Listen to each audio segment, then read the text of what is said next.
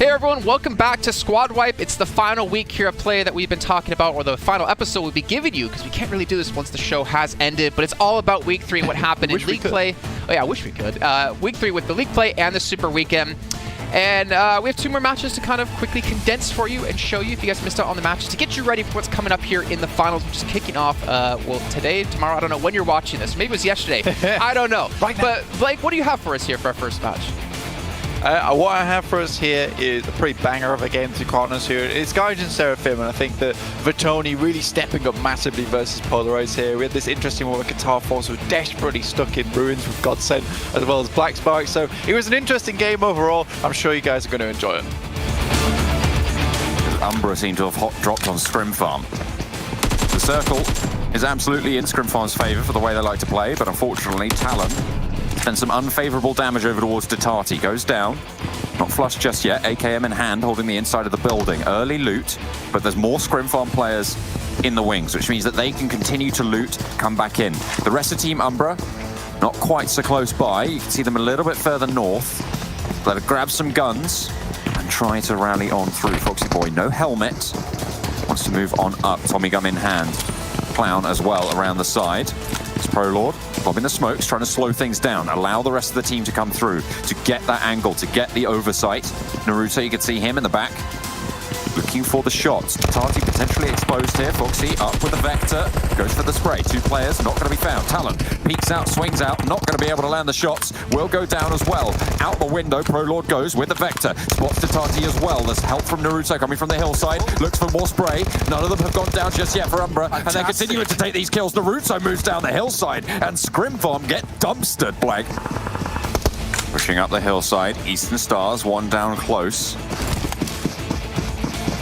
Under the front man, but how much further can they push on through the gap that they've driven in? Unfortunately, a nice push from Athis, able to pick up 1 against the UDR Killers. Pocus gets flushed, goes down. Ulysses caught with an aid in hand, and Eastern Stars.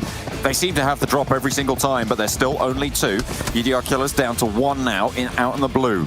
Probably time to get a move on Blank towards the next zone as Panda close to Destiny. Beast now through the window. Panda seems to be okay for the time being. Just a 3-man split here, make that 4. So you've got 3-1. Beast playing that off angle once again, just trying to throw those nades through the window, try and get a little bit of damage. That's the go signal. Destiny tries to converge now. GK first, extremely low. Continue to throw those nades, prevent those runouts on the sides, and now they're breaching. Pushing on through the window, Mazzaro looks for the shots. 2 down now for Panda. In goes Beast, looks for the flushes. Yiz and Lin not able to be in a position to save these players now, but Whiskey goes up to the window and the info's given on over. Will go down. Will not get flushed just yet. Hang on a minute, he was taken down there. 1 player from Panda still alive. Miki on the off angle as he is going to go around. And they slow things down for Destiny. 2 players from Panda, 3 players from Destiny. Still 1 player of Panda. There we go, finally picked up the point. Yiz and Linye though, these are 2 heavy hitters from the second Super Weekend, but that nade is going to hit harder. Around the side. Lin with the Tommy gun moving in, spots out Beast, but Beast spots him first. That's going to be Panda getting eliminated here. Destiny now hold a Western compound. I mean, I respect the decision coming through from Umbra.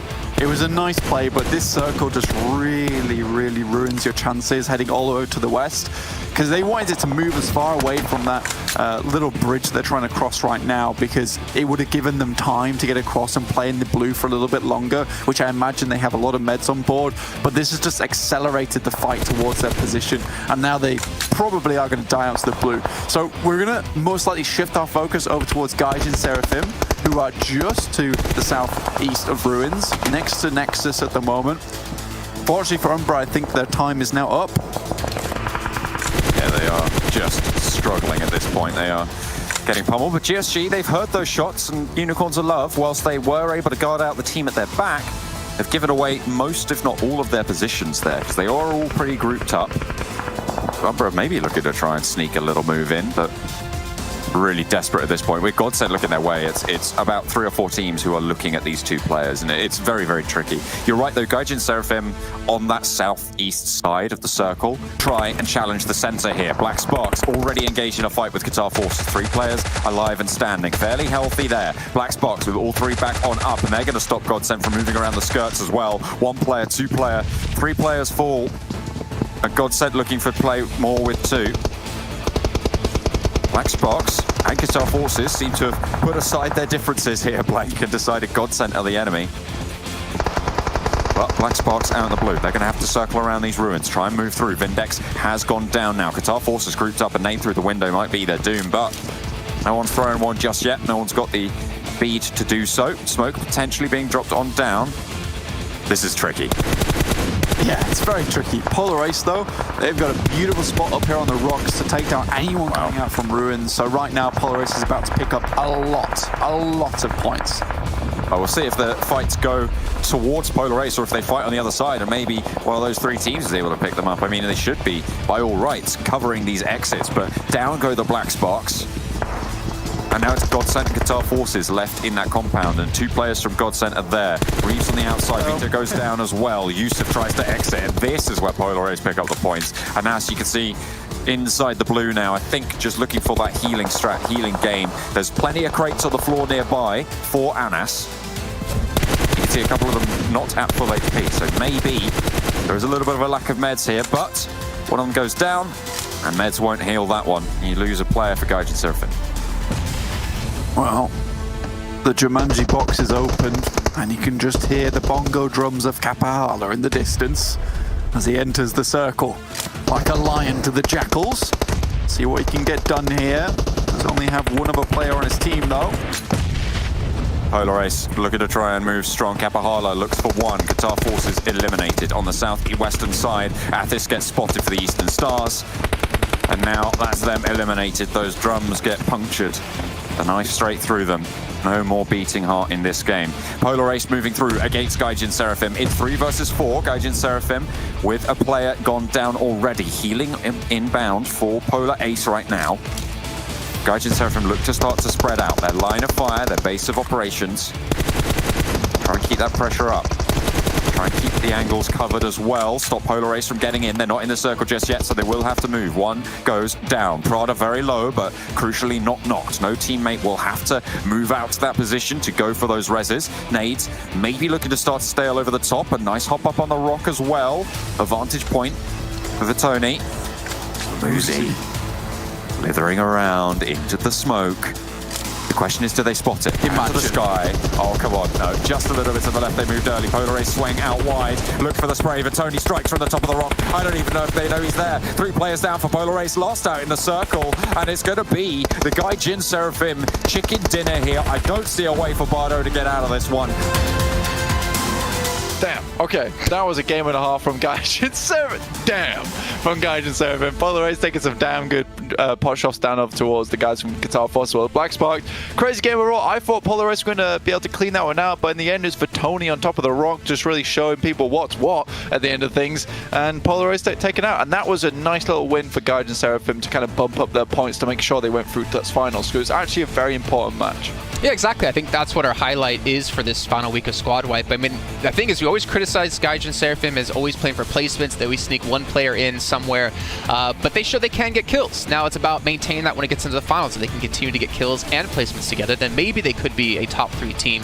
But to move on from that, we're going to move on now to our final day of play, and this day was very tough. Qatar Forces, they were outside the top 16. This was their last big push to come through, and they needed a big play. The problem is, as the match started off here, they lost 2 players immediately, but they did hold on till the very end. Let's take a look. You can say that it was such a fast roll up, because there was a lot of places to play around Potato Hill. There's a lot of bunkers around there. Obviously the elevation has changed, so there's positions where you can hide behind trees and play it safe. But right now, Umbra and Nexus fighting between each other for a compound itself. They'd like to have a secure position towards the center of the circle. Already 1 kill going through. Nays down the stairs. Prolord might take a little tickle of damage, but nothing through as of yet. They're on the outskirts as well. I think Umbra have the off angle. Not entirely sure on exactly who has that, but Nade's going back and forth now between these 2 squads. Loading up. No one wants to make that first move. Look at Rana though. Dropped down on the outside now. They all want to go for the drop as well. Nexus, move in. 3 versus 3 inside the building. Prolord goes down, so does Naruto. 2 versus 2 now. Naruto goes down. Talon, last to stand for Umbra, but can't quite get it done. And Nexus hold out their compound. Umbra try and wrest it from them, but not today. The compound is safe. Sides with UDR Killers right now, and looks like UDR Killers are starting to eke this one out, but don't count Destiny out just yet. 2 players alive. Mazzara very low and taken away. Just Beast now, and you could be forgiven for counting out Destiny at this stage. Ulysses looks for the shots, goes for the spray. Sebi's there as well. Ulysses, though, steps out. Beast, hang on a minute, he's stepping up to the plate. 2 players down for the UDR Killers. A Beast, he takes 3! I said you could count him out, Blank. I spoke too soon. The UDR Killers wiped from the hillside. Destiny stands strong. Holding down a beautiful ridgeline at the moment. That's Reeves now out, going down to Savage X. That's a top 3 placing already. Good stuff. How many smokes remaining for the guys over at Unicorns of Love? Nice shots coming back from Savage X. You've got to admit it. And Wadia has to retreat. But that healing forward. Polar Ace, they've moved out of their compound now. They want to hit the deck and try and get some position moving forwards. They want to keep those vehicles on board, maybe make a makeshift compound of their own. Ked, beady-eyed, as ever over towards the position coming through from Qatar Forces. Has to drop out the smoke there. Molotov in hand, potentially looking to burn them down. Smoke's being dropped as well for Qatar Forces. They feel like they want to move out and try and take those hay bales in front of them, try and hold those positions. Nades started to come through, and I think Polar Ace might be looking for a fight as well. Qatar Forces, they've already made 13 points this game. They've hit 14 now, total. Guaranteed third place at least. That's 10 points, and their 4 kill points would add up to 14. This is great news. It looked really bad for them at the start, but they really managed to keep things going, and a couple of good shifts their way mean that they have a nice spot. The Unicorns would love that. It would be very nice for Qatar Forces to get a little bit of revenge here towards the end, considering they were the team that gave them so many problems towards Sosnovka. Circle actually does shift over towards Qatar Forces. Now, I wonder if this is just out of line of sight of that little ridgeline, which would put Qatar Forces out onto the road, which would be ridiculously bad. So right now, this circle just has to accelerate the fight between Unicorns of Love and Polar Ace. Polar Ace, I have to be honest, fantastic little micro rotations from in the vehicle. They've set it up big time, but Qatar Forces, they are not letting a single moment pass without trying to find some value. Taking some shots over towards Polar Ace right now. Crucial thing as well is that in these fields, you can't get that res unless you try and step up in a smoke, and that's going to be real hard, which means that Unicorns of Love guaranteed down to 1. That gets flushed away. Strikes, which also means that striking towards Polar Ace, probably Qatar Forces' best chance here in terms of laddering up, or maybe even being able to win this one, because if they take those players down, they might not be able to get it done. Caster as well, already on bended knee. Holes may be looking for the res here, but if Qatar Forces throw a nade out that way, throw some ordnance in, it might just mix things up a little bit, but I think they might be out here. Smoke's bloom. Yeah, this one vehicle has been absolutely massive for Polar Ace, and Bardo's been doing a really good job to stay silent and just edging it ever closer into the circle, using smokes to their advantage to keep it hidden. Now they have the crate ahead of them as well, which is providing them a lot of cover. Itachi just scoping the field at the moment. Now Ked's out in the blue. He really can't go any further now because there's a road in front of him.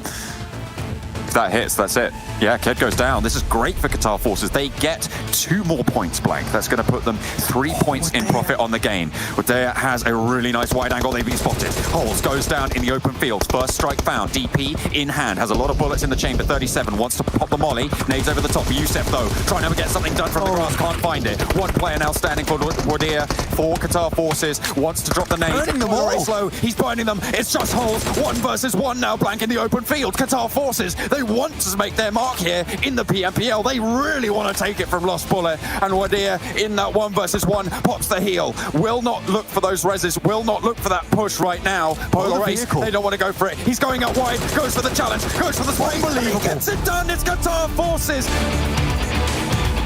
As Blink said, damn, what a game for Qatar Forces at the very end there. Yusef Alade able to survive. It was like a 2-on-2 against Unicorns of Love, and then also had Polar Ace at the last second as well. So well done, and for them to step up like that, it was impressive, and it really gave us hype too, right? Because we were looking at that as, oh my gosh, they might be able to close down that 60 points they needed in total to make top 16, but in the end, Blank, it wasn't enough, unfortunately.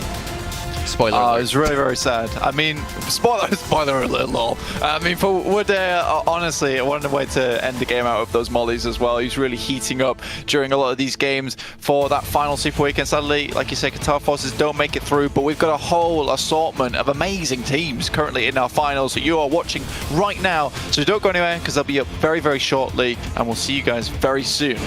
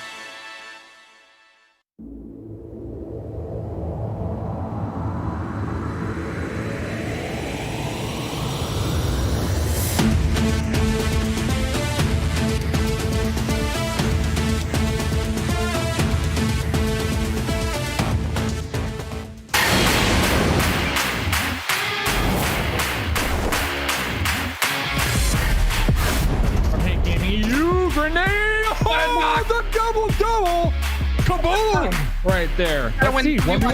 1v1. He's gonna Oh, another one.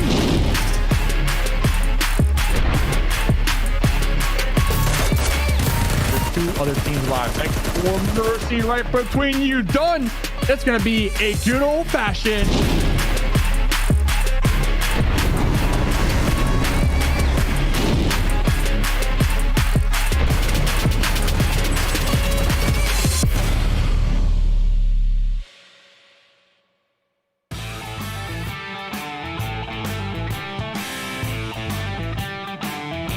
It's the second to last day here at the PUBG Mobile Pro League Western Europe. We have our 16 teams now coming into this day here, looking for a change in hope, hopefully for them, as they can look to rise to the ranks and be like Nexus and Unicorns of Love, who are sitting pretty in our first and second place. I'm your host, Jason Kaplan, but I gotta bring in our 2 analysts who are looking much better than I am, much sexier than I am. One of them in particular, I don't know which one it's gonna be, but you at home can decide. We got QLASH and Maxman.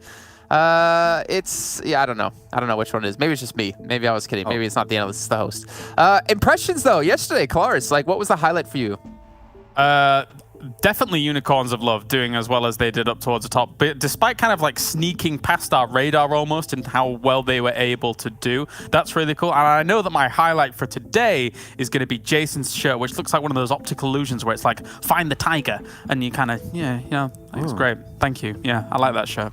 I'm actually a little bit worried that the patties are too small, so I'm trying not to move, as Maxman knows quite a bit about. But Max, what was your highlight yesterday? We got to talk about Nexus. I think that not even just Nexus and Lakonostra MVP. Like, there were 2 middling teams. They were up and down throughout the entirety of the Super Weekends. And now they're actually second and third, respectively. I think that's a big surprise entering these finals. So now the question for today is going to be, can they keep on going with results like that today and tomorrow? That's the question we're going to have answered today. Yeah, and we should hopefully have the answer by the end today as we take a look now at our overall standings at the end of day 1. Again, if you guys missed out on the first day of finals, I have to ask, where the hell were you? You should have been here watching. We had 6 exciting matches, and we had Unicorns of Love take first place at the end of the day, only by 1 point. But Nexus here, QLASH, this was their first chicken dinner of the event. They were able to pick up kills. They were looking far better than we've ever seen them play before. Yeah, definitely. So starting the day off with 2 second places, 7 kills apiece in each of those as well, and then rounding things out towards the end with that win with 9 kills. Very, very nicely done by Nexus. We kind of potentially anticipated at the beginning of the league stages this team being able to rise to the occasion. They didn't quite do that in league play and Super Weekends, but here in the finals, it's a great start for them. Can they keep it up though? I think that is the question today. I don't know if they can, but of course we will see, Max, I suppose. Yeah. I mean, we'll see. Look, I talked about them before these finals saying, I think that they got a good level to make into the finals, though top 3, I don't think they were there just yet. Hey, maybe they are. Maybe I lied. Maybe they are actually ready for that kind of challenge. Though when you look in on this page, and I think that there's a very big number that stands out to a lot of people now, is those kills coming out from Lakonostra MVP. 41. Not a team that was known to be extremely aggressive back in the Super Weekends and the league plays for the past 3 weeks, and yet now they get strong positions and they use it accordingly, just like Polaris improvement in Week 3 Super Weekend. So Lakonostra, I want to see those kills just coming in the front gate even more today. I want to see them keep on going on this kind of direction they're going for, because they've been just doing fantastic yesterday, and I think that if they get some even good results today and tomorrow, they could remain around top 3. But when you see the teams below, you're looking at GODSENT, you're looking at Panda, QLASH, you're looking at them and you know exactly they want to have a clear improvement compared to day 1 yesterday. So they might be the teams to try and overtake those spots from Lakonostra or even Nexus. So you say like a clear improvement from yesterday, and this is, I'm not trying to harsh you at all, Max, because this is something we mentioned quite a bit yesterday, right? Is that Panda, they weren't able to field their 4 players they want to be playing with in their matches yesterday, but they still scored 62 points. Like, without their main roster, fully playing every single one of those matches, they still looked pretty good, right? And I think that's scary for a lot of the other teams out there. I would say is mainly, like, you talked about the one player, so that's Years. We want to see Years play potentially. But I would be lying if I said I was expecting him to be in this kind of position. I was expecting some wins to come their way. I was expecting him to not try and just pull off 2 heal strats in actually out of 6 games. I think it was very out of the ordinary because they would lose players very early. So hopefully, normally today, I did check a little bit, and normally Years should be able to play, so I might be expecting a little bit more because we're expecting to see the Panda was like, 100-point lead that we had in the Super Weekend, so I want to see a little bit more. They're no stranger to the eel strats though on Sanhok, right? As much as Sure, you're saying that you saw them happen and they were pulling them out during this, they're still, they're capable of doing it. Yeah, it's happened in the past. I think with Jason, when you look a little further down the table here, of course, one of the surprises that does definitely stand out, even though they got a win, was Destiny in 39 points here, which we expect them to be doing a little bit more for. So I think they're going to be angry today, if I'm perfectly honest. This is a roster that we know is championship caliber from looking at them throughout the season so far, and I definitely think we'll be seeing them rise up today. But Kalaris, I got to ask you about another team in here, Eastern Stars. I mean, I had them in my top 3 throughout the entire event. I had them in top 3 at the one drop before we kicked off our finals. They got into constant battles up against Polar Ace, and we haven't seen the Eastern Stars. If we talk about Panda, not looking as good as we saw before, Eastern Stars is definitely one of those teams that's filling that same role. Yeah, you can't be losing out on these fights, especially when they're coming in on edge and having a bit of a harder time winding through some of the teams to get into those later circles. And I think for Eastern Stars, just give them an opportunity to be strong on a decent hill range or something like that, and we will see the likes of Kapahala being able to frag out and do some damage. So let's see how it goes here today, Jason. Yeah, hoping to see it, honestly. I mean, it's just one day of games. We did talk about how you can have, a bad couple of matches, maybe a bad day, but it's all about this now. If we can see Nexus, Unicorns of Love, which I think we can all agree, Max, Unicorns of Love should be able to keep up this level of play. They are being one of the most consistent teams I think we've seen throughout the entire event. I mean, when we were talking back to Destiny about what was happening in their Super Weekends, we thought that they could keep on going because it didn't seem like their playstyle was forced. It doesn't seem that way for Unicorns of Love either. Like, literally, their lowest scoring game in terms of kill is 4 kills. Other than that, they got themselves a bunch of games with 5 kills, and even one with 8 kills, which is an absolute banger when you think about it throughout the entirety of those 6 games yesterday. Unicorns of Love, they're known to be an aggressive team. They have 2 incredible talent, which is going to be both Ked and also Fresh. The rest of the team doing great. Savage X especially. I love Savage X and how he plays the game. But it's a normal playstyle for them. They like to go aggressive. They like to get to the late game. If they could convert that into a win, then now they would actually start to build up a really big lead on that 2nd and 3rd place. So I think that Unicorns of Love, it's not too much of an issue when it comes to remaining in that top 3 throughout today, because yesterday they were looking really, really confident. Well, if yesterday was our end of matches, we could take a look at how much money they would have won. It would have been $10,000 for first place, but also a spot in the PMPL EMEA Championship Season 1 coming up a little bit later on in this month. But you can see how much money each team is going to win. If you just get into the finals, you get a minimum of $1,000, but also you get money based on how many chicken dinners you got in our Super Weekends. So if you got any chicken dinners throughout there, you might get extra money in your pockets. Also, if you're the MVP from the finals, an extra $1,000 in your pocket. Claris, I know exactly what you do with that $1,000. You would look for another part for your new and shiny car, though I don't know if that's going to cut it for what you would add on to it. It might cover half a carbon fiber part. Maybe. Oh man, no. This is why I don't have a car. I don't need the expenses. Anyways, let's move on from this. Let's talk about some teams here in particular. We're going to kind of dive straight into our new and our old champions and see how they've been performing over the course of our finals compared to how they've done in our Super Weekends. And Max, off the bat here, we talk about consistency with Unicorns of Love, but they stepped up where they were already performing well overall in the Super Weekends. Yeah, of course, that's only over the course of 6 games, so it might go a little bit lower today. If it does go higher, then I'm just going to be even more surprised, because that would be an insane showcase of what Unicorns of Love can actually do. But for that to happen, they need to try and close off games and look for those wins and those double-digit kill counts even though. But over the course of these now 4 weeks of PMPL, being able to actually hit just about a 10-point average for the first 3 weeks and almost 13 for this finals, I think it's astonishing on its own regard. Unicorns of Love are looking as one of the favorites coming into this, and they are now just proving that there is not just a random decision, right? People decided to go behind Unicorns of Love because they have this incredible talent lineup, and I think that Unicorns of Love really they want to take that first place. They want to take that 10,000, and I mean, hey, you know what? Hey, no, not for Unicorns, okay? For Clash, then maybe a little bit. I do feel bad for that. Well, not your curse. The Unicorn's curse. Oh, the Unicorn's curse. I mean, there's too many curses, man. But then they cancel out each other. It's okay. It's like the equation. Got negative, it becomes a plus. It's all going good for them.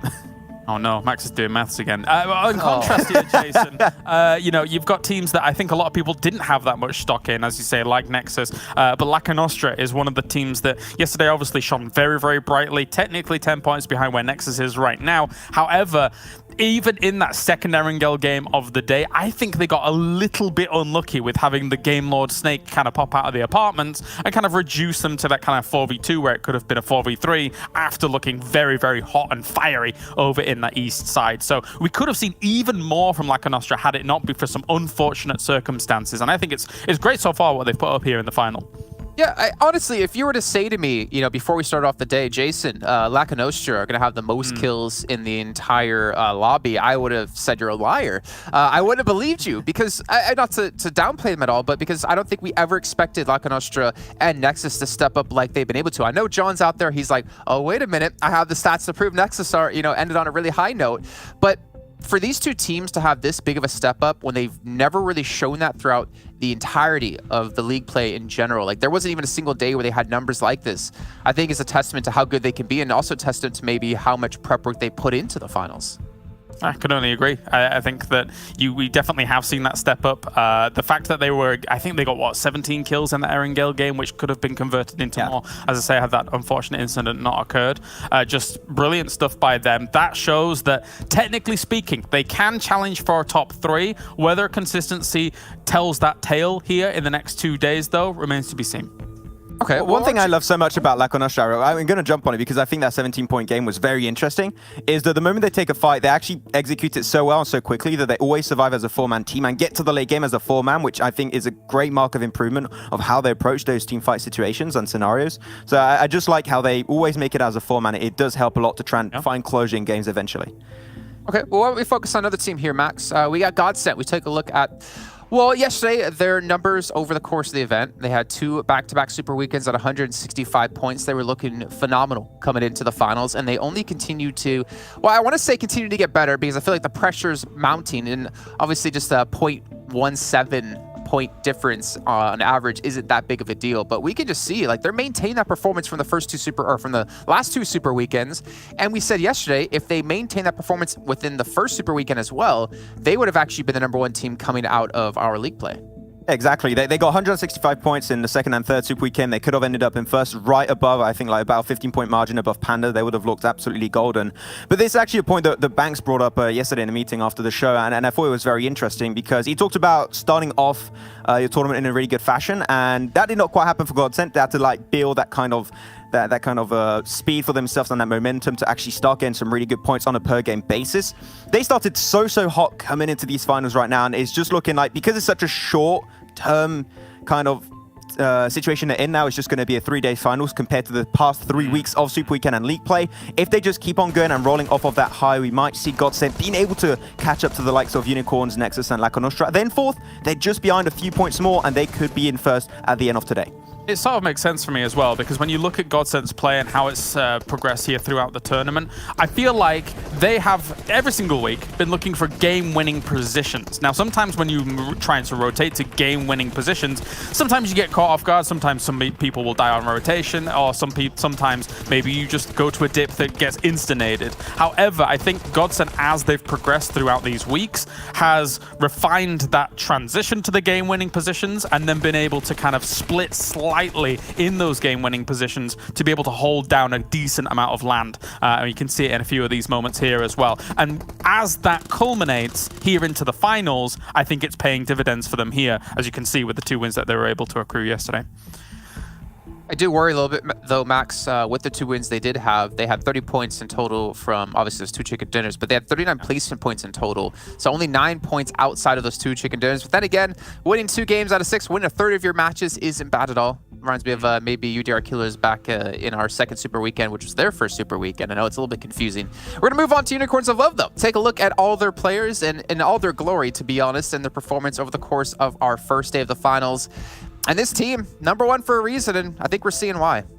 Yeah, I mean, Fresh is very clearly, he's aiming for the MVP slot. And they were talking about it. I talked to his one of the owners of the Unicorns of Love mobile lineup, and he did say that Fresh, he was running straight for the MVP, right? They had that competition inside, you know, who's going to be the MVP? Is it going to be Ked? Is it going to be Fresh? They're having that little inside battle, but I think it's just good fun competition between the players, and I think that if you mess around with it properly, it could be really good fun. But I think that both Fred and Fresh, and I did a mix of those 2 names, Ked and Fresh, I don't know, hey, we're going for it, but Fresh and Ked have been able to step up really big time since the first week of this entire PMPL, and especially Fresh. He's been an MVP of the first week, and he's coming into this to try and be the MVP, and the thing that I love so much about Fresh is that even if his team is not there, he will perform. I remember that Miramar game where he took down the last player of Panda. He just pushed it. He knows the terrain just so damn well every single time the circle shifts. And I think that that should be the big highlight of this team, is Fresh is just always able to step up for the team when they need it the most. And the rest of the team does great, don't get me wrong. But when Fresh is there, you know that already you put the game in easy mode for yourself. Gotta agree. I mean, look at how Unicorns of Love is playing the game right now. They look like the most confident team in the lobby. Name another team, other than maybe Destiny when they're on form, that has 2 names that are potentially competing for MVP. Name another team. No, they're not even competing right now. Like, they're 28 points. It's a difficult prospect to kind of deliver here. But right now, even though Fresh is in what you would consider to be that MVP position, Ked is like 300 damage behind. Still 11 kills, still 11 knocks. When these guys as a unit get together, and when the other 2 are enabling them to get together, that's what I mean with the confidence. And I think you've got to be very, very scared here of Unicorns of Love in the final. We saw this graphic in rehearsals, right? And I noticed the damage, I noticed the kills, like I noticed how far up he was on a lot of these like prime statistics.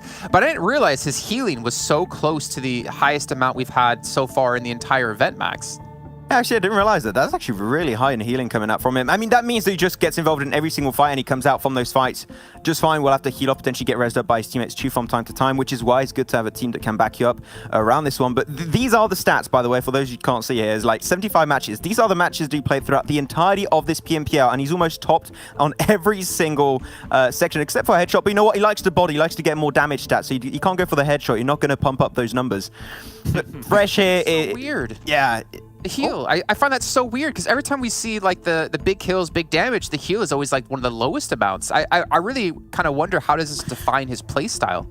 It shows that he understands the dynamics of a lot of the fights that he's going into, right? The fact that he knows that how much damage he can do whilst taking damage back himself. It's like a trade for trade, but then you're not the one that eventually is the one that falls down first. So you trade it, you get behind cover, you heal up once again, you go for the trade again. And actually, I mean, as long as you've got the right meds available to you or you've got the right compound to work from, I think it's a great play style if you can walk that boundary, that thin line that he's currently walking.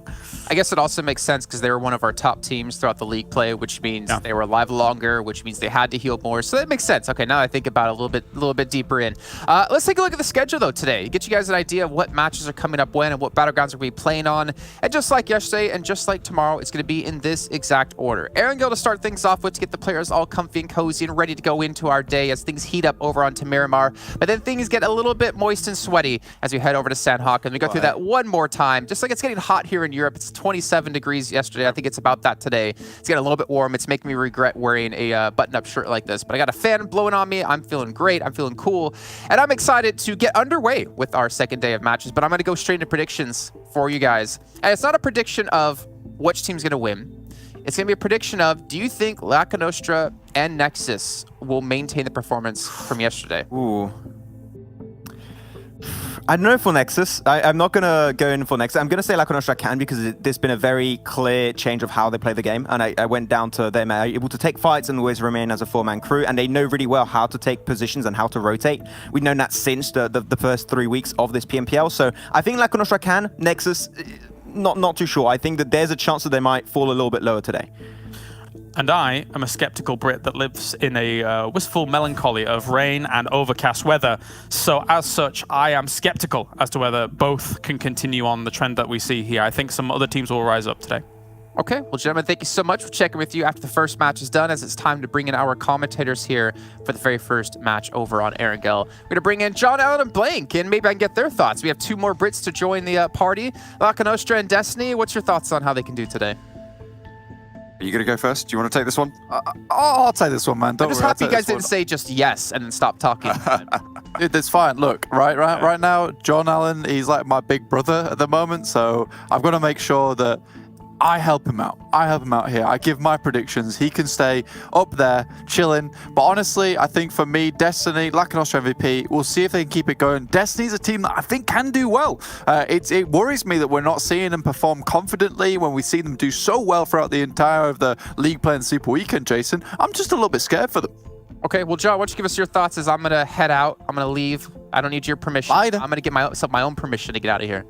Fair enough. Okay, well, you have my permission as well. So actually, I've given you permission. So it wasn't actually you, it was me. So that's great. Wow.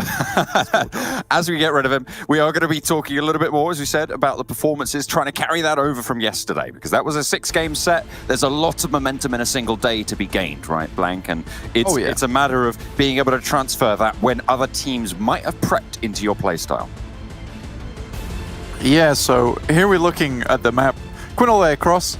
It's a pretty good time for a lot of these teams. Not too crazy overall, but all down from Milta all the way up to Zaki. You know Mickey, he's going to go up to Zaki by himself. You got Severny, that's the rest of the Destiny squad. That's where they like to lie. But we're looking at these scores at the moment, John. And NEXUS Gaming, they've wowed everyone yesterday, and we have to give them big props. Though, we do believe that they were handed a few of these wins, some really nice positions. But I do think, on the other hand, we have to credit them, because a lot of times the biggest weakness they've had throughout League play and Super Weekend, John, is the fact that they're not able to close out those games. They shut themselves down, they get scared, they get nervous when they're in those buildings. They're locking the doors, they're shutting the windows, but this time they're opening it all up and they're taking fire out to everyone. And it's Rana who has really stepped up for the team alongside Dexter, who has been great throughout this tournament. But I think that's what they needed. They needed someone else, and Rana has improved massively. Absolutely, been so instrumental in part of their success. But as you say, what we've seen from them is that sort of style of getting into a building fast in the center. We saw this from Gaijin Seraphim, right? They had a really good day where they just sort of careened into these buildings in the middle and got a load of points for it. But then as soon as people realized that's what they were doing, it kind of turned a little bit topsy-turvy on them. And they started having a not so great time. And I mean, currently Gaijin Seraphim sat down low on the tables on 20 Not points. having a great time. Having a great time. So, you know, see how that turned out for them. But NEXUS, we'll see if they can pick up the pieces. I'm hoping they will. I mean, as Jason mentioned on the desk, I was the prophet who foretold NEXUS's rise to be one of the top teams at the end of those Super Weekend games. It looked like they were on a little bit of a streak, and that's definitely been demonstrated in the first day. Yeah, the Oracle coming at you like a bee, like a buzzard, man, with your little crystal ball. Yeah, you're finding everything. That's it. I'm moving to Delphi. I'm moving to Delphi. You're moving to Delphi, man. You're moving to Delphi. Look, you've got the crystals, you've got the curtains. You're ready to go. And we come and consult you in Delphi. It's fine. I like it. I like it a lot. You must bring me snacks. You must bring me snacks and 3 bird feathers. No reason other than they look. I'm making a cool hat. It will have 3 feathers. It will be very nice. To be fair, we have a producer called Adrian who works on the show with us. Hello, Adrian, if you are watching. He's got hella hats, man. He's got the coolest hats. We're so sad you can't see them. However, someone who's not being as cool in this game, sadly, is Polar Ace. Contrary to the name, they're not having the best time here, John. And honestly, I'm a little bit sad to see it. I thought they could have a big rise up coming into the finals, but obviously not meant to be. And some teams, they do just break underneath the pressure. And their playstyle, which is very, very heavily rotational based, making sure you're in the right buildings at the right time, it puts a lot of pressure on you. It's a lot of mental game. And if you don't get it right, like little things, little minor things can come back to bite you 100%. On the other hand, there's a team like GODSENT who uses sheer brute force to get into those game-winning positions, as Kalaris rightly mentioned on the desk. That is a much more efficient way of going about it. But for Polar Ace, I just don't think this playstyle for them is working out here in the finals where there is so much on the line. Working out for Unicorns of Love, though, they seem to be... Max sort of called it an effortless playstyle. They weren't forcing it, and they were sort of playing to their strengths, and that absolutely has paid off for them. Yeah, they were perhaps a little bit more consistent in their performances than NEXUS, but as we spoke about a little bit yesterday, it feels like Fresh was just this guy who was keeping them in those placement points. Yeah. As just this solo player. So they're going to have to try and keep together a little bit more as a unit, like, as also Max highlighted, Lakonostra MVP, who've been playing to keep all 4 alive, and it's paid off pretty well. Absolutely. I think this team puts a lot of stock in making sure their members are all up, all healthy, all got their boosters, all been first aided. I mean, they're basically wrapping each other in toilet paper at this point with the amount of bandages each other have got on. But it's fine. This works out. It's a good way to play. They trust in each other, and I like that about a team like this. It's very odd coming from a British team, You expect these kind of teams to be shouting at each other all the time. That's just how it works. But now they're rocking up on Gaijin Seraphim's point, and immediately Daddy goes down. So down to 3-man strength now, which is not great. And we've already set it up. When they're not as 4, things can start to get a little bit shaky. They're trying to scout. Maybe they didn't realize. I mean, quite frankly, they should have known that there was a team dropping around this area. It was close enough that they should have seen those shoots. So they just rock up onto a compound and perhaps think it's empty. Not to the best of situations. This is Gaijin Seraphim to a T, though, right? Is that they will just rush into a compound and then just sit there. And sometimes it catches you very much off guard when it's like, why are you guys here? Like, we're not even in second circle, and you just sat in a building. It's ridiculous, to be honest with you. Well, I mean, that's the Gaijin Seraphim playstyle. Yeah, that's how it is. So going from not having a great time to having a slightly better time, that is an improvement in my eyes. A whole extra point. A whole extra point. We love whole points. It's nice. We don't want any of those, fractional points. That's disgusting. I never wanted to look at that in maths. Increased their points total. They've just increased their points total by 5%, blank. That is huge. Jesus. 5%. Jesus. That's humongous big points right there. Humongous big. Currently up to 21 points now. Very, very good. Very good for them. Still sat a little bit further down the rankings, though, sadly. One thing I do want to quickly talk about, because I'm coming back to Unicorns of Love. I know. I predict them as first. Come on, guys. I have to talk about them a little bit. And I do like what Max coined on the desk there. Maybe accidentally, but still, very aptly. It is the Fred Show. I mean, these two guys, absolutely insane powerhouses for the team. And yes, we have to give props to Aegon as well as Savage X, particularly Savage X. This guy plays a very, very good support role for the team, oftentimes being that backstop player that allows these two guys to go forward. But it's very, very uncommon that we see when we look to that 4-player stat graphic, Fresh as a player, or just a player in general, to have the most stats, but also have the highest survival time. Now, that is the markings of a great, fantastic, amazing player. You don't see that often. It's lovely to see it here. And honestly, I think Fresh could become one of these huge names in the future if he continues performing like this. And what is a little sad to me is that Ked's being overshadowed, despite this guy being an absolute nutter. Certainly nutty when it comes down to those fights, making sure that they have the shouts from both fronts. And you're right. I mean, the number of times we see Fresh do, quite frankly, insane things. I mean, obviously the buggy launch over the roof in Miramar comes to mind. I'll never forget that. But it works, right? Like, and it's the same idea with going out early in the buggy over, well, again on a different Miramar game, but I think it was yesterday, able to just swing out, get the drop, and sort of sow the seeds of confusion and capitalize on it. I feel like part of his strength is being that crazy entry fragger who really confuses the people he's playing against. Now, my question is, when it comes to, further stages of tournaments, if Unicorns of Love can make it there, if Fresh can get there, when the teams are equally nutty, when they can frag out as hard, if not harder, than people like Fresh, is that going to really stunt their growth? Is that going to really stunt their point scoring ability? And that's what I'm going to be interested in for the Unicorns of Love future. 100%. I think you're very, very right here. And let's take this to a broader view over the entirety of the lobby.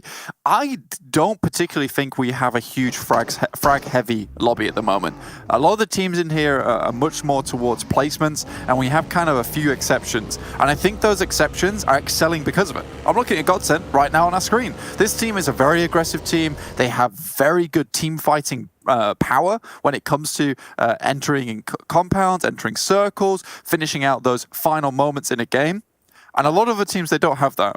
I mean, Unicorns of Love, another team like that, it does have it. Eastern Stars, perhaps, they're not really competing, as Kalaris said, at the moment. It doesn't feel like they're playing to their full strength. But everyone else, I feel, is much more like placements heavy. Find a compound, get a couple of kills here and there. QLASH is starting to show up as a team that could perhaps do it. And I think they're showing a lot more confidence playing these center positions. But honestly, I think Unicorns of Love, you are right. Teams like GODSENT, they are having a fantastic time just because they get to bully a lot of these teams in this lobby. Have those openings. At the moment, Lakonostra MVP sat head and shoulders above everybody else in terms of kill points blank. They're on 41 kills, the next highest total. NEXUS Gaming on 32. In 6 games to have an 8-kill lead, that is pretty significant when it comes to those averages. So fantastic stuff coming through from them. They're certainly putting up those kill numbers. However, it's got to be noted that the majority of those come from that one really spectacular game. I think they got 17 kills in one game. So that could potentially be skewing that a little bit. We'll see if they're able to continue that fragging power. They're only down to 3 at the moment for Lakonostra MVP. Yeah, exactly. But I think that not only it comes from that one game, it comes from that one player, Alicio, who's currently sat on 15 kills, I believe, at the end of yesterday, which is a ridiculous amount. Like, that's 15 out of 40, which is, we're all looking at almost half here. So this guy has been playing out of his mind for the team, and he was a player that wasn't really on my radar towards the beginning of the weeks, and he's just slowly become more and more of this guy we have to pay attention to because he demands it. He demands that respect a lot of times, and he has these cheeky little outplays that we see quite a few times. Sometimes I feel for Lakonostra MVP, despite being in 3rd place right now with 66 points, they just lack a little bit of oomph for me, really. Just a little bit of oomph. Or oomph, all right. Let's see if we can get that on board. That's what I want. It's a very vague request, but that's what I need. That's what I need. And to clarify, I feel like teams that have oomph is Destiny, Unicorns of Love. I'm looking at Panda. You know, these teams, they have a big sizey oomph to them. At the moment, I mean, Panda's looking a little bit Oomphless, yeah.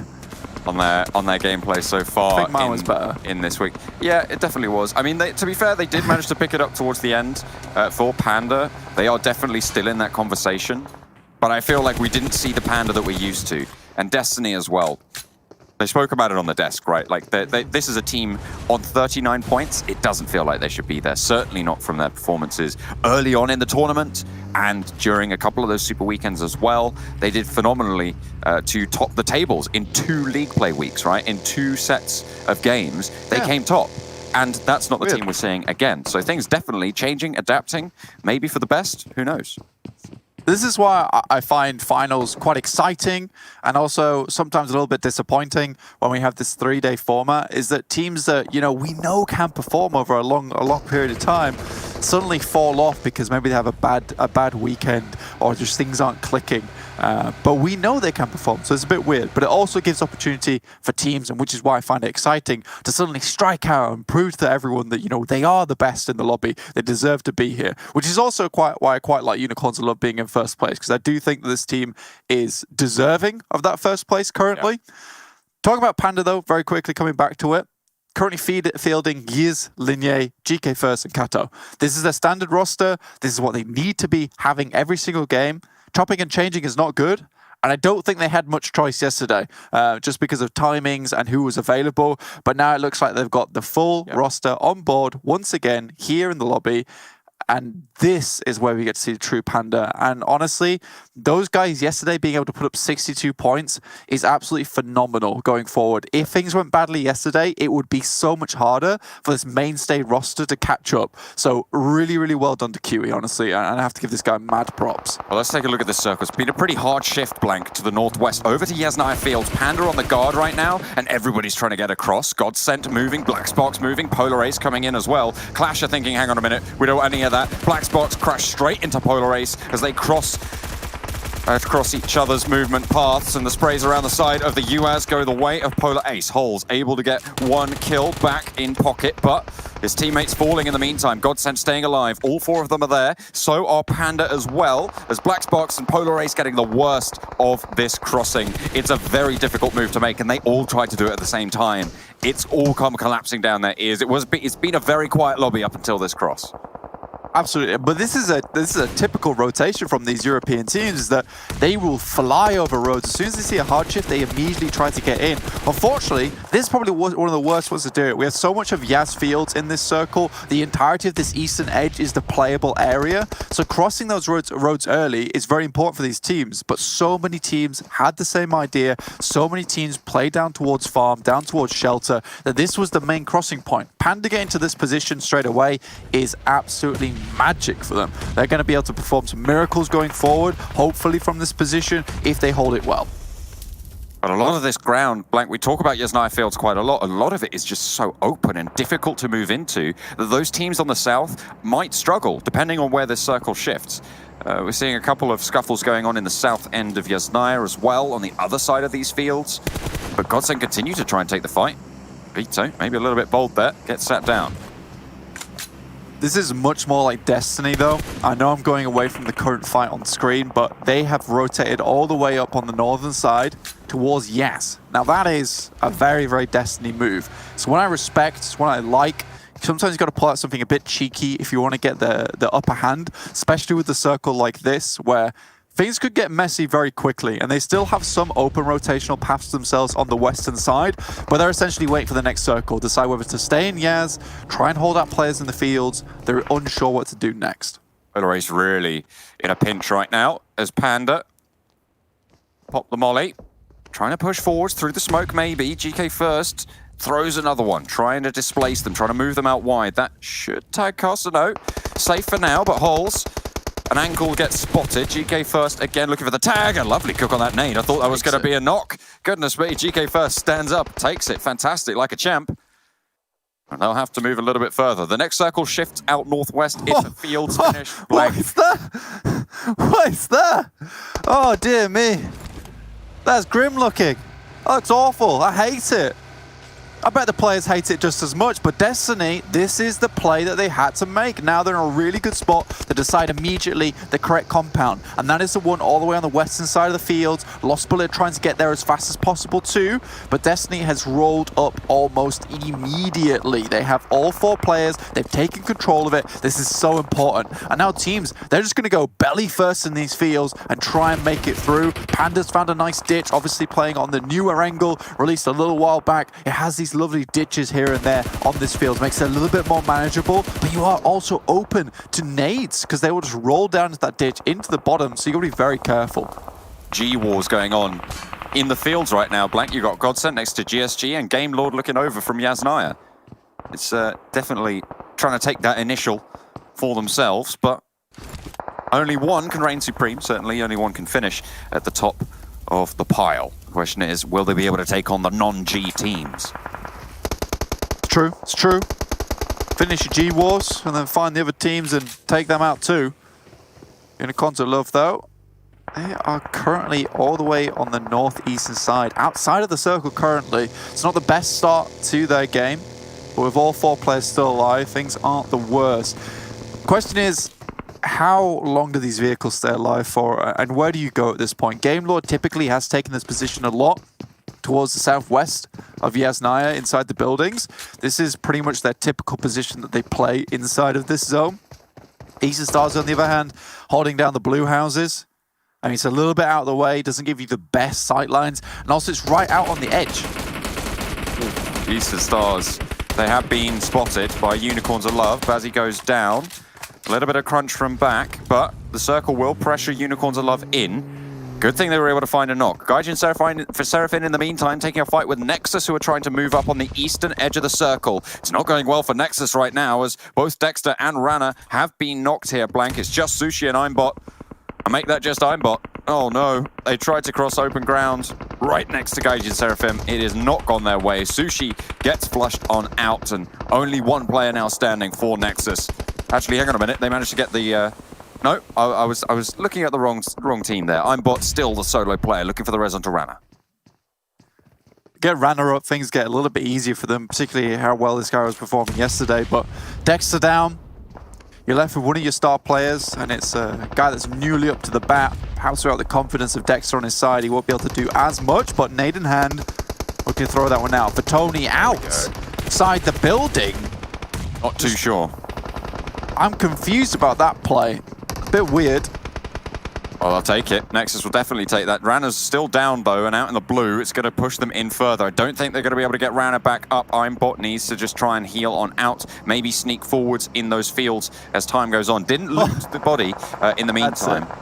But anyway, Unicorns of Love back into their fight with Eastern Stars. That's Nexus eliminated. They will go down and out. Unicorns of Love really struggling right now. It's just Fresh standing right next to Savage X. You see those meds just going across. 2 first aids. I caught that on the UI there, but there's the shift, and it goes straight to Lost Bullets and Destiny. I think Destiny picked one of the best compounds within this lobby, honestly, if it goes towards the fields. I think Game Law was really hedging their bets on a hard shift, but regardless of what happens where this circle goes, unless it's a hard east shift, Destiny almost always has the upper hand from this position, especially with the road there. Lost Bullets are going to struggle a little bit because their exit from this compound is difficult. They are really hoping for a hard southern shift on this next circle. But Destiny located the winning position within this map very, very quickly, and a beautiful little rotation at the beginning to make it happen. So this is much more akin to the Destiny that I'm used to, and they've won around this area before. So we'll see if they can do it again, and this will be a much needed points boost if they want to make it up towards those top sides of the actual leaderboard. And not only that, it's much more valuable. Lakonostra MVP actually really struggling to get on through now, just well remaining. Nexus, Unicorns of Love, they're both out blank. Those are our top 2 teams, and with Lakonostra MVP crashing pretty much solo into the path of Panda right now, with GODSENT looking their way as well, I don't know how much further they can go. Is Will really going to try and send it all the way in? I mean, fair enough. You got to give it to the guy. He's certainly trying. And they are going to go down finally. That's top 3 teams eliminated with no points. Blank. They've only got kill points to show for their game so far. Really great chance for teams like GODSENT to try and jump on up. For teams like Panda as well, who are waiting in the wings. Clash are still going, by the way, on the south side with 2. Panda definitely needs this game. They had a nice position, a good hold early on too. Actually, like, push some teams back. Our Game Lord just rocking up underneath this compound. It is so difficult to breach this compound that Destiny's currently holding, purely because it is on a little bit of a raise. So this is one of the god compounds around Erangel. It's very nice. Several different locations to hold down. Lots of angles to hold out too. A lot of cover as well. If you need to get those heals on board, you're good to go. Into the broom cupboard. Pop a first aid. Sorted. On the northern side, Game Lord's trying to pressure on in to that compound that you mentioned earlier. There's the kill over to Team Umbra, who do go down. We're on 9 teams remaining. The eastern side, very difficult to cross right now as GSG and the remaining GODSENT players looking to try and move on in. GSG really suffering. I think they're down to 1 now standing. GODSENT certainly are. They only have Reeves out in the fields. Game Lord also having a tough time of it. On the western edge, by the way, the UDR killers have been laughing. No one's been able to touch him. Yeah, I mean, they're right on the ridge side, so no one's really able to come and take them out anytime soon because they're all very preoccupied trying to live, just trying to be alive right now. That's the main thing. Spicy does go down during his rotation. Next circle pops. Destiny still have a little bit of a shout into this one, and from this position, they should be able to take out a lot of the stragglers who are making their way into the circle. Lost Bullets, they have a single compound that they're probably going to head over by the time this circle shrinks and just hold within it. There's really no point at this stage of the game to cross the road for them, because if they cross the road, they risk dying almost immediately. And I think for them, it is much more beneficial to play for a second place. Right now, Destiny's compound, all eyes are on them, especially if they've been shooting at pretty much everyone during this match. I think for Lost Bullets, cut your losses here. You have a decent spot to ladder up. In they go for the sale. Eastern Stars rock up on Destiny. 1 goes down early, but they trade it back. Octavian able to get the flush as well. 2 players standing for Eastern Stars, but make that 1. The top of the roof will come caving in as Mazzaro drops the bullets from above. Bazzi, now last player standing for the Eastern Stars. Meanwhile, though, Lost Bullets are fending off against the UDR killers who descend from the hills. Blank, the woodsmen emerge, and they are into the fight. Mazzaro gets shut down. There's no way you're getting away from that. Maybe able to drop back in. Okay. Smoke. That was a clutch smoke. I mean, they dropped it a little bit earlier, maybe not knowing about the angle that Bazzi was holding. But the question is, can they get a res? Can they get back in? Or are they just going to try and go for placements? There's a wheel out on the buggy, but you'll take it. You'll go for the sail on in. And if they can get the reses here, this is an even fight. Is a fast res onto Mazzaro. I think Beast knows that this is happening and is just holding the angle. Very, very smart. Mazzaro now moving out. He knows there's another team there. Will finish off Athis, but the rest of Destiny, they need to have his back. Certainly checking those angles, making sure that these rotations can't come through. I think they know exactly where these 2 players are. UDR Killer's actually looking to get a little bit done against Lost Bullet as well. Their players going up and down. There's a nade through the window. That's what you like to see. And Eastern Stars get eliminated. Destiny able to take them down. Hang on a minute. Nope, that was a nade coming through from Panda over towards the fight with Lost Bullets and UDR Killers as we jump on board with that one as well. Master sprays down through the door, holding in the bathroom right now as Danny moving around the side as well. A 2-man killing machine, it seems, as Lost Bullets able to take down the UDR Killers, but what's that coming over the hill? I think it might be Destiny. Mozaro immediately moves out into the field, sets up the buggy for success as well. So now they've got a nice split here. This is what Destiny do best. It is mass of land control. But with that Southern Shift, Panda's in a much better position. The question is how many players they have alive, and it's only 2, GK First and Kato. We know how good GK First can be in these final situations where he's by himself or with another player. He is really that clutch master for the team. They need to bring it out now. Destiny, though, 2 loot crates come their way. If they don't win this game, they're going to be very, very sad, but they need these points. 8 kills already on the board is massive for them. Bring out Kamara. Drop the backpack. Going full snake right now for GSG. I mean, fair enough. You've only got 1 player left. You want to make it to those top 4, top 3, if you're lucky. Clash, they're down to 1 as well. Just MZ. Destiny with 3. That was health. Panda with 2. You're right. That health bar not looking the best, and our GK First is looking a little bit worse as well. Worse for wears, could tell. We need to pop up for this res. Kamara gets spotted. Okay, Clash able to ladder up and an aid over to that direction. It's going to draw some attention from Lost Bullets, who currently sat on 7 kills. They've been in this compound for a long time. They still have a wall that is in the next compound. Wow. MZ just drops a nade down, and Clash looking good right now. Lost Bullets, the team that almost didn't make it into the Super Weekend, Blank, and they're looking to make their mark here. 46 points at the start of the game, and a hell of a lot more now. Destiny, 8 kills, 3 players alive with the northern side of the circle. Yeah, Clash shot on 54, I believe, at the beginning of this game. So they actually have a good chance to actually ladder up a little bit. Around Destiny down in 39 points.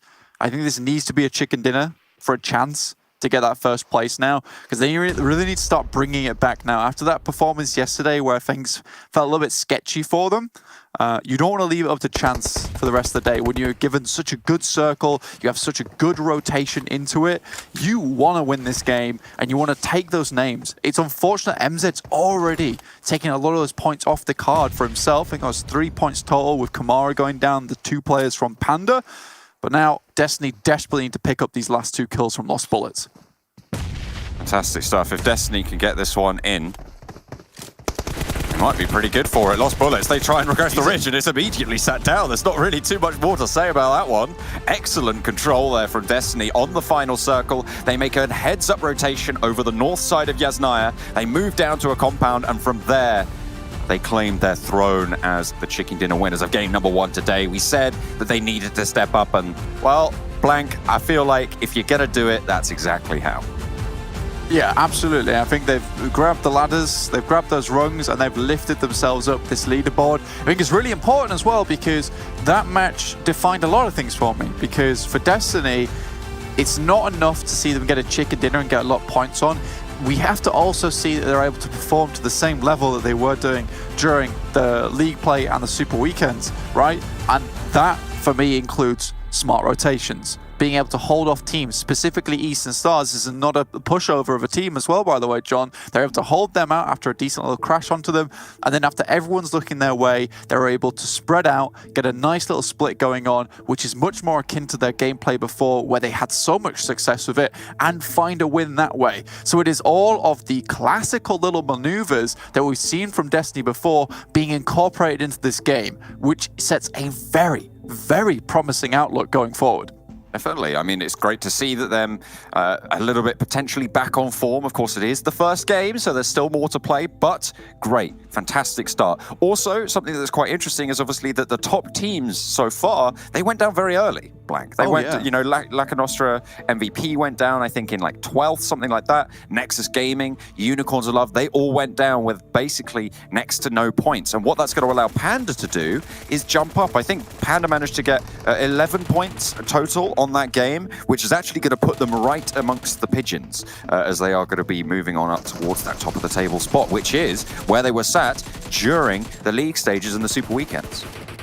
Yeah, exactly. I think that with those top teams going out, like you said, John, it opened a lot of things up. that wouldn't necessarily been opened up before, because once you have like a nice points buffer, being able to continue running without having to stop for a break, without having to stop for water is great, because you can kind of extend that lead regardless of a team's catching up at the beginning. Going down early is probably one of the worst things that can happen to you as a top team here in the finals, because you lose momentum massively and it opens up for other teams to get forward. This is the worst possible result. This is exactly what they didn't want to happen with this game, which is teams that aren't super below them actually getting a huge chunk of points. I think it was other teams, and it wasn't GODSENT, it wasn't Panda, it wasn't Destiny with a big win, and then Destiny is the type of team that can just run away with that kind of win. It is all the worst teams that you would want hounding you at that top spot. Certainly not ideal situations coming through from pretty much anyone at this stage, but you know, those top of the tables, they are really starting to shape up. I spoke about where we expected that third place bubble to be at the start of this tournament when it comes towards the end, and what I was looking at is about 170 points overall for the third place team, plus or minus 4 is what I had on my spreadsheets come on out as the number to look for. But at the moment we have 5 teams who are putting up a 10-point or over average, Blank, and then there's Clash, who are sat on, what is that, like a 9-point lots? 9-point lots, close average. to 10-point average, right? Truer. It's well, 9 and 5/7, whatever that is a decimal. I'm not entirely sure, but it's phenomenal to have so many teams doing this well. This. Almost halfway through the set of games. So we're going to head back to a break. The analyst desk are going to tell us what their expectations are, where they see people finishing, what are they going to do? Well, I don't know exactly what they're going to say. That's why we've got them. Let's go to a break.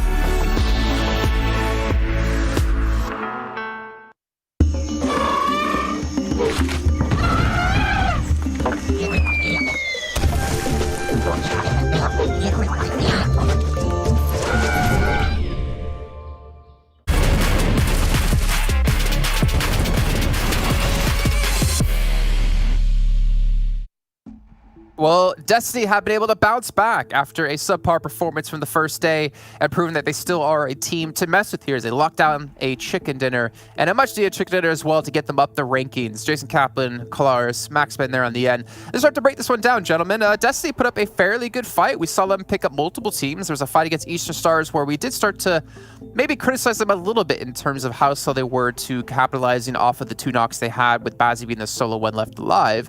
But all in all, looking much better today than they did before. All right, good job, guys. Destiny, we're taking a look at all the rankings. I guess we're not going to go into them. 25 points. Last bullet, picking up 20. I was just on myself. Don't worry, you two take a quick little break. I realized, the match wasn't long enough. I'll chill. Clash third place at 14. Panda, I mean, pretty much consistent with what they did in the first day. 11 points yet again. I think that's like the third time we've seen them at least put up 11 points. Third time at least where they put 11 points up is what I wanted to say. Max, okay, sounds like you want to talk, so go ahead. I'm ready. I don't know who we were going to go for the first one, but yeah, Panda, it's good to see them get a little bit access to the later game stage. It was still not an easy finish for them whatsoever, and we had some great nades coming out, especially from Master, from Lost Bullet, got himself the knock on GK first, and then MZ is like, you know what, I'm going to yoink their mine, and he just gets the 2 kills at the end with that 1 nade. It was good. Though it's unfortunate, I would like to see Clash try and maybe remain a little bit up as, a 2-man, a 3-man, even potentially a 4-man crew. That would be great, but you know what, you get, and Clash can't complain on that one. It's still 14 points come into their name.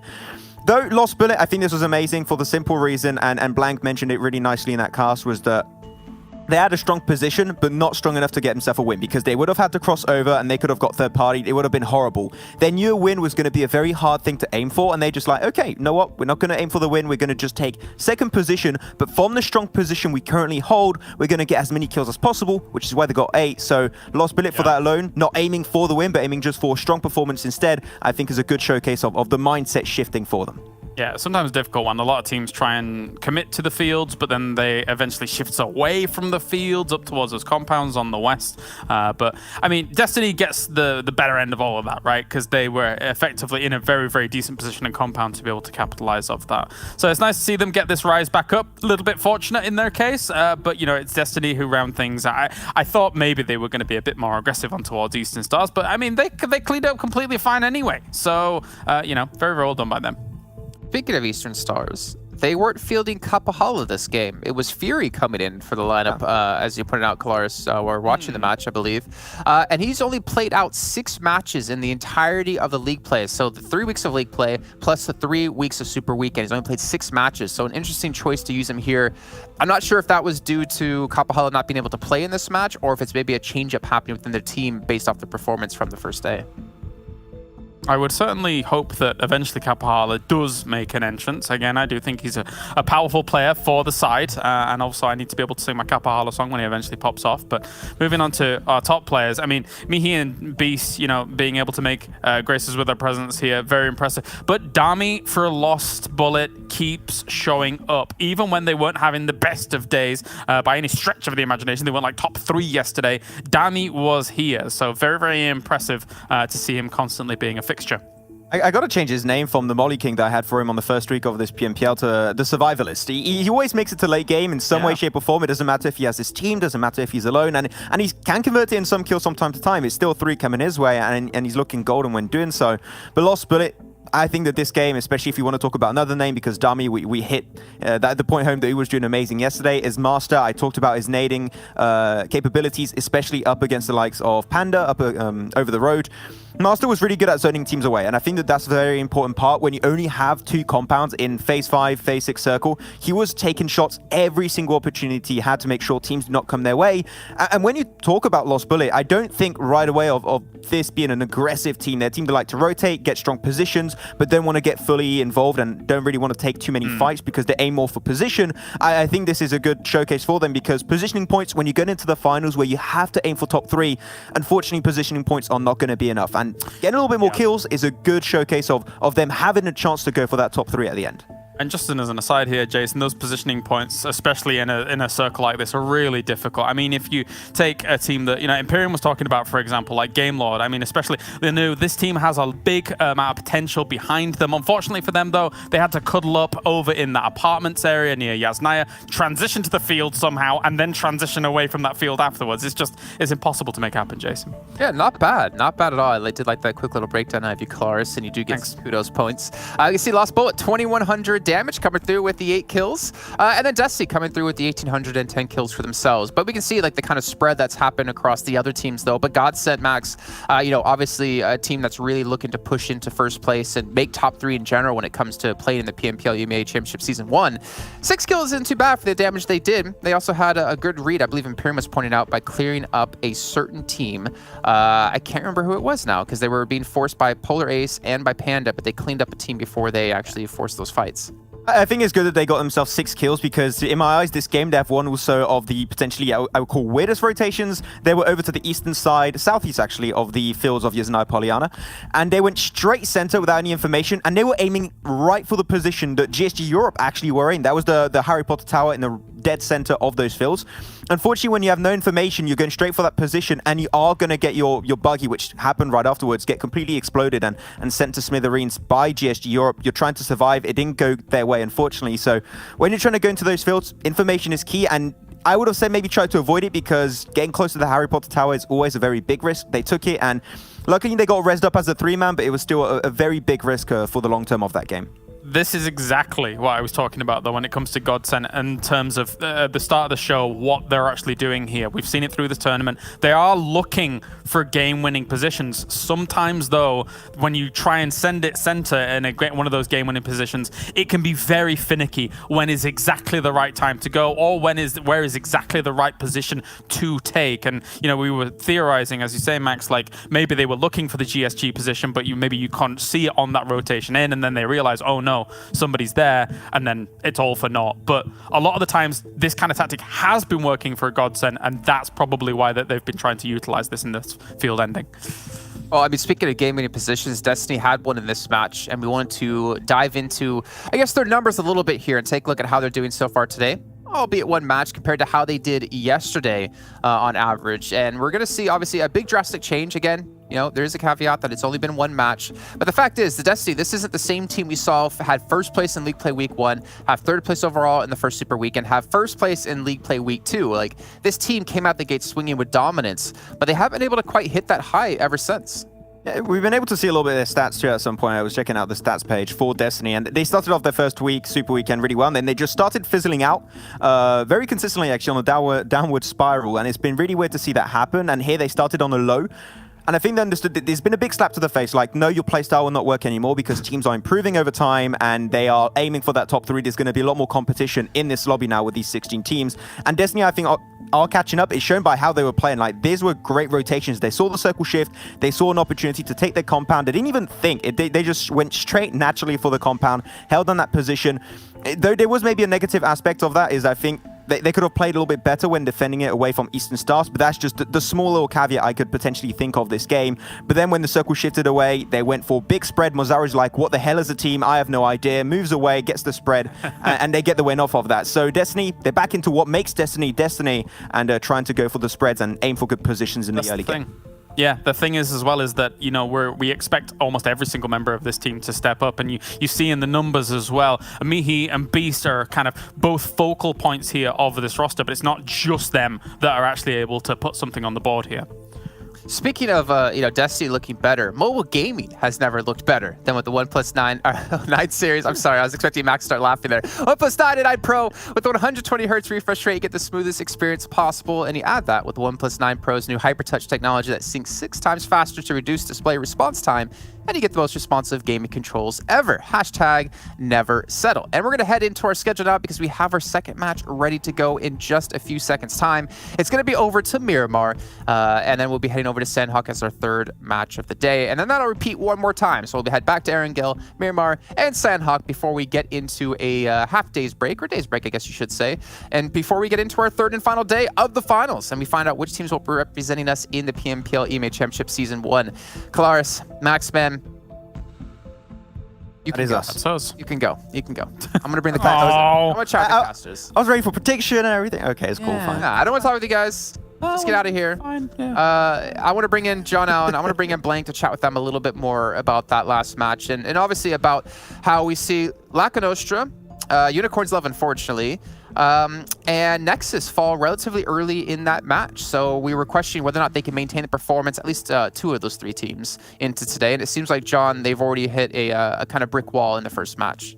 Well, I'm hesitant always to make predictions on just a single game, but yes, yeah. I think I kind of agree with you. It felt like we didn't really see the strength from Unicorns of Love that we're used to. I'll have to see what they have for the rest of the day, but I'm skeptical. I'm on board with the skepticism, and you know what? I like it. I'm here for it.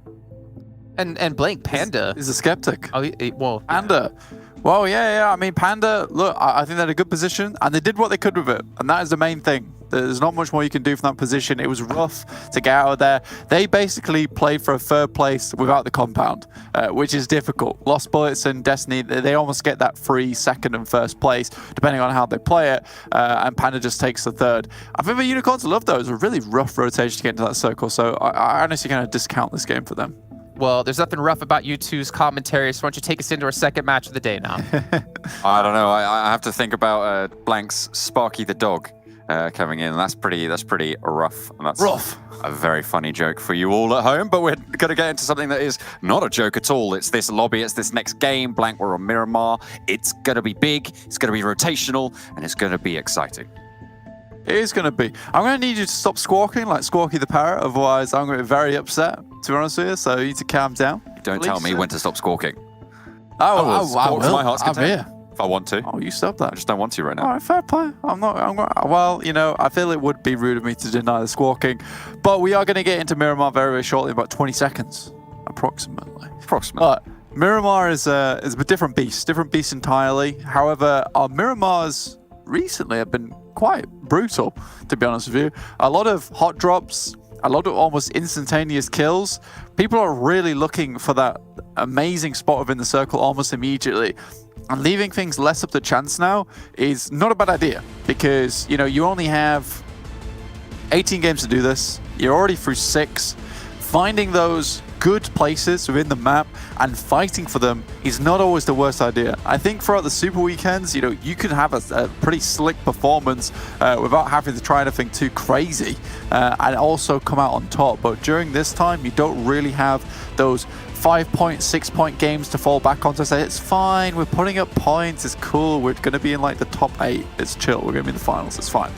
You don't really have that to fall back on anymore. And on Miramar, more than ever, there are some very specific locations on elevated spots, amazing compounds, which are surrounded by areas without many compounds themselves, which are highly desirable. So this is where you really need to pull everything out of the basket and make it happen.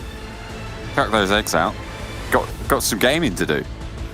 Basket, not the place to keep. We hate the eggs. Anything behind. Don't even like eggs. It's past 10 o'clock. I don't want eggs. Just get rid of them. Just get rid of them. Yeah. How would you like your eggs in the afternoon? In the bin. Oh, fantastic. Well, I like mine with the kiss of death from one of these teams. Going to be able to take the top spot here. Taking everybody else out, get those kill points on board. We spoke about teams that had pretty heavy kill presences, and it's still Lakonostra MVP with the top spot. But a couple of teams starting to rise up. Panda, obviously, with a pretty decent showing in that last game, now on 34 kills overall. And they should be pretty happy. Circle drops. It's a little bit northeastern, but the teams on the southwest should be fine. There's a couple of opportunities for them to rotate in. You could even swing out as wide as El Pozo and sort of go in through La Copleria over on the north side. Potentially, there is potential for that one, but with this map, with the actual playing path, we're going to have a scattering of players from the southwest up towards the northeast. Polaris once again in Campo Militar. For once, there's a circle that goes up towards their way, making their rotational path a little bit easier. Lakonostra MVP, on the other hand, in Al Azahar, another lovely path to move out from. Also a really good spot to gatekeep teams like Black Spark, Eastern Stars. Eastern Stars almost always starting in Impala, Black Spark's always starting in Puerto Paraíso, so you can effectively predict these teams' pathing, because they're not going to go for Minas Generalis. It's rough, most likely going to head up on that eastern road, and Lakonostra MVP can set up for a little bit of a brutal ambush. Potentially. I mean, I just want to go back to what Jason was sort of saying of, do we think that the performances have faltered a little bit? And I want to think about Lakonostra's start to that game, right? And what we said their strength was. 4 players staying alive. What happened at the start of that game? They lost a player to Gaijin Seraphim sitting in a couple of buildings. And maybe they should have scouted it. Maybe there was a little bit to be done there for Lakonostra MVP, but they dropped down to 3 players. And we know that as 4, they function so much better as that unit, as their rotational unit. So maybe that's where that sort of weakness was found in that first game for them. Yeah, perhaps, John. Perhaps. I think it's a rough position to be in as Lakonostra MVP. As you say, they love to be with 4, lose a player immediately. That's momentum loss. That's your mental game affected. Playing as 3 is almost never fun, especially when you go to a field finish as well. You're almost saying to yourself in your mind, if you don't have 4 players, you're in a really bad spot. You have less sidelines to work with. Overall, Lakonostra MVP, with the rotation coming in from the eastern side too, it wasn't a fun game. It wasn't a fun game, we'll put it that way. Destiny, however, they have 4 members alive. They make a very smart rotation. They don't lose anyone early, and they kind of focus on that mid game. Lakonostra MVP, on the other hand, it's rough from the start, and that's kind of where things go wrong. This time on Miramar, it looks like they're being far more preoccupied with scouting out, making sure the surrounding area is free. They've got Daddy out wide on the western side. Also, the rest of the team in Al Azahar just looting up, so they're ready to move when they do need to. Take a look at this leaderboard, though. NEXUS still in first place, tied with Unicorn to Love, 77 apiece, and Panda fly up into 3rd. 73 points, so really good stuff from them.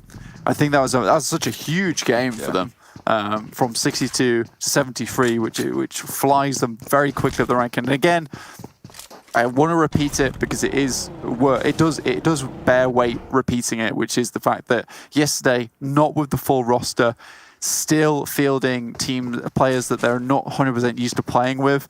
QE did a really good job. to honestly keep them in this one and play to his heart's content, really, to put them in the best position to launch forward into the second day. Massive roster, though, being fielded now for Panda. So hopefully with a little bit more oomph today. You said you wanted to see it, Blank. There was some oomph in that last game, I feel. There was some oomph. We were oomph satisfied. I can't find anything on that. I'll have to do some research, get back to you on just what sort of wordplay I can come up around with the word oomph. I guess. You're forcing it now. You're forcing it. You're forcing it. It's terrible. Shut your mouth. Oh Thank dear.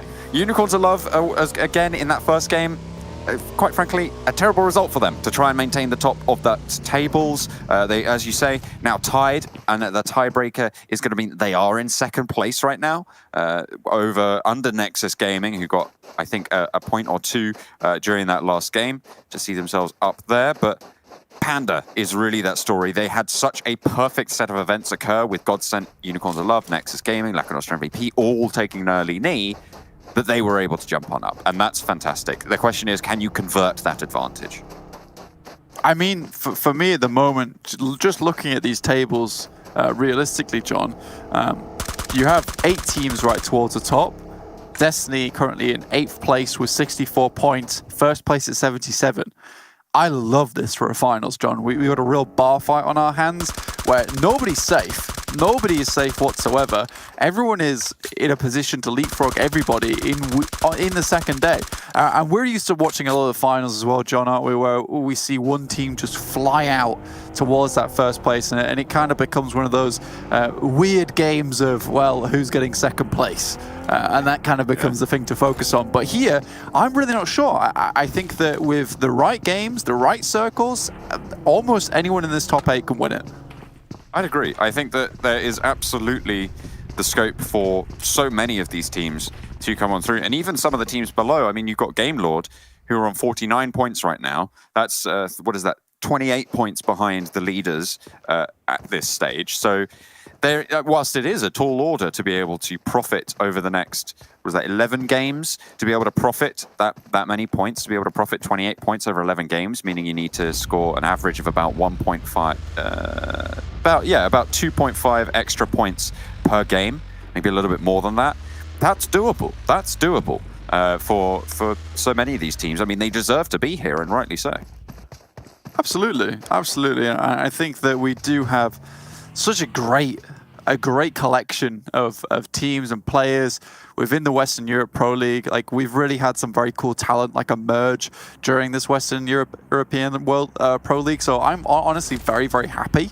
And I would love to see more coming through from these teams, because they are absolutely all very, very good. And I'm excited to see them in the future. Ooh. A couple of shots from Polar Ace over towards Lakonostra MVP, who did recoalesce. They brought Daddy back into the fold. They know a lot of teams are going to be sending this way, so they get up onto that hillside and they regroup. Going to get some healing off as well, so no knocks found, just damage done by Polar Ace. Nothing as of yet, but you have kind of given away your position here. Eastern Stars on the backside currently of Lakonostra MVP. They're getting crunched at the moment, so we'll see how much longer they can hold out. But at the moment for Lakonostra MVP, this fight is almost on a timer depending on when Eastern Stars decide to strike into this fight. You can see it on your map right there. A lot of teams looking to make their way through Minister and RLS early, as well as past Los Leones into Graveyard. It's a fairly open area. You see a lot of teams rotating over these mountainsides where there's a lot more cover to be had. So I think a lot of these teams are hoping for a very central circle. Uh-oh. This one works too.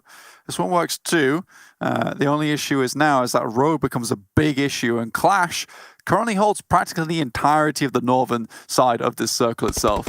Unicorns of Love go face to face with Game Lord, and Ked wins out on the duel. Game Lord very disparate right now. Unicorns of Love, this bike ball in the middle of this Game Lord position. All three of them very, very separate at the moment. I think the closest that they are to each other is about 1 kilometer.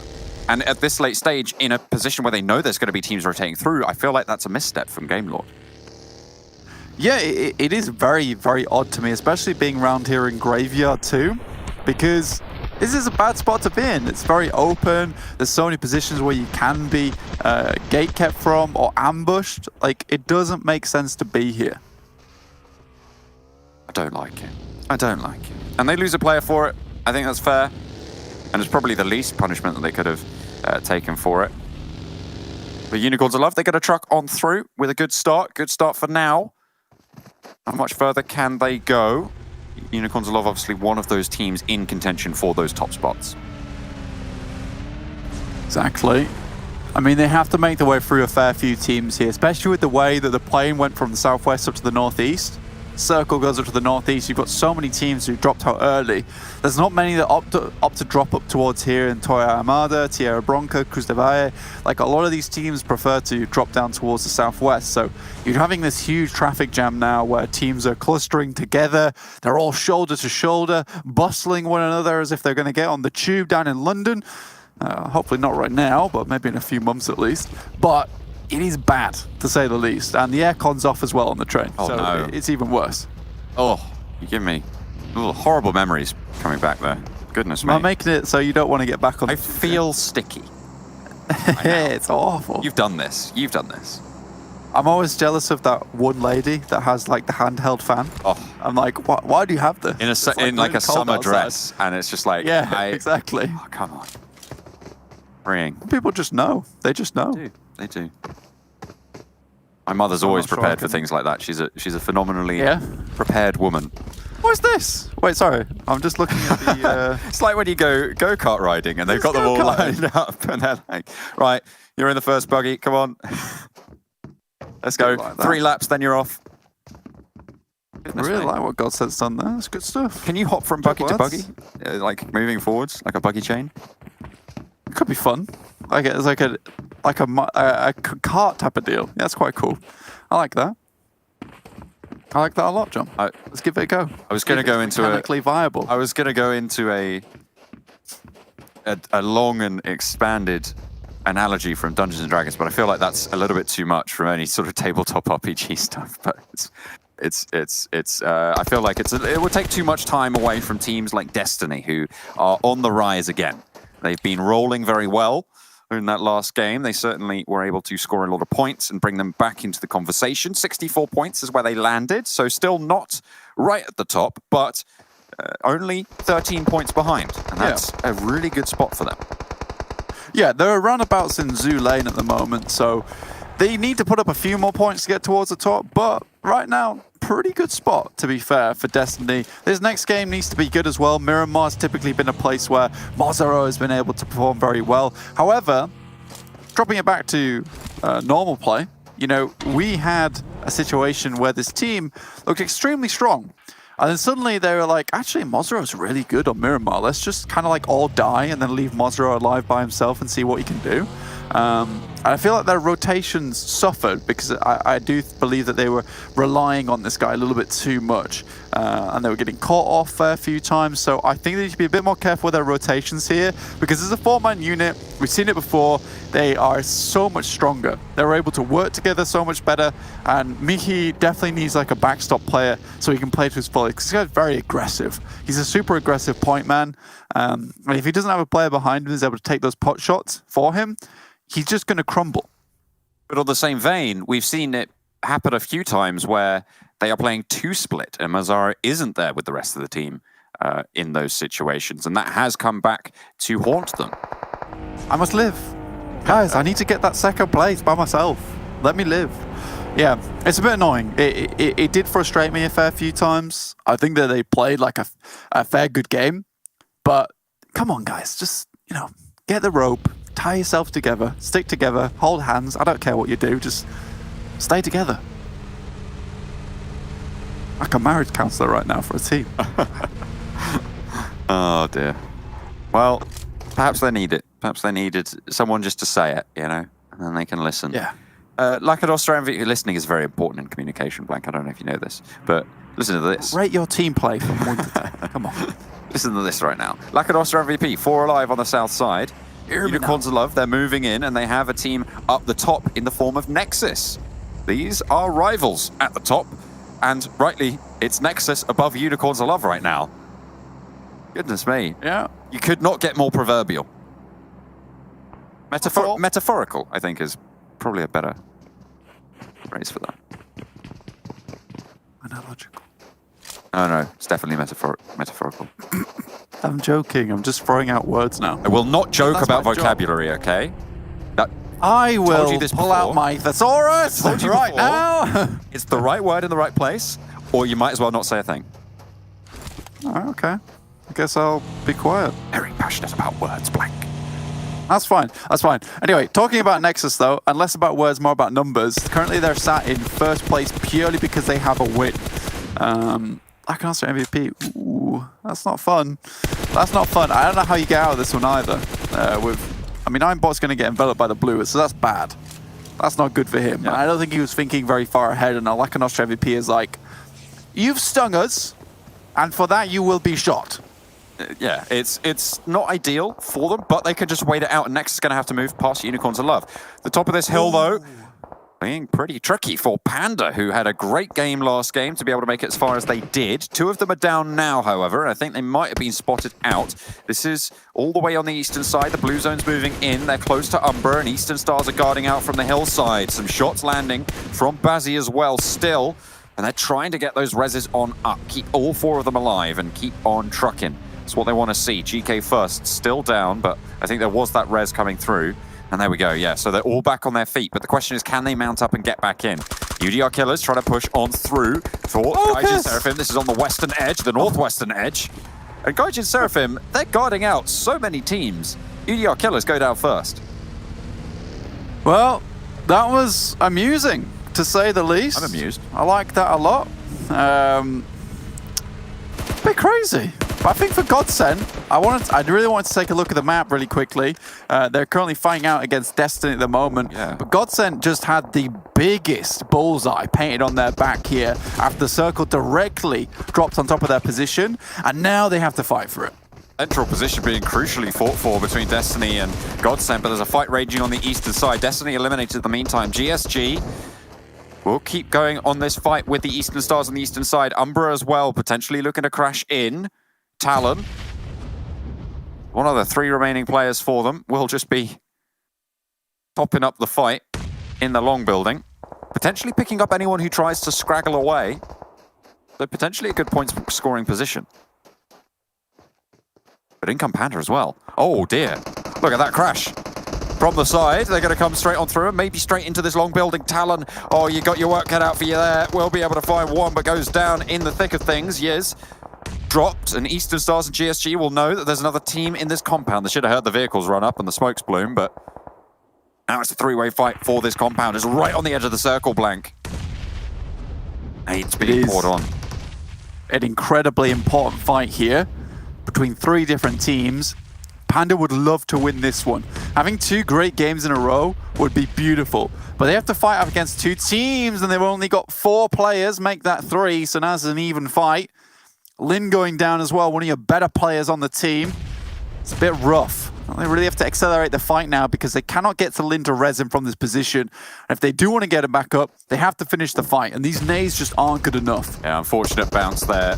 Hits the side of the car, will bounce back as well. Yiz actually makes the cross. Undercover. Yeah. And they go for the res. The nade, that was really smart. That was really, really smart, in fact. Nicely done. I mean, it was a difficult push. It was difficult to coordinate, but Panda get it done. They might not have been the best nades in terms of damage, but certainly in terms of utility. This is so smart from Eastern Stars. I love this move.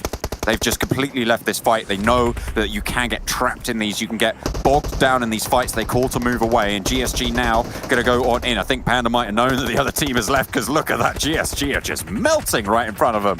And Alito lost to stand, and there's the flushes coming through. Be spotted from across the way. I think that might be Polar Ace, it might be Umbra, not too sure who's taking those shots, but Andalito now last player standing for GSG in a compound with 4 Pandas. They swing out wide around the corner, gets some damage in, tucks it through, but will not be able to find too much more as GK first moves on the inside, takes the window, and GSG fall. GSG there, Wicked Witch of the Western Europe.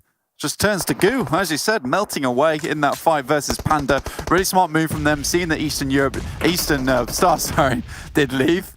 And they were out of there, making that fight work fantastically. But now they still have a little far way to go, so I'm assuming they're just going to try and loot up as much as possible. That fight was probably heavy on utility for them, and they want to make sure they have all that they need coming into this last fight. GODSENT, though, still with a beautiful spot at the moment. If they can hold on to this one, they're going to be looking very, very pretty. Most teams have to push down towards them, and Polar Ace, it's very hard for them to get across this open zone. Right now, GODSENT are just in the best spot. Few fights going on the southeast and southwest. At the moment, we're on board with this fight between the Eastern Stars and Lakonostra MVP. Lakonostra MVP got some great opening knocks, some great opening damage, and we're able to find 2 of the Eastern Stars players. Unicorns of Love were fighting against Gaijin Seraphim to open their path into the circle, and now they're going to try and turn their attention to Lost Bullets, finding 1, 2 on the hillside, but they trade it, and the flush comes through as well over onto Fresh, which is really far from ideal. One of the star players coming on through. Clever dips back behind the ridgeline. And Ked tries to move forward, but he's down as well, looking for the flush onto Alush.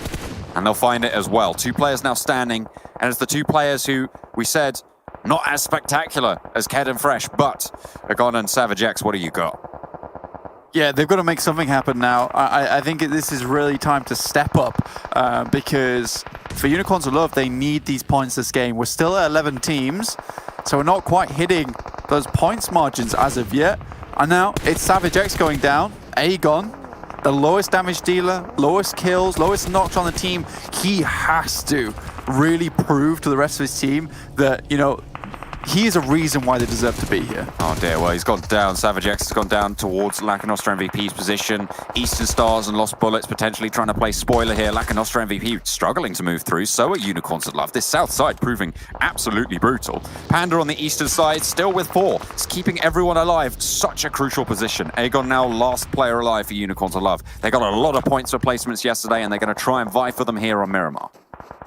Panda has to hope for one thing and one thing only, and that's an eastern shift on this circle. If it remains towards GODSENT, they win this game hands down. There's no way they do lose. That circle will give opportunity to Polar Ace to actually try and do something in this game, but being harried so much on that northeastern edge, you wonder how much further they can go, how many meds, how much utility they have left. Do they even have the smokes to finish out a fight? GODSENT, on the other hand, they've been sitting pretty within this compound for a long time. They don't really have to move as of yet, but it's Panda forced into an awkward scenario. All these teams in the southwest, though, they are going to die. I'm sorry to say it, but there's no way they make it in over this area. There's too many teams around them who are going to take shots at one another. Aegon would be very lucky to live through this. Lash really struggling as well to make that move on in. Just Hakoni left for the squad. Sorry, Hakoni and MZ on that western edge. Blackspox trying to hide it on out, but you're right, these blue zones are just crunching. On the southwestern side, Unicorns of Love did go down. Lakonostra MVP kept both of their players alive. And we're able to take down Lost Bullets as well. So now they can maybe move towards GODSENT's position, but as you say, it's just so brutal here. It's not enjoyable, especially with the spot that GODSENT's got. As soon as you approach this compound, they're going to take quick shots. And then if you even try and rotate up towards the northeast, Polar Ace is waiting for you in the wings too. So all in all, a rough time. That's a really good knock there coming through from Years onto Prolord from Umbra. They're clearing out that eastern side. It would be awful to have a team there, but an instant knock comes back their way from Marley all the way across from GODSENT. So now Panda's position's compromised. Overall, GODSENT's got a super good hold on this lobby. Lakonostra MVP make the call to heal out in the blue. You can see Will's health bar ticking up and down. Panda able to take some shots over towards Umbra, who are eliminated. 5 teams remain now. Lakonostra MVP can keep on going. They've got 7 kills already. It's great. Lovely long-range shot there from Bardo on Polar Ace. And teams on the west are going to go down as well. That is going to be elimination time on that western edge, and Polar Ace trying to control the north side here. Panda with 2 players, GODSENT with 4, and Polar Ace with 4, but Holes is down and no one's a res. Look at these go. Jesus Christ, Panda really feeling the burn. GK First just made one of the cutest little mechanical plays I've seen in a while. Gets shot from GODSENT, realizes his head's poking out, so immediately 180s to make sure it's his feet on the other side so they can't see the backpack or the head. Really nice little play. I know it's a very small thing, but it kept him alive in that situation because there's no other reason why he'd look over towards the blue. Gets it around. Ooh. GK First with the range, with the shots. Not able to get the knock just yet, though. And now it's a 3-horse race. Blank. Lakonostra MVP got 15 points, and that'd be great if it wasn't for GODSENT and Panda still going. in this situation. 9 kills for GODSENT with their incredible position that they've had so far. They will have to leave with this next circle and move up towards that crate. They will, yeah, and that's the striking point for Panda here. Polar Ace really need to have a few more members alive for Panda to try and engage on this fight. Right now, though, GODSENT, everyone knows where they are. Everyone's annoyed at them. They want to get rid of them first. Polar Ace is probably not going to focus on Panda as of yet, just because this is the biggest threat. This is the team with the most players. Having them out of the way would be really nice. Lin is making the most ridiculous moves at the moment. How the hell has he got away with that? I don't know. Sometimes you just got to take fate into your own hands. Pulling a UDR right now. Just get across. Get it done. Bardo moves up and gets into the circle. So bold. Goodness me, you're right. It is absolutely very, very bold. I'm surprised there's no shots going on underneath the party bus right now. I think you might just be able to spot a couple of ankle bones there.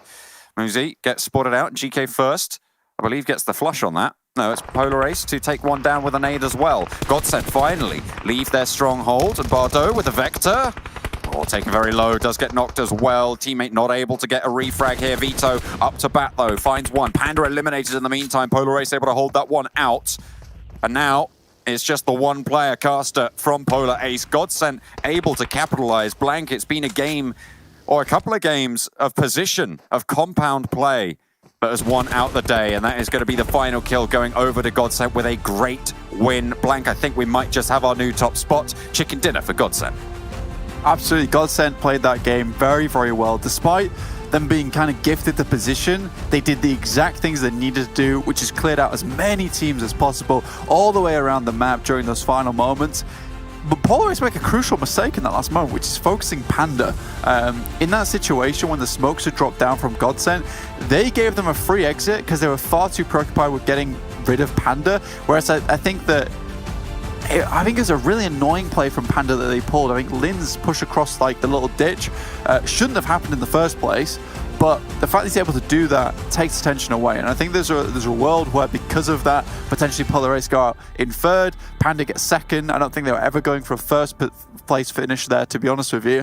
But yeah, I do think that Polar Ace just dragged their attention away from GODSENT way too much. And they pulled it away at the worst time, is when they're leaving that compound, jumping over those fences, relatively open space, where it's very easy to get some pot shots off. They are trying to finish off Panda in the meantime. I guess you secure your second place, but I do think there could have been a first here for Polar Ace.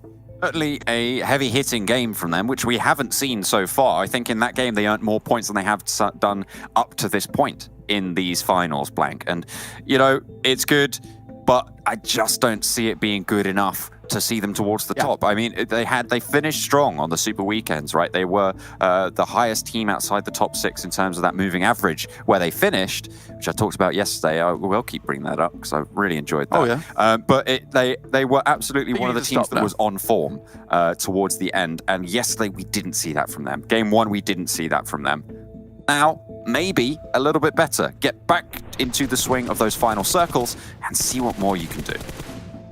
Exactly. I think for Polar Ace, though, I do believe it might be too little too late.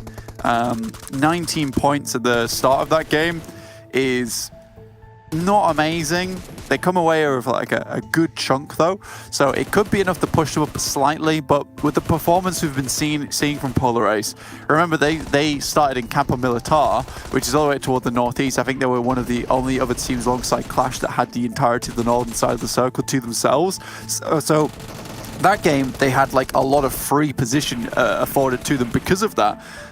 Going forward, how much more of that are you going to get, especially on Miramar? We've seen so many of these southwest circles. I don't know. I think for Polar Ace, that was a game where, you know, a lot was given to them. And yes, they're able to do a little bit with it, but they need more of those games given to them. But GODSENT, they get a circle, huge game, huge kills, huge point lead. It's very hard to compete with that. Absolutely, and that's going to start to separate the teams at the top in terms of those scores when it comes to those final tables. GODSENT were not in the top 3. I don't think they were in the top. I think they might have been 4th at the start of this game, but they absolutely struck out there. So I think that was phenomenal for them to be able to control that. My question is as well, is it just those circles? Because we saw, again, Panda with that incredible play from a position where, quite frankly, was really tricky to play from.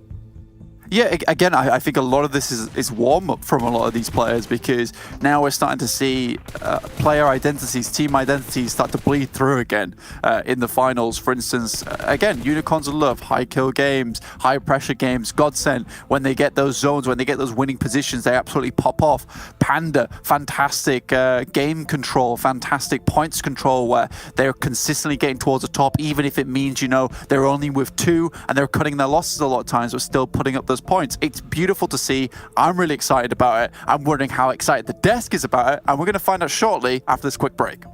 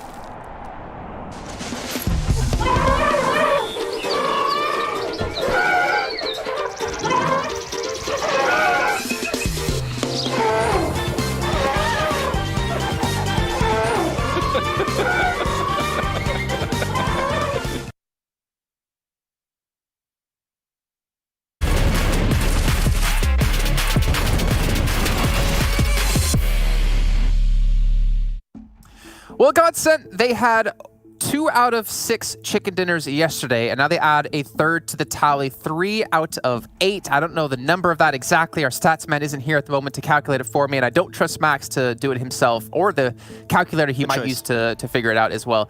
But that is still GODSENT putting on such a dominating performance, looking fantastic, looking so strong throughout the finals. And again, that's kind of what we've been talking about, guys. GODSENT in Super Weekend 2 and 3, both putting up 165 points. We looked at the start of the day at the average points per game. It's still really close to 11 points per game they were averaging. I think it was like 10.83. GODSENT are on a tear, and now Klaris, for you, full package, GODSENT? Yeah? Yes, Jason, they've won 3/8 of our finals games here. So yes. I'm doing them. There you go. That is technically true. It's true. It is true, yeah, it's just math. 27 points for them go their way. They held this compound really well. I mean, I've seen that they're looking for the winning positions, but I mean, the winning position kind of came to them for all intents and purposes here in this moment. However, you know, they were holding it at a pretty wide split, I think is fair to say here, and they were able to pump out some pretty decent damage throughout that as well, so very impressive by them. Yeah, I mean, the widespread that they did have in those 2 little compounds was actually really strong, but the moment that they knew the circle was shifting up north and that they were going to get collapsed upon, they regrouped into 1 compound alone. That was a good play, and I think that allowed GODSENT to transition really well from the mid to late game stage to actually have a chance to actually secure that win, so I think the execution was really clean. But I'm really sad, Jason, I'm not going to lie, because you didn't ask us for a prediction, and I was actually going to say Polar Ace this game. Yeah, okay. As to do potentially well. Really, because I had my entire thought process. I was going to say GODSENT too, actually, Max, now that you bring it up. Hey, you know what? Normally my team that I choose, they're always in 0. They get 0 points, okay? So a 21-pointer, I would have took it. But Polar Ace, I think they had a really good circle for them and a good playing path, because they drop all ruins or in Campo Militar. Because of the playing path on the east, they drop Campo Militar. Easy rotation from the northern side. Not getting really too involved, but late game they started clapping and they got himself 9 kills along the way. So yeah, Polar Ace, I mean, strong rotations. We didn't see too much of them yesterday, and they finally back on board when it comes down to this Miramar game. Klaris, Panda, 11 points last game, 18 points this game. They're not winning matches, but they are putting up solid numbers every single time, it seems. It's not the same Panda we saw in the league play, but this is the consistent Panda that I guess we technically saw for the majority of the event. I'll tell you something, Jason. They're back on the road again. We're going to see it here from Panda. I think 18 points going their way. I mean, you're seeing, you know, kind of the formation of this roster back together here with years now being able to be in these games. And it's great to see them getting some numbers. I mean, they came in a sneaky little manner down in that southeast side. And, you know, it didn't quite work out their way. But I think on Miramar, they're always kind of going to be a relevant team that we have to look out for sure. Maxman, Lakonostra MVP. We talked about them and Nexus at the start of the day. Can they maintain the performance? Game 1, they both fell very short very quickly. But here, 15 points, and again, 7 kills coming through. They were our kill leaders. I don't know if they still are our kill leaders overall within the finals so far, but they are showing that they can still, keep that level of consistency from day one. And I remember, I asked John, after the first match, like, I never really take first match results as an idea of how they'll do throughout the day. But Lakonostra have been able to bounce back from a subpar performance in match 1 to now a great performance in match 2. Well, I'm going to answer a question. Yes, they're still kill leaders. They got 51 points so far throughout the entirety of these finals, so they're still going to be on top of the mountain when it comes down to getting kills. I think we saw especially a step up from a few other players, and we talked about yesterday, especially Alicio. He was the top player throughout the entirety of day 1 of these finals. I think Will has been playing really well as of recently. Yesterday was still a decent day for him, but I think today even more so in this Miramar game. So yeah, I think that Lakonostra able to find himself some decent points, but when you see teams like Unicorns, Nexus now behind, QLASH even, they could catch up, so they need to try and get those consistent points coming their way every time. And seeing how they've been doing yesterday and today, I think is definitely a possible feat to achieve for them. Destiny, Kalaris, what happened? They got a chicken dinner match 1 and then 0 points match 2. Why do we see this happen so often? I'll tell you what happened, man. They crashed into the game-winning position, and you know what? GODSENT was there, because they were in the game-winning position. So, unfortunate for them. No, actually, that's a good point to make. Because if they win that fight versus GODSENT, there's a realistic world where they could have won the match, actually, right? So it sounds like a meme, but I'm actually making sense here. Oh, almost 4 for 4 GODSENT, damn. But yeah, it sounds like a meme, but I'm making sense, right? These teams, they know where game-winning positions are, so actually crashing into them and trying to find that position and even struggle through it, they know that if they win it out and maybe take a little damage here and there, they know that it's a really good spot to push on through the game. And I mean, that is the destiny we always seem to have happen when it comes to the map like Sanhok, right? Where they're always in the right compound for the zone shifts to win the matches. But we can see here, Maxman, 3 out of 4, GODSENT, Reese, Vito, Azzy, and of course GK First going to make an appearance as well. It's GK First. I mean, we're expecting GK First to be on the top, especially when it's... You know what? That's not GK fourth. You know what? That's a good point. That's actually a really good point. But when you look at the entire PMPL, I think it's especially Azzy was definitely the rising player for GODSENT, but Vito has made a big name for himself, because Reeves beforehand, I'm not going to talk too much about him because he was already really well known before this tournament, but Vito is actually the top damage dealer, and he sets up Reeves so well. Not going to lie, Reeves might be snatching away a few kills here and there, but Vito is always going to be that entry player. He's going to be the one breaching, he's going to be the one getting that damage down, finding a lot of those knocks, another one converting most of that time. But you know what, Reeves, he's a great fragger when it comes down to it. You need some players to set you up for those kind of situations and those initiations, and I think that Vito is exactly the player that Reeves does need in these fights. Good damage, 2,500 coming through with the 12 kills. Again, I do wonder, I mean, GODSENT, they were already chasing the top 3 positions. Destiny, as we did see, if they could have taken that position away, as you're mentioning, Kalaris, like this could have been a large amount of points for them that really could have shot them up the rankings. But now GODSENT, I'm curious where they're going to lay at the moment. And don't worry, you don't need to spoil it yet, Max. We're going to get to the overalls in a little bit of time. But what else? I mean, Polar Ace. I guess we haven't touched too much on them. I know going into day 1, we did mention they ended on an extremely high note, having a very good surge of points in the 3rd Super Weekend. For this game, this needs to be where the Polar Express pulls into the Polar Ace station. I'll tell you that much, because they need these points. Wait, a honk honk! That's not a train. What are you? Get him out of here. He's failed. Leave the stage. Sorry. But yeah, this was actually a brilliant result from them. They were waning, I think, relative to what we saw from them in the Super Weekend, where we saw that brilliant surge of power from them. But they had the north position. They were able to shoot a lot of people from that position, converting that into 9 kills. Nice, but we need to see more from Polar Ace.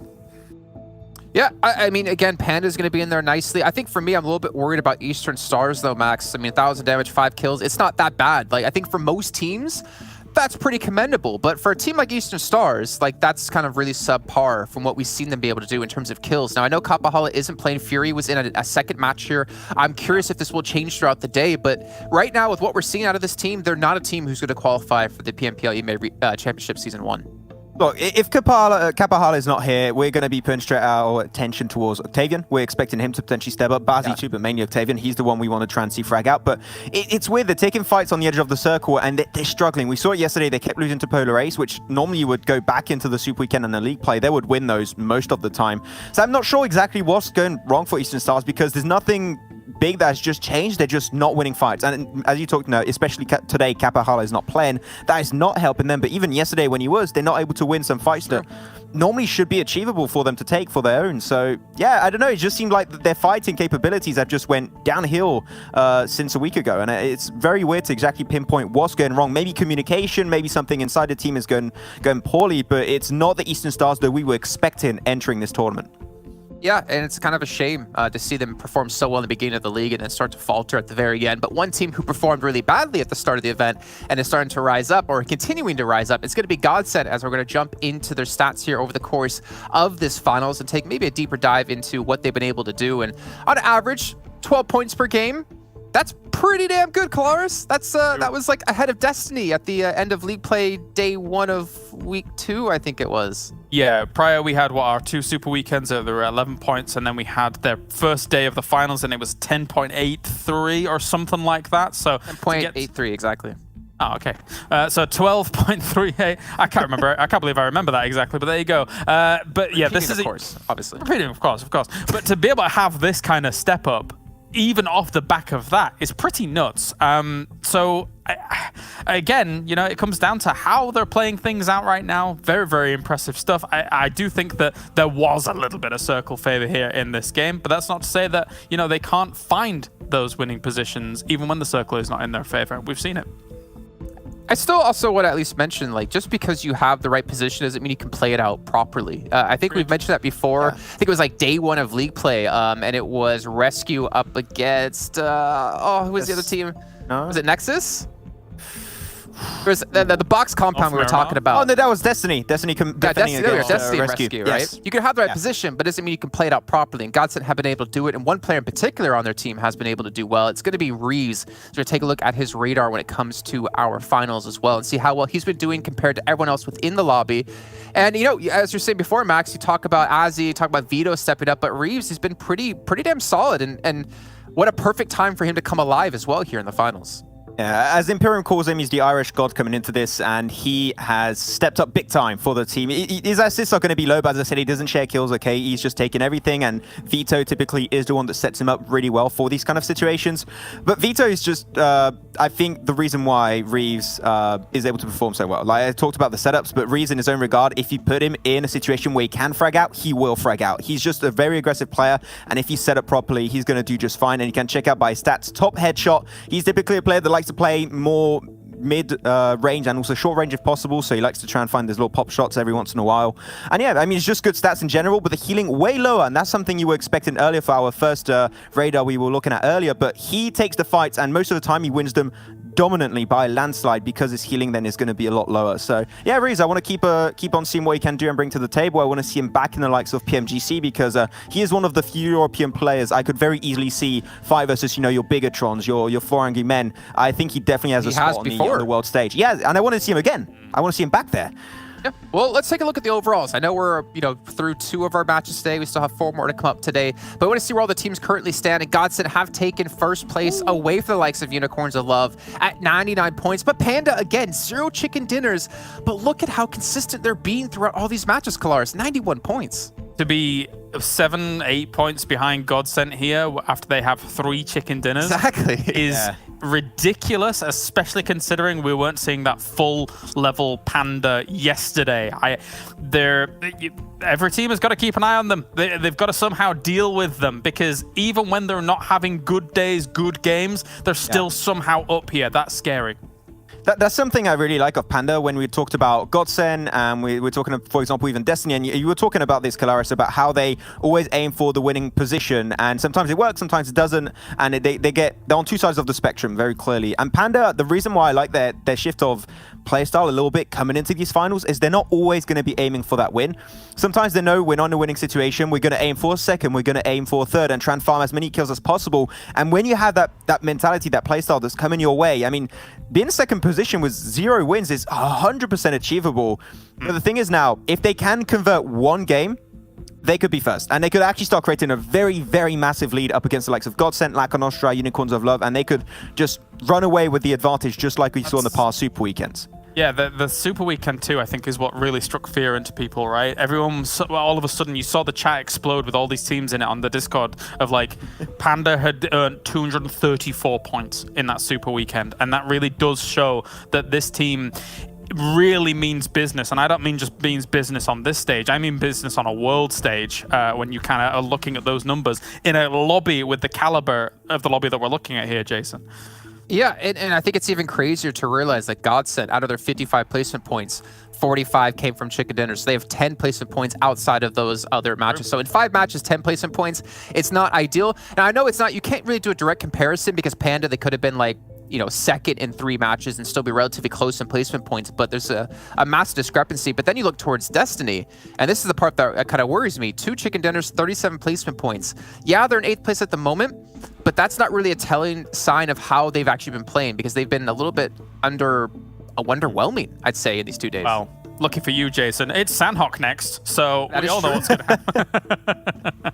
Okay, let's head to our second page. Let's see our other 8 teams. Remember, it's just top 3 advance into PMPL EMEA Championship Season 1, so these other teams need to make a big push here. Now, we mentioned Black Sparks yesterday, unfortunately. I don't know if it was just yesterday, but I believe it's throughout the entirety of the finals. They're unfortunately playing a man down, and they've had some other turmoil within the team in their personal lives, or private lives, I should say. Not between each other, but in their private lives. But we do have, Eastern Stars 11th place. We do have UDR Killers with that 1 Chicken Dinner in 9th. But unfortunately, you know, Umbra as one of the teams, and I guess Polaris that we were coming into this event of saying, like, these could be teams that could spoil the tops. Max, they've not really been so successful at it. Yeah, it's been really surprising, especially Eastern Stars. I mean, we already touched upon them. I don't want to hit on them too hard, but it's definitely not what we were expecting from Eastern Stars, and I'm hoping to see Kapahala join the roster. Hopefully throughout today, minimum tomorrow, that's what we're going to be aiming for. But I'm starting to be a little bit scared and skeptical for these teams' comeback potential. If you're around Eastern Stars and below, and you keep getting some bad performances, you're going to be almost out of the runnings for the top 3. There's still a chance that means you're going to require big game after big game after big game, but if you're just aiming for consistent points coming your way around that 10-point margin, then if you're at 40 points now or below, things are starting to get a little bit sticky, and it's going to be very hard to leave that bottom page. I think if you take Team Umbra in this case that you're looking at here and you're looking at their points, it's weird. There's a weird disparity between what points they actually have and how much impact that they potentially have on the lobby. If you think about this previous game that we were just in, they had 800 and some damage, if I recall, but no kills. If you're having 800 and some damage and you're putting that on the board and you're having that impact on the lobby where you're doing damage to a certain team, but that kill might be being stolen away, or you're just taking these firefights and breaking down somebody's armor, somebody's helmets, etc., and things like that, you're having an impact. You're making something happen there, but not being able to convert, it really, really stings. So I can only feel a little bit for Umbra, especially on our previous match. Yeah, a little bit of rough times for them. But again, as we were saying, they still have time to claw it back. It's just going to take a big effort, a Herculean effort, is if they keep at this pace of not performing well. But let's take a look at our schedule. Sanhok, you mentioned Claris, is coming up next year as our 3rd match of the day, our 3rd battleground. Of course, after that, going back to Erangel, Miramar, and Sanhok once again. Before we round out our 2nd day, and then, you know, a swift 24 hours until we're back into the final day, where we're going to find out which 3 teams will be representing us against some of the best teams, or the best teams in the region. And I want to see it happen. I want to see the possibilities. I know Turk is bringing in some insanely strong teams, but I once again want to give a quick shout out here to our sponsor of OnePlus. When it comes to power, get your game on all day with a full day's charge in 15 minutes, courtesy of OnePlus's unique 65-watt warp charging and warp charge wireless 50 available on the 9 Pro only. Hashtag never settle. And if you're one of those teams out there playing without one of these phones, maybe if you got a little bit of money for the Super Weekends or maybe the finals, you should easily pick up 1, 2, maybe a couple that maybe want to send some to the talent. You know, I think all 3 of us here would be more than happy to receive a OnePlus 9 phone. I think we wouldn't say no to that. But Max, you complained last time about not getting your prediction in. So now I will give you the opportunity to get your prediction in. And now everyone else out there can hold you accountable for when you get it wrong. But when I'm allowed to actually try and aim for the team that's going to be winning, I get it wrong all the time. But normally Destiny would be the team to go towards, but I want to go with Lost Bullet. I think they had a great chance yesterday to get himself a win. I think they did throw it a little bit, so I'm hoping they did some VOD review, saw what needed to adjust.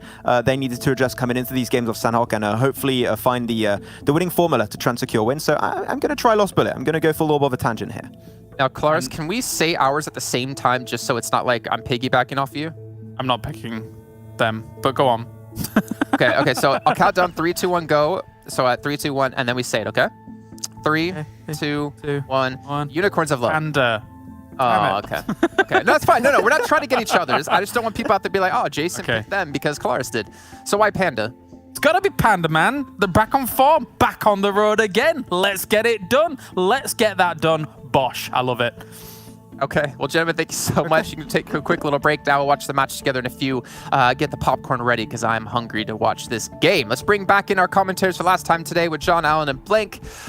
Back on the road here for Panda. John, is it going to be the match? Is it finally going to be their first chicken dinner of the finals? They don't need chicken dinners, and I think that they proved that. They just need a second, third. That's all they're good for. Well, no, it's not. That's not all they're good for. Sorry, I shouldn't say that. I say that's all they're good for. Just that, right? Like that's all they need. And if they're going to continue to keep up those numbers, GODSENT, they have potentially got a little bit of a way to slip down if they aren't going to be able to keep things up at the pace that they're going. Because 3/8 of the wins, that's a lot to keep up with. Exactly, it is. I mean, I rate my Pandas very, very highly, man. It's got to be done. It's got to be done. And I mean, these Panda boys, they're good. They are good. It's not all they're good for that second and third place. I think that potentially a win here on Sanhok wouldn't be out of the ordinary. But you know what? I'm going to go with Destiny. I'm going to go with Destiny on this one. I do believe that coming off that hot streak from that first game, I think there's a potential here. I genuinely think there is a big potential. I think that, you know, they're making the right decision, they're making the right moves. And coming with that Miramar, like, that game was a game that they were going for the win. Like, they tried to take the compound off of GODSENT. So I think that here, Destiny's looking for chicken dinners. They really want a big bump up in points today, John. A big bump indeed. But you know what? I'm going to go for it. I'm going to predict Lakonostra MVP. And I'll tell you why. Right. Because no one challenges them in Panda. And I feel like that's a really strong spot for them. And in general... They're just chill down there, you know? I mean, this is the game where, you know, it definitely goes to the Northwest Island, right? No. Then your prediction is terrible. No. It's definitely a Panda finish. Don't worry about it. It's definitely Panda. All right, fair play. But looks like Clash are heading over towards Lakonostra MVP's position right now. So we could see a little bit of a drop around this position, but they're going a bit further. You just got MZ who's waiting in the wings. And, you know, there it is, John. What more can I say? I know it's still in the circle. It's still there. A little bit. It counts. This is where Destiny excels. They pull out the Excalibur on this match. Usually when it comes to Sanhok, as soon as it goes to that Northwest Island, usually on the other matches, the rock is a little bit more difficult to pull that sword out of, but here it is the Damocles that is hanging over everybody else's heads. So we'll see how they can do. That's a few different swords I've just thrown out there in quick succession. Do you really have any more for us? Any more mythical swords? No, I think I'll leave it at that. Okay. Yeah. All right. Fair enough. You know, we've had enough. Don't spoil us, Blank. Don't spoil us. But I won't. Polar Ace pretty close to a player from Umbra. And they don't want any of that Talon just running away.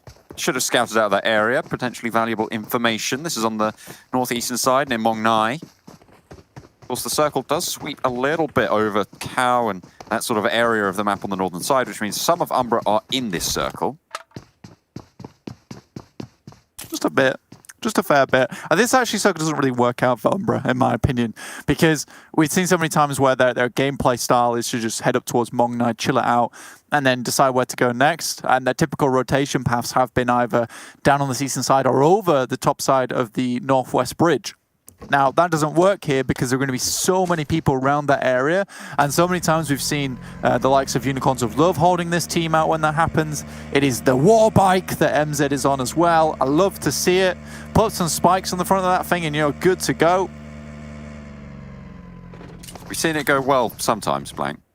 Sometimes. We've seen it go horribly wrong on a war bike in the past. You're going to roll straight on up to Black Sparks. Find out about it. They leave any doors open? Do they know that this compound is occupied? It looks like MZ's very wary of this. Got a Hasn't cheeky little spotted it. outfit on as well. I'll give that. That's a 10 out of 10 outfit. You think? Is it 10 out of 10? Yeah, I love the ponytail. Full as well. marks. It's a nice little addition to the fit. Works well with the mask. Bish bash bosh. You know. All right. Man, throw my own fashion heart here. Look at that. I mean, you know what? Sure.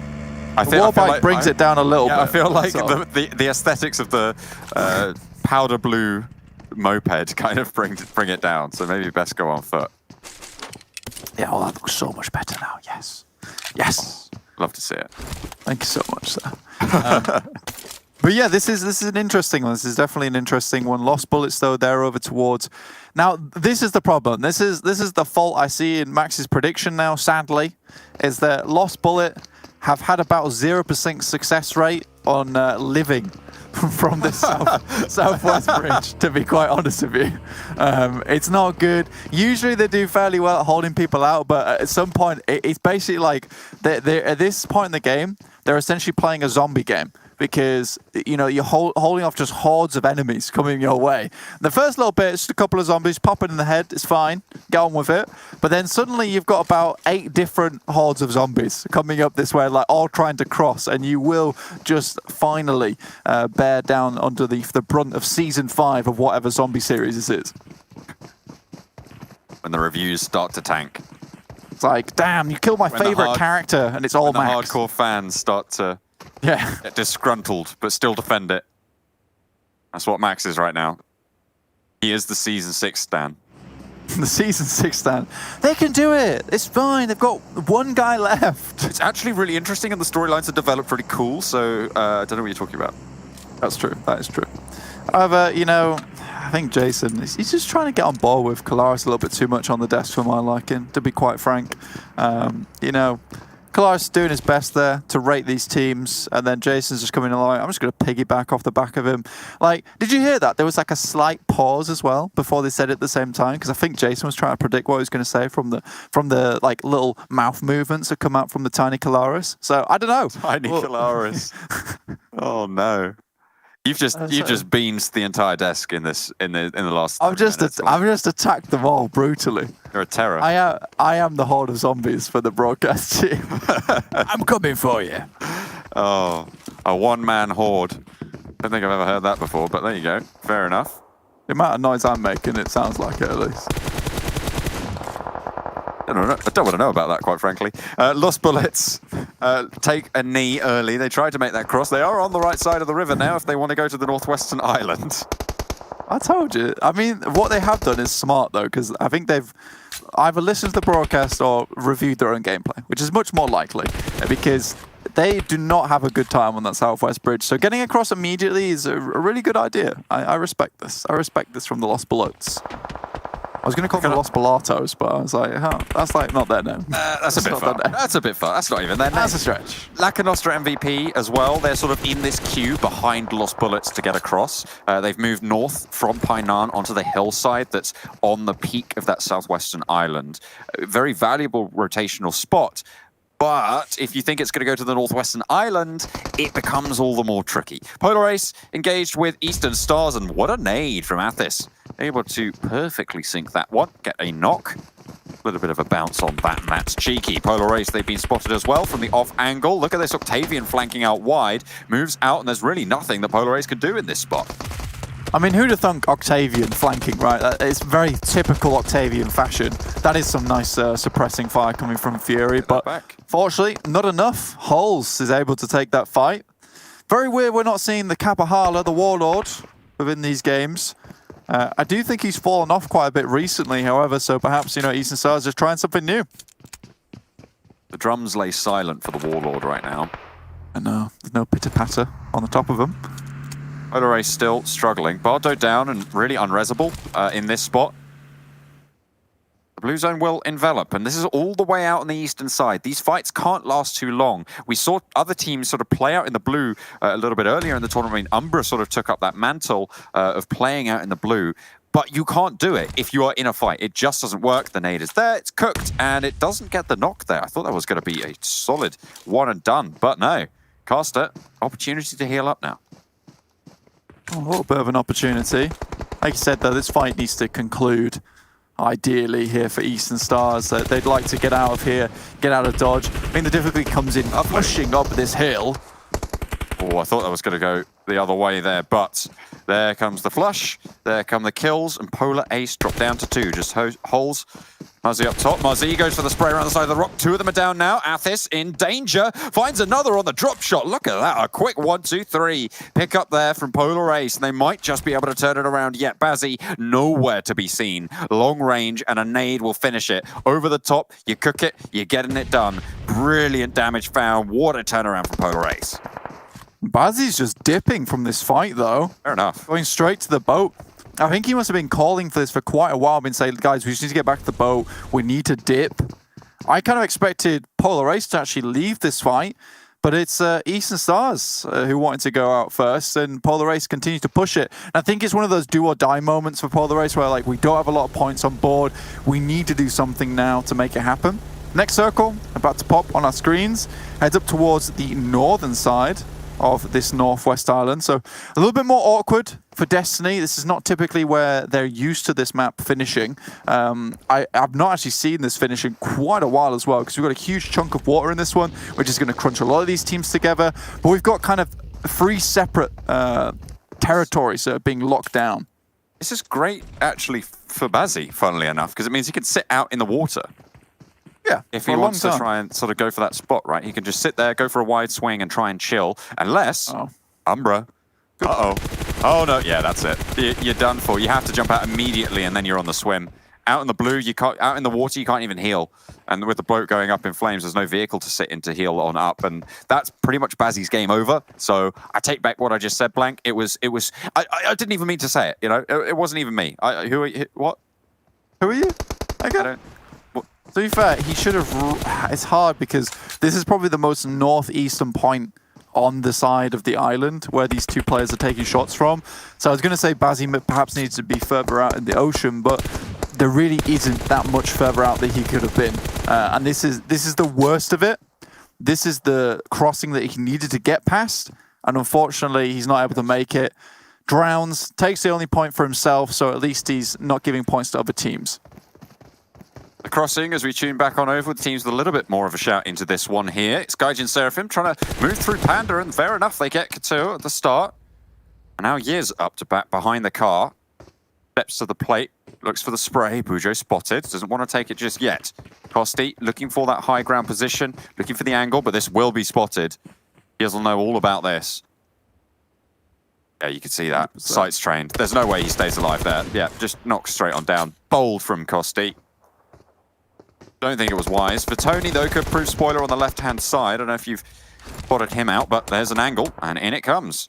Actually, hang on a minute. There's Alicio. Lakonostra MVP. They've crossed. They've taken this opportunity to move across to the north side, and now they're controlling from the other end. Yiz goes down, and Gaijin Seraphim have an opening all of a sudden. Panda kind of in a bad spot because they have a straggler on the team. They attempt to try and make this one happen, but with how close everyone is because of the circle, with so much water in this one, there's not a lot of area for all these players to be scattered around. It's very easy to hear when a fight goes off, so Lakonostra MVP was prepped and ready for that one to come through, and are easily taking shots off onto both of these teams.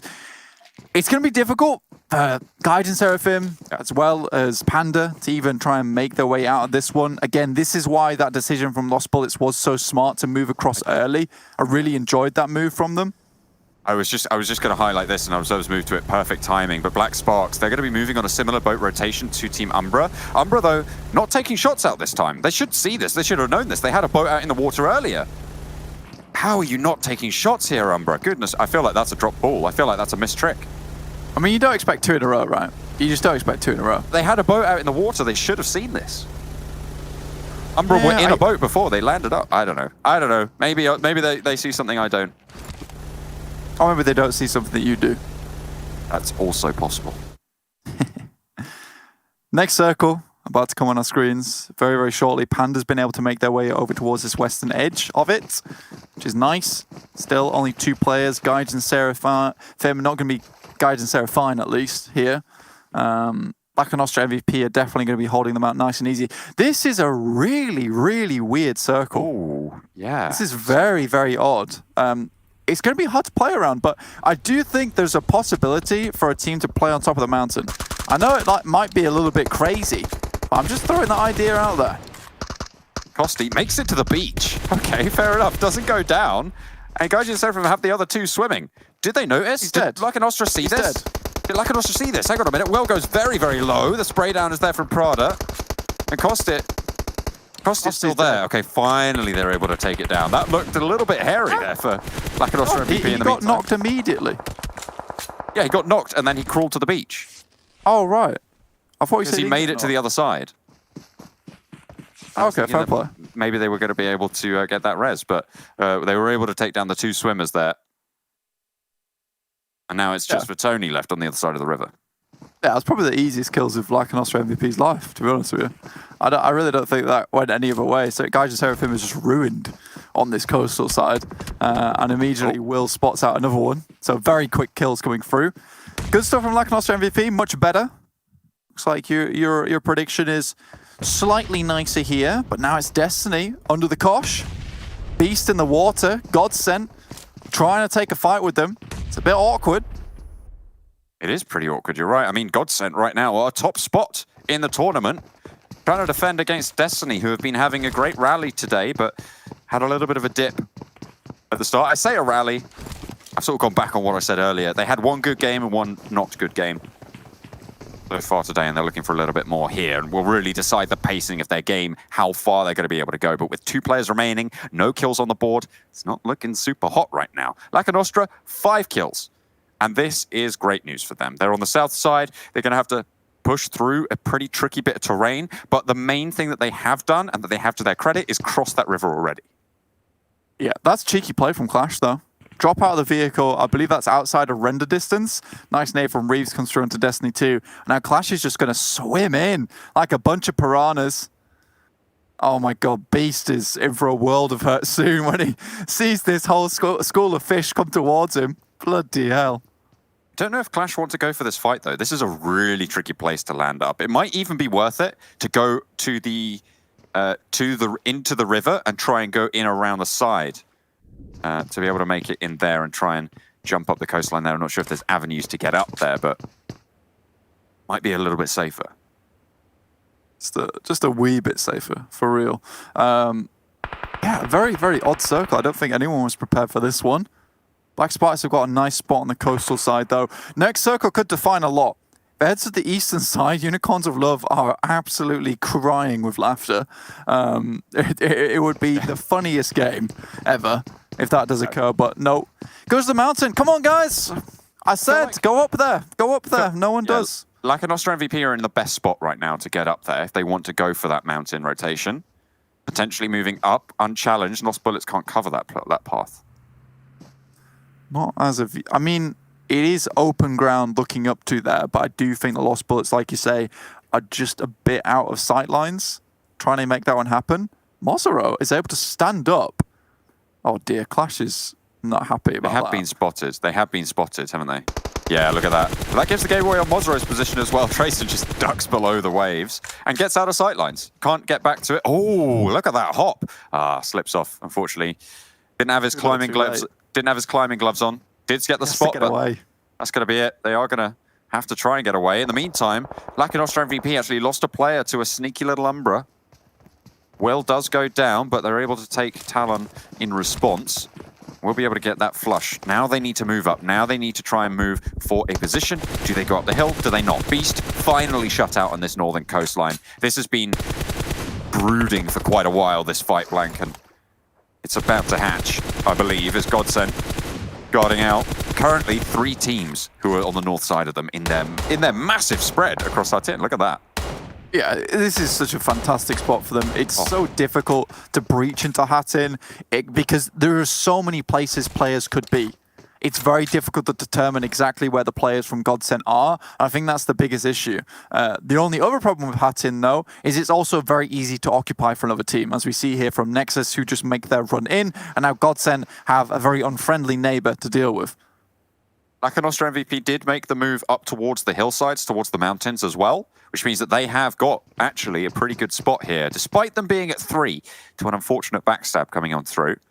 There are still Umbra players out behind them. Polar Ace, they took those fights early on, and now it's just holes out in the blue right now, on the other side of the river, just southwest of boot camp. But in go the Black Sparks for the fight with Clash, pops up, takes one down. Clash lose another player, but it's still so tricky to move south past this barrier, this wall that GODSENT has erected in front of them. And NEXUS is going to join that in. They're going to be the mortar for them. I think a lot of players here in this circle kind of hedging their bets where this next circle is going to go, because realistically, it's rough. It's rough going forward. Umbra's coming under fire from Panda, just 2 players on that side too. But yeah, you kind of have to just decide on a compound and just hold it. And we'll see how that does occur in this next circle. Oh, on top of the mountain. Unicorns of Love trying to push in towards the compound. Wow, that's a really good shift for Lakonostra MVP. Unicorns of Love trying to cross the bridge, but it's just not getting their way. They will be shut out. Black Sparks trying to pick up some of those points as they make their run for it. Just fresh standing now, out of luck, unfortunately, for the Unicorns of Love. And it is going to be, I think that's Jason's prediction. The Unicorns of Love coming on through. Unfortunate there, but the tall man comes up short. He does. He's definitely spotted fresh, so yeah, he should definitely go down.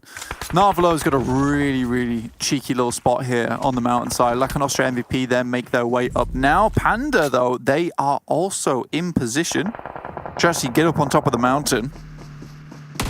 Could be some moves. Oh, wow. You definitely need to make that happen. That is beautiful from AZ. Very quick reactions indeed. They gun them straight down, and they're making their way for this valley blank, this opening into the rock face. Is so difficult to hold from the top lines, but might get you into those third positions. NEXUS moving on foot this time around, but they've been severely diminished. Just Sushi and Dexter left. They are up to the cliff face. GODSENT, they make it in, and maybe looking to try and get up higher. Game Lord controlling it, and Lakonostra MVP, again, just sat on top of these rocks. Look at their positions there. They've got oversight on so much. It was a quick decision to head up there. You mentioned it earlier about how they're in one of the best spots to make it up on top of the mountain. Lost Bullets just are not in a spot to make it happen. Next circle goes towards Panda, though. So Panda could technically make this. I mean, that's true. That was Colaris's position, prediction. Goodness me, I believe. Well, he'll be a happy Panda, hopefully. For his chance to be the winner there. GODSENT trying to mount up against Panda as well.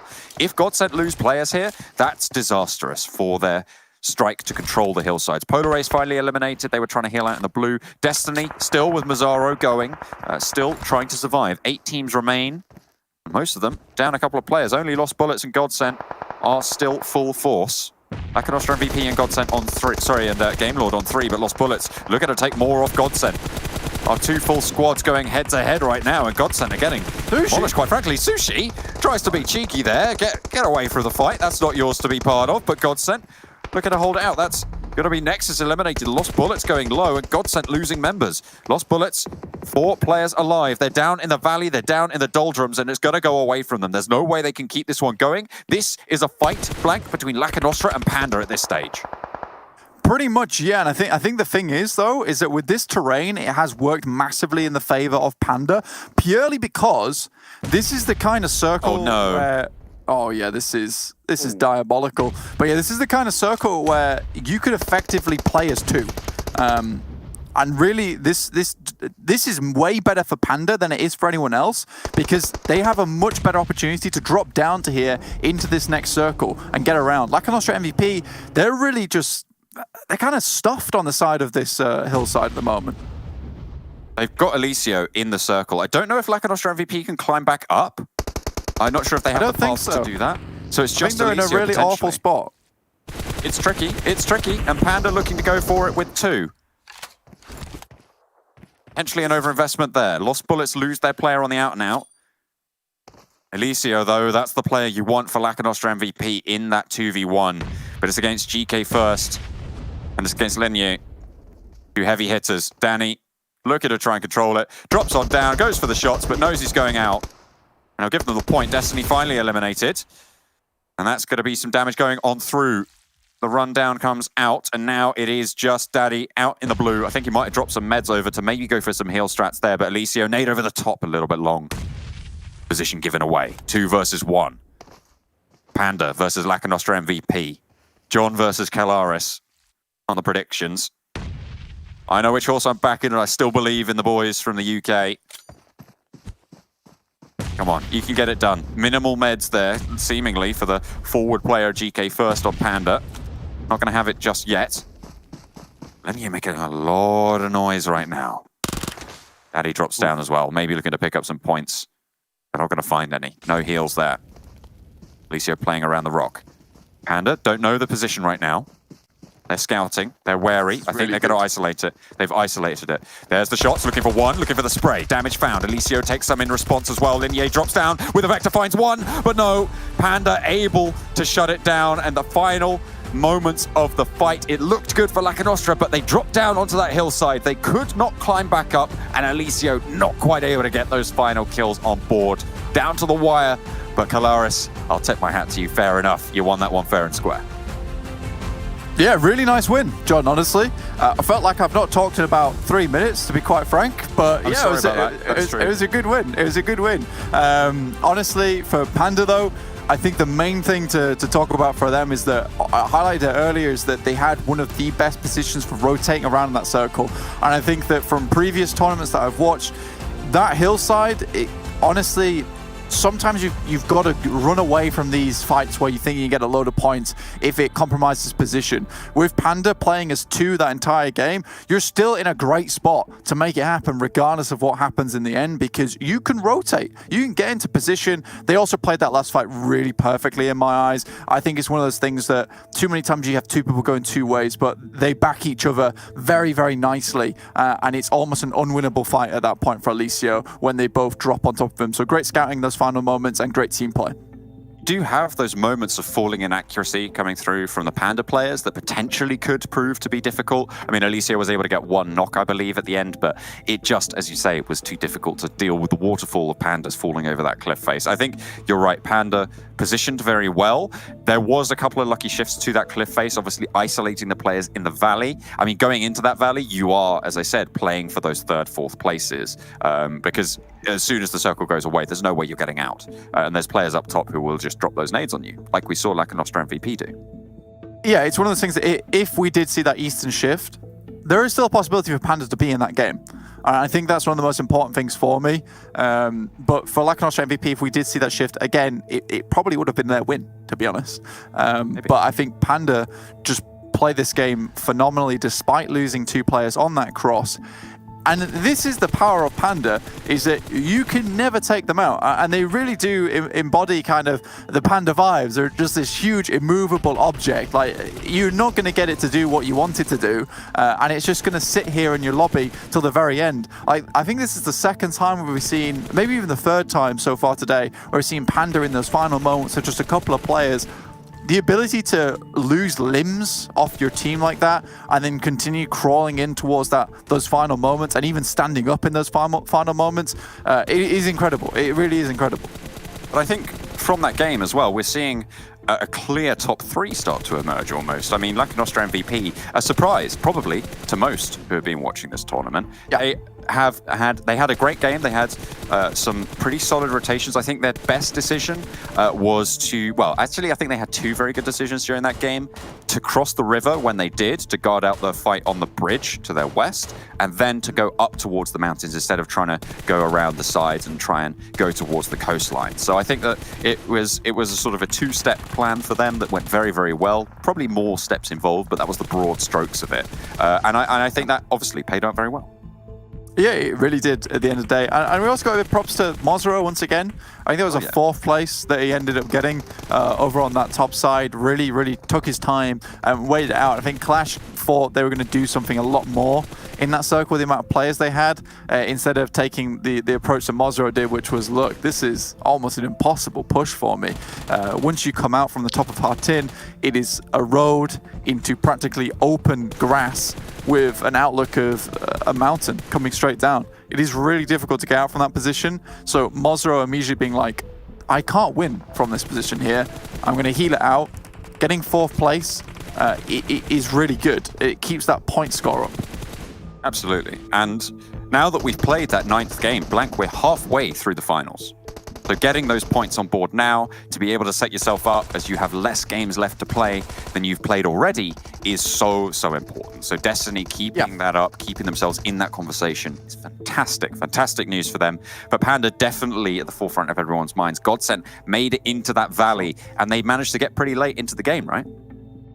100%. And I think that right now, like you said, halfway into the tournament, this is where we've had our, mission control countdown from 10, and now it's start to get those rockets firing now as we see those teams rocket towards the top of the leaderboards. But we're going to put those engines on hold just a little bit as we head back over to the desk, and they're going to break down that game for us. So we'll see you in a little bit.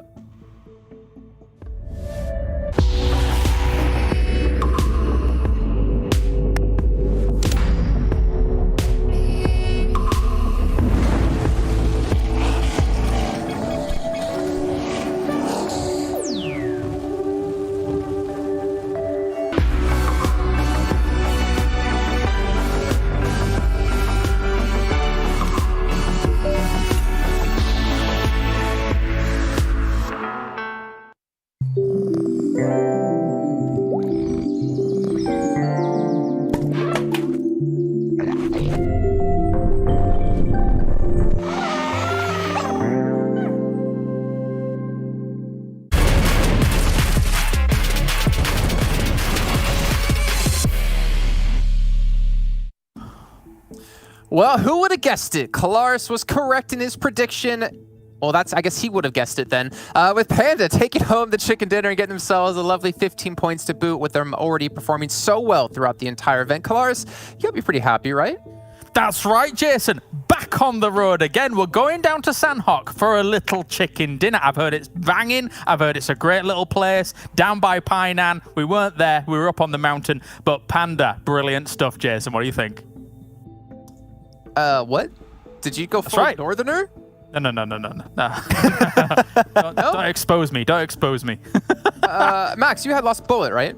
Yeah, they're right third. I'm still really happy. You know what? As long as the team that I choose doesn't get 0 or 1 point, I'll take it as a win. I'll take that as a huge dub for myself. We're going to be checking out the page. Oh, no.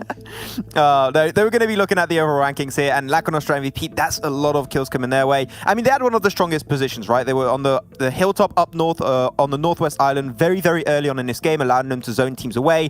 They sent Daddy to jump down in Death Valley to pick up a few kills at the end. Didn't quite work his way, but they were looking to aim for the kills once more. They are still the kill leaders based off of this game alone, right? They had 51 before this one, now they're up to 61. And Lakonostra, I think I found a working formula, allowing them to push themselves back up in the top 3 after this game. And there's a big advantage that's starting to be made between 3rd and 4th, so they're starting to run away with a big lead now. I mean, as much as Panda salvaged, I honestly, they got themselves the win, but it was a salvage situation. They lost too early, and then they managed to get themselves favorable circle positions to be able to rotate through. I do have to give big credit to Lakonostra MVP with what they've been able to do here so far. Another big game for them is only extremely impressive considering what they were able to put up yesterday. Unicorns. Max. Did I steal the Maxman curse? I think, yeah, it's like a hot potato is yours now. There you go. And the unicorn's curse. Damn, Jason, 2 curses in 1. Well, according to Max's math, 2 negatives make a positive, so... He did say that, yeah. It should work out in the end. It called into math in general, not just me. That's He's not wrong. I suppose he's not wrong. Let's take a look at our top players. Daddy coming through, Marley, Alicio, Clever as well. We're seeing, actually, Daddy a couple of times now. Him, Marley, Alicio, I think Clever, we've seen him maybe once or twice now in our top players. But Lakonostra, Lakonostra MVP, living up to the MVP part of their name here, have, like you said, found this magic formula. And I guess they answered all questions on whether or not they would be able to maintain that consistency of day 1. Well, that's the funny thing, especially when I'm entering that situation to what I'm expressing it as if it's my personal pain. But Panda in a 2v1 against Alicio, I'm like, there's the moment when I'm talking to you guys in the back, I'm like, damn, it's Alicio, he's the good one. So he might actually be able to clutch this one out, right, against Panda. It wasn't to be, though, as Panda, when you've got GK first, kind of leading the charge there for that kind of moment, he's going to be able to sort that out. But yeah, Lakonostra MVP, just brilliant to see them up here once again. He did get himself a knock, actually. It was last second. I think if you just blinked, you would have missed it. But he did get himself on a knock. Just a little bit more time to switch weapon, go to a secondary weapon. He could have maybe got himself that 1v2 versus Panda, but it wasn't meant to be. Though a lot of damage coming their way. It's going to be 1,400 for Lakonostra. Really good conversion rate, as we expect from Lakonostra now in these finals, especially from what happened yesterday for them. And they were playing really well, especially in the early to mid-game stage. I loved how they were playing around the northern side of the Western River. They were on the northern side of that position, and they were making sure that teams like Panda, like Gaijin Seraphim would not move into it. And just how they played in general was really strong because they cleared those positions, made sure no teams were coming from the south. Then they know they could start their going uphill, and they were not going to get backstabbed at any point in time during that rotation. So the fact that they made sure that they cleared all the south before going for that winning position was a really good play, and I want to see more of that because they're just playing so well on their rotations, especially. And they know how to rotate from phase to phase, and I think that that's been their true skill that's helped them get so many good points on these finals. Well, Panda, I mean, as we did talk about them getting their first chicken dinner of the finals, you take a look at their stats here in the finals compared to their super weekends. Now, again, we've been maybe harassed them a little bit when it came to day one, not fielding the same roster we were expecting of when they hit their highest performance, but they've still been performing exceptionally well. And we can see here, they're actually performing better than they did in the super weekends across the 3 weeks. A little bit scary, I must admit. The interesting thing about the Panda strat for Sanhok is you can see them prepping it very, very early. And you saw it in this game as well whilst we were watching things out. As they were 4 alive, they were grouping around and already trading a lot of first aids to one person. So they were already prepping for that style of, you know, healing out in the blue. I saw 10 first aids on one of the guys very, very early on. So they... When you look at their style on this battleground, it's almost as if they are taking a bit more of that passive approach to it compared to some of the other battlegrounds, even though I think that they could easily get away with falling back onto their normal style that they use on other battlegrounds. But maybe it was to do with the circle, moving away from that southwest island, I want to say. I mean, either way, Max, this team has been improving. Obviously, as we take a look now at maybe Lakonostra MVP, they're also a team that have been massively improving because we didn't really see them in the third super weekend. We only saw them in super weekend 1 and 2. And I mean, they were decently up there. They were towards like the middle of the pack, but they weren't one of those teams that's having this kind of performance or one of those teams that has been standing out like they've been able to do in the finals. And maybe trying to hide a little bit what they wanted to go into the finals, because from where they were standing, especially at the second super weekend, they knew they were going to be in the finals. They knew they were going to be in the top 16. They were feeling really confident, and maybe they started relaxing a little bit more to try and hide and maybe working on different play styles, because there's been a few scrims happening in the background that maybe they've been trying different things that we haven't quite seen on the actual official broadcast of this PMPL, which I find very interesting. But looking at the overall stats too, I mean, there's definitely been a really big step up here since overall the super weekend and the league play phase. You're going to see the damage going up, every stat going up, of course, as you might expect. But the kills too, that is the main outlier for Lakonostra, because we talked about this team being normally a team that we would get to late game like, oh, they're in circle, and they actually get themselves a decent amount of positioning points. But we said it, positioning points are not going to be enough if you're aiming for top 3. They needed to frag out a lot more, which they are doing now. And the main reason why it's been working so good for them is because they take fights, they're very short, they're very snappy, and they survive as a 3 or 4-man crew that allows them to remain and retain that opportunity to aim for a top 3 position at the end of those games, which is why Lakonostra stepped up in so many big ways. They fight so well, and they know if a fight's going on for too long. If a fight's going on for too long, especially on Sanhok, you know you're going to get third-partied, and they just leave the fight if it doesn't make any sense. And I think that that is what helps them out the most to get to that late game, is understanding if a fight is valuable or not for them. Well, you know, if you remember back to the very first one drop we did, Highland Wolf, he talked about Lakonostra MVP, and he was very confident in them. But within that first week of play, we're like, not really seeing what you're seeing here, Highland Wolf. But maybe we're seeing it now as we progress here into our finals. We do have a quick little video for you. We actually want to show you our top plays from PMPL. And I'm hoping production is not trolling me here, and it's a blooper reel. But let's head to the video. We'll come back here and get ready for our 4th match of the day.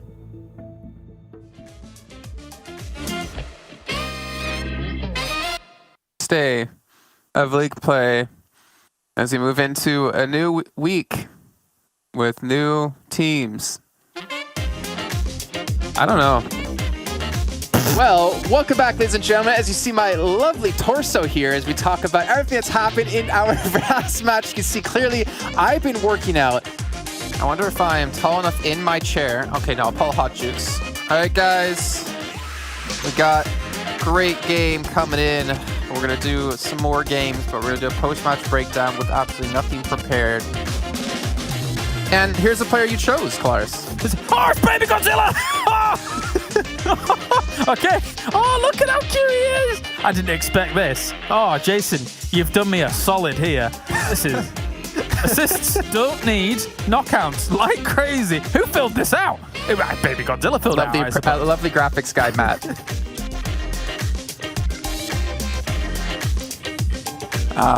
Changing the John. John, we will be changing you now. No one can change the John. It's Imperium, and it's the skinny guy of Banks. How you guys doing today? Do you know what, Jason? Yeah, you really did Max a bad service there. You said you're going to get him ice cream, you're going to get James car parts. Like, that doesn't weigh up, you know, in value. Why does Max get less? We're back. End of rehearsal. Oh. Thanks for watching, everyone. We'll see you tomorrow, same time. Not tomorrow, because tomorrow's the day off. We'll see you the next day.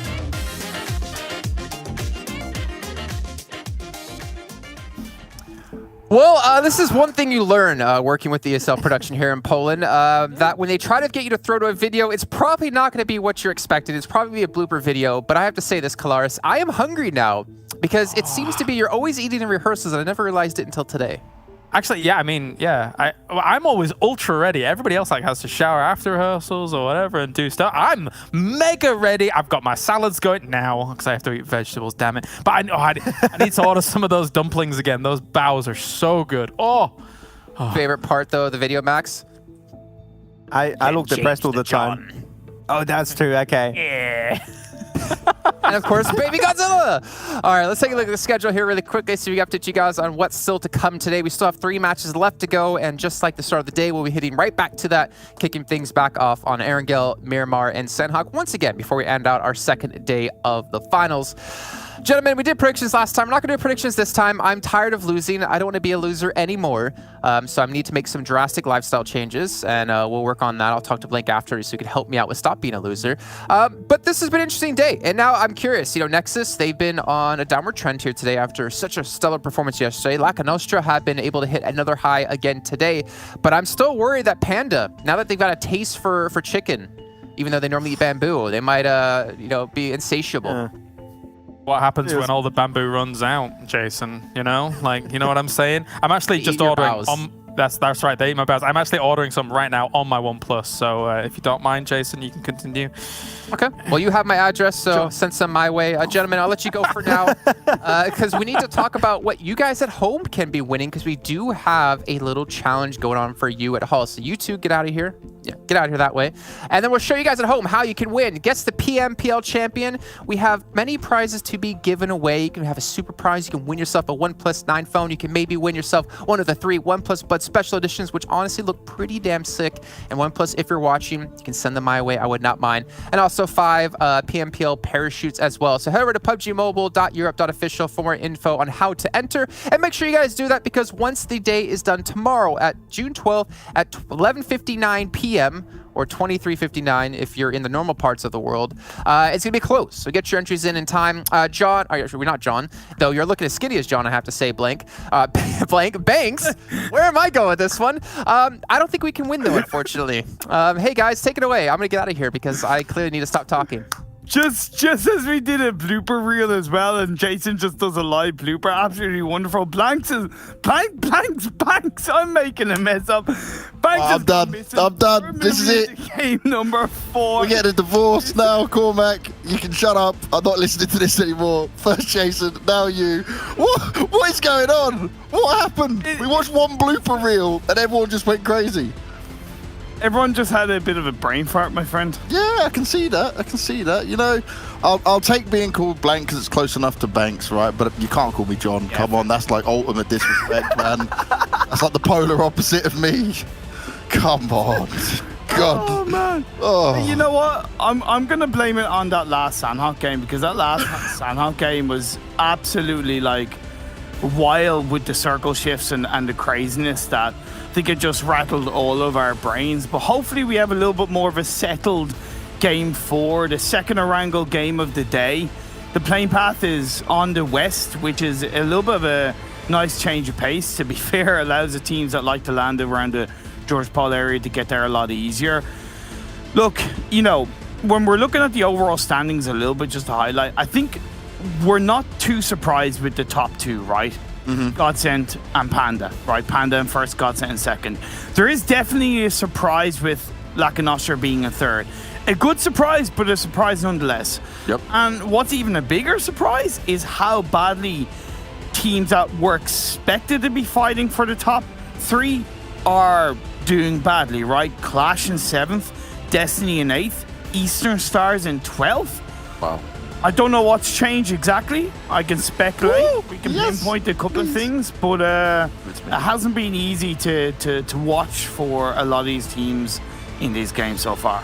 Oh, it certainly hasn't, mate. And you said you wanted a bit of normality. You know, you wanted a normal one after what we had on Sanhok. Well, maybe getting teased again. I might get my military base ending. It may happen, may not. One thing I'm noticing, obviously, we pointed out on the first game of Erangel that actually we saw Umbra head on up to Zaki. Well, this time around, they have not gone Zaki. They've changed it up again. They're moving around, trying to look exactly where they've gone this time around. Oh, they're going to be down on Primorsk. Also near some of the Black Sparks players. This is... What's going on with Umbra today, man? I don't know if Belend is having a bit of an They might have lagged out, yeah. issue. Yeah. Might. We'll keep an eye on it. Other than that, it is still a relatively weird drop spot for the rest of the Black Sparks team, to be fair. Lost Bulla have gone to South George Buildings, which isn't normally their drop spot. I think, again, a lot of this is influenced with that more western playing path. Eastern Stars are going for their kind of split drop around the western side of the map. And other than that, most other teams are pretty much placed where we would expect them to be. Yeah, Biden's definitely gone. I'm just looking at the map stream. He is down and out of it, sadly, for the side of Black Sparks. I'm glad you mentioned GODSENT, right? Because obviously the devs were talking about it a lot as well when we opened up the show. And just the fact that, like, we expected this level of GODSENT to be here from the very beginning of PMPL. Well, now, when it really matters the most, they have turned it up, right? They are delivering in the best way possible. And if they can keep this going, well, they've already set the pace very early on. We're halfway through here on day 2. It's looking good for them massively here. And this is it, right? You can have these bad games. We can question what they've done. But when they step it up on the most important one, on these final 3 days, that is what it's all going to be about here. And that's what I'm excited to see, is the fact that if GODSENT can pull this off right, it's not like it's a surprise to us, but it's going to be a nice positive effect, as that nade going out on top of Ked. Oh, that was perfect. Ked didn't even have time to react.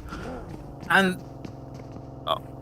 okay, and you know, that nade kind of sums up Unicorns of Love's day they've had so far, to be fair, with the results of the first 3 games. But we are going to be having a bit of a rehost, unfortunately.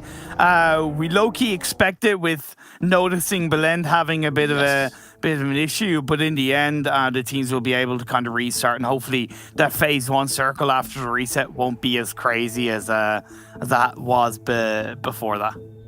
Then one thing, right?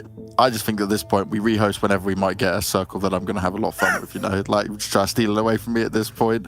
But all fun and games. It's serious that we do need to get a rehost in to make sure everyone has their players in the right spot and everyone is in the lobby. It is important when it comes to this. But coming into what you mentioned about Eastern Stars, right?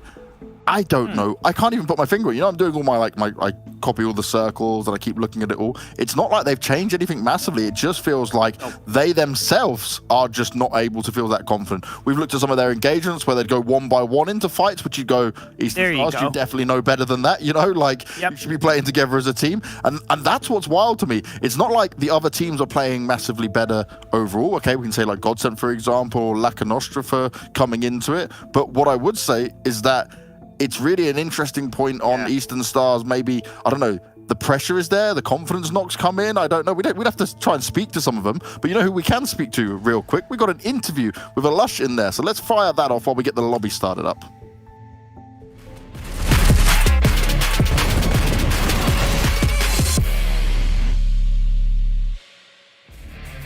Looking at your team as you guys head into PMPL, what's your strengths and what's your weaknesses?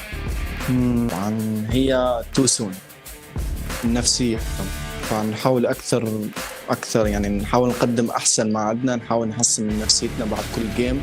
إذا نبلع توسون نقدم الأفضل والأفضل. Did he mention any strengths? نقاط القوة بصراحة الحماس، حماس التيم هو هاي القوة تبعنا. So looking at all the competition you have in PMPL, what are the toughest teams you think are going to be out there to beat? قطر فورسز، يونكز لوف. If you could talk to your opponents before a match starts, what would you say to them? بحكي لهم لا تطلعوا قدام. Since we saw you last year, what have you been able to improve on as a player and as a team? صراحة حسنا كثير شغلات، الدراسة، الخبرة، التيم وورك صار أقوى فينا نقول، وإن شاء الله نقدم شيء حلو. You guys had some roster changes since we did see you last year. Do you think this is the lineup you need to get to PMGC, which is your goal? صراحة ما فيني أحكم عن هالشيء هذا، لأنه آخر شيء بطول توفيقي وأداء اللعيبة، فأنا بتوقع إيه أحسن. And Alush, I want to give you a chance to give shout-outs to all your fans out there, so feel free. انتظرونا في PMPL وإن شاء الله نقدم أداء حلو. See you in the PMPL.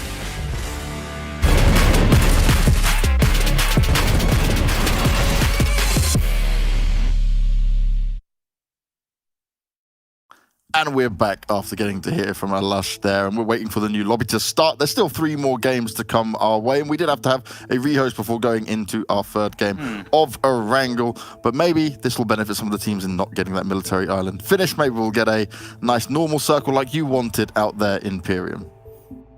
Yeah, well, hey, I didn't say I didn't want the military island circle. I'm just trying to give the teams, I'm trying to be, empathetic to what we had in the last game, to a little bit more of a normalized circle pattern in this game, albeit the team should be used to it by now. They should be used to the potential of hardships, especially in a map like Sanhok, but it can happen anytime, any place. How the teams really need to set up for this next game, right? Because we are getting past the halfway point of the finals, right? Oh, yes. So games are starting to dwindle down. You're going to have the 6 tomorrow, the remaining 3 today. You do want to end that day 2 in some way on a strong note, or some form of stability by your side. Because if you don't, that can really rock with your brain overnight, right? Oh, yeah. You all know that, if you end the day on a little bit of a poor note, that can just seep in, and then you doubt yourself. And a good rest might help for the next day, but that doubt will still be there when you wake up the next morning. So it's important that these teams that are performing badly in the first 3 games today use the last 3 games today to really turn it around. And it's very hard as well, right? Because when you're so far down on points, maybe you're a lot further down than you even expected to be. You do have to look at the risk versus reward on, do we change something up? Do we maybe go for a different spot? Do we stick to our guns because it's what we practice, what we know and love? Like we always talk about this. It's some teams are better at making these adjustments in between games, while the day's going on. And other teams need a little bit more time to really think it through. And the one thing I come on to is, like, for example, a team like Destiny, where not everyone is a native English speaker, they were talking to me about this when I was doing the interview with Mihi, and he said, like, communication for us is actually sometimes very difficult because we may forget words, or we stumble, or we don't maybe be able to communicate as clearly as we'd like. And when you are trying to change things up, if you've gone for something different, you try to make that change, then obviously it's not as natural for the team to do. So a lot of teams in there have to really factor that in as a point of, like, okay, we need to either make a decision now and go for it, or we hold back and we do what we planned from the very start. And when you're some of these teams who are right down there on the points now struggling, you maybe have to go for a bit of a Hail Mary play. Yeah, bit of a Hail Mary play indeed would definitely work wonders if it works out for you. Because even though there is a bit of a gap between kind of 3rd, 4th going down, it's not too much where we won't see a team that's in 8th or 9th, like Clash, for example, instantly jump back into the mix with a strong result. The average points per chicken dinner in the final so far is roughly about 25 points per game. So if you get that kind of 25 points, that's a really, shot of adrenaline to the veins, and you're back in the fold. the high risk, high reward is there if you do go for a bit of a Hail Mary play. But when it comes to kind of trying to end day 2 on a high note, it could be quite valuable. For teams like Lakonostra, Panda, and GODSENT, they don't need to do that, especially Lakonostra MVP. They should just stick to their own game plan, stick to what they are doing best right now, and let the other teams worry about each other. Let the other teams worry about themselves. Lakonostra MVP, you stick to your guns right now. And I'd be worried if you're some of the other teams in this lobby, the fact that, okay, we spoke about it, that Panda had a slower start than what we may have expected, you know, given what they were able to do coming into yesterday. Yep. Now they bring the full squad back into today, and guess what? Well, they're back to their old tricks again. So it's like Panda just steamroll through things. They don't need to grab chicken dinners in order to just take it. Obviously, they just had the one gun on Sanhok, right? But they can just rock through on the amount of kills they're getting, the consistent placement points of it. And it's very scary when, like, you had some of the sleeper teams that were the big top teams that were coming out before we got to the finals. And now they come into this one not hitting the mark, and some other teams go, oh, okay, this is our chance. We can come back up into this. Well, now Panda's back there. GODSENT's right at the top as well. Those two look, not you can't say they're guaranteed yet, right? Because something could certainly go wrong, but they're looking to be in a very good spot. But the rest is still quite open, and anything can change, anything can happen, but it is certainly not going to be easy for these guys. I want to still see some more from Unicorns of Love as well to give them a bit more of a safety net with it, because you know the day they had yesterday, right? The amount of kills that are coming out of Fresh and Ked, it was huge. I know the Des touched on Ked, Fresh quite a lot in there, because obviously we talk quite heavily about Ked and what he can do, but Fresh was the one bringing it all out through for him and saving him. And I remember he's like a solo player in 2 of the games out there, and just managing to hold on to it all. But they really need to make sure that now they step it up again, and they do deliver in some extra points across today, just to make sure that they're not feeling too worried or too scared. But that's kind of what I touched upon it in yesterday's Miramar game, where it felt like, you know, the fight against Gaijin, where they kind of relied on Ked, for example, and it's the same a little bit with Fresh at times. And we've seen in the games today so far, not only have they gone 2 games with 0 points each, but that game that they got 7 points, they lost 2 players early on.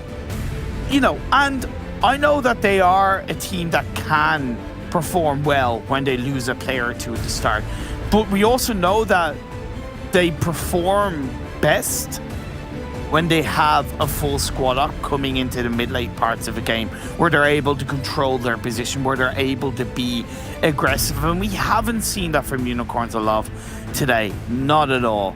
But as you do see this plane path, it's come on through. It's coming from the Novo area up and towards the western side. It's very south, of course, so it's going to put a little bit more pressure on the likes of Game Lord, because whether or not they go to North Georgia, seems like there, or Yasnaya potentially, it's always going to be a bit of a strain for them. Panda are going to have Rozhawk to themselves, and what I do notice is that Black Sparks are going for core South George crates drop. And in terms of the circle we get, this is not so bad at all for everyone. Obviously, it could be split up slightly by the river in there. We had a Stelber ending at all yet? I don't think we have we? We've come close to it. Sorry, what? Sorry, you kind of cut out for me. What ending? A Stelber ending. Oh, Stalbar? No, we haven't, but I would love to. Yeah, I would like. I'm about to say, now it's there. I'm just seeing it up top, and I'm thinking this could be the fun. You know, who can be on the top and firing on down on everyone? Can they be the kings of it? I do enjoy the madness that will ensue when we do, or if we do, get up there. Umbra have gone back to Primorsk though, so that Zaki one was just a one-off, I'm guessing, for them on how they felt at the time. And sometimes we'll see that through teams, right? Yeah, of course, being able to change up that drop. So we've talked about that. You know, the risk is that some teams are able to do it. I think Team Umbra are the kind of team that can pull it off, and that's not necessarily in a complimentary way right now, because I think even on their core rotations in the finals, at least, they have not been performing that well. So changing up the drop spot, I think they're in a position where they have nothing to lose. Okay, Will, that was a good roll. I'll give that a good 7.45 out of 10. Now, 4.5 out of 10. It's always amazing that we just capture this, right? We always get to see the rolls and the fun, but they survive. It's just some little style points they'll be able to grab there. You were touching on some of the points here, as MZ will try and tick away some damage at them. Can't quite connect the shots as it's quite some distance now. Lost Bullet, though, right? Obviously in 4th place at the moment with 86 points. Yeah. Quite a surprise coming out from these guys. I know we spoke about, well, obviously, with NEXUS, they've started to drop down a bit more, but it's like, you see that the big change up here for them wasn't necessarily like, I don't know, I can't even remember some super good moments from them during the opening weeks where I'm like, oh yeah, Lost Bullet, I definitely put them up there. I just see them as like a middle of the pack kind of team. So they know that if they can just push a little bit harder, you know, but then they also have to think to themselves, if we push too harder, we do go too maybe aggro on it and we change it from what we're doing, we may find ourselves getting taken out too early and then we get stuck and then teams do start to overtake us. But I'd like to see them really start gunning for it, knowing how close they are to being able to get up towards them 100-point marks and start to actually be a challenge for like your Lakonostras, your GODSENTs, etc. It could be a sense that they've gone under the radar and they've gone unnoticed, and because of that, they haven't really maybe been as well studied by some of the other teams when it comes to VOD reviews. Maybe they haven't been as heavily targeted in terms of learning the rotational path lines from other teams, which has given them that element of, hey, you know, we can surprise a couple of teams in the finals, which they certainly have done, and they deserve the credit for it. For the likes of Panda, though, I have to go back to them because their consistency in the 9 games so far, Banks, out of the 9 games, they've had 7 good results. 7 good results. And when I say good results, like over 10 points per game, because that's going to be roughly the average of a top 3 team. You're talking between 9 and 11 points.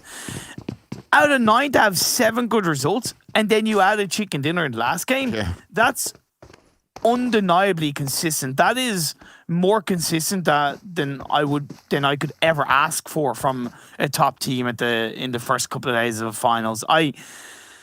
You know, especially when they didn't have Yiz yesterday and they still performed consistently. You know, it just shows that to me they are more than ready, more than prepared for the EMEA finals. Yeah, anything but the EMEA finals for Panda is a disappointment, right? Like, yeah, you want to come through in first, sure, no problem at all. But they definitely know that, like, if they didn't get that far, then they've really messed up. Like, they've not just underperformed, they've really dropped off, because this was theirs for the taking. We talk about not just obviously the consistency of what they do, but how their game plan is very structured, their game plan is very thought out, and yes, they make some slight changes to it, but they're very confident in what choices they make, and they definitely seem to, especially when it comes to like Miramar, they have a good idea on like, okay, if we rotate this way, we're going to be safe no matter if the circle is here, here, and here. And they kind of have a good feeling when it comes to Sanhok as well. It's only Miramar, which I say is less like they have their fingers on the pulse of how the rotations may work for them. Game order gone to Yasnaya, believe it or not, to get their looting phase off. Makes sense with this phase 1 circle.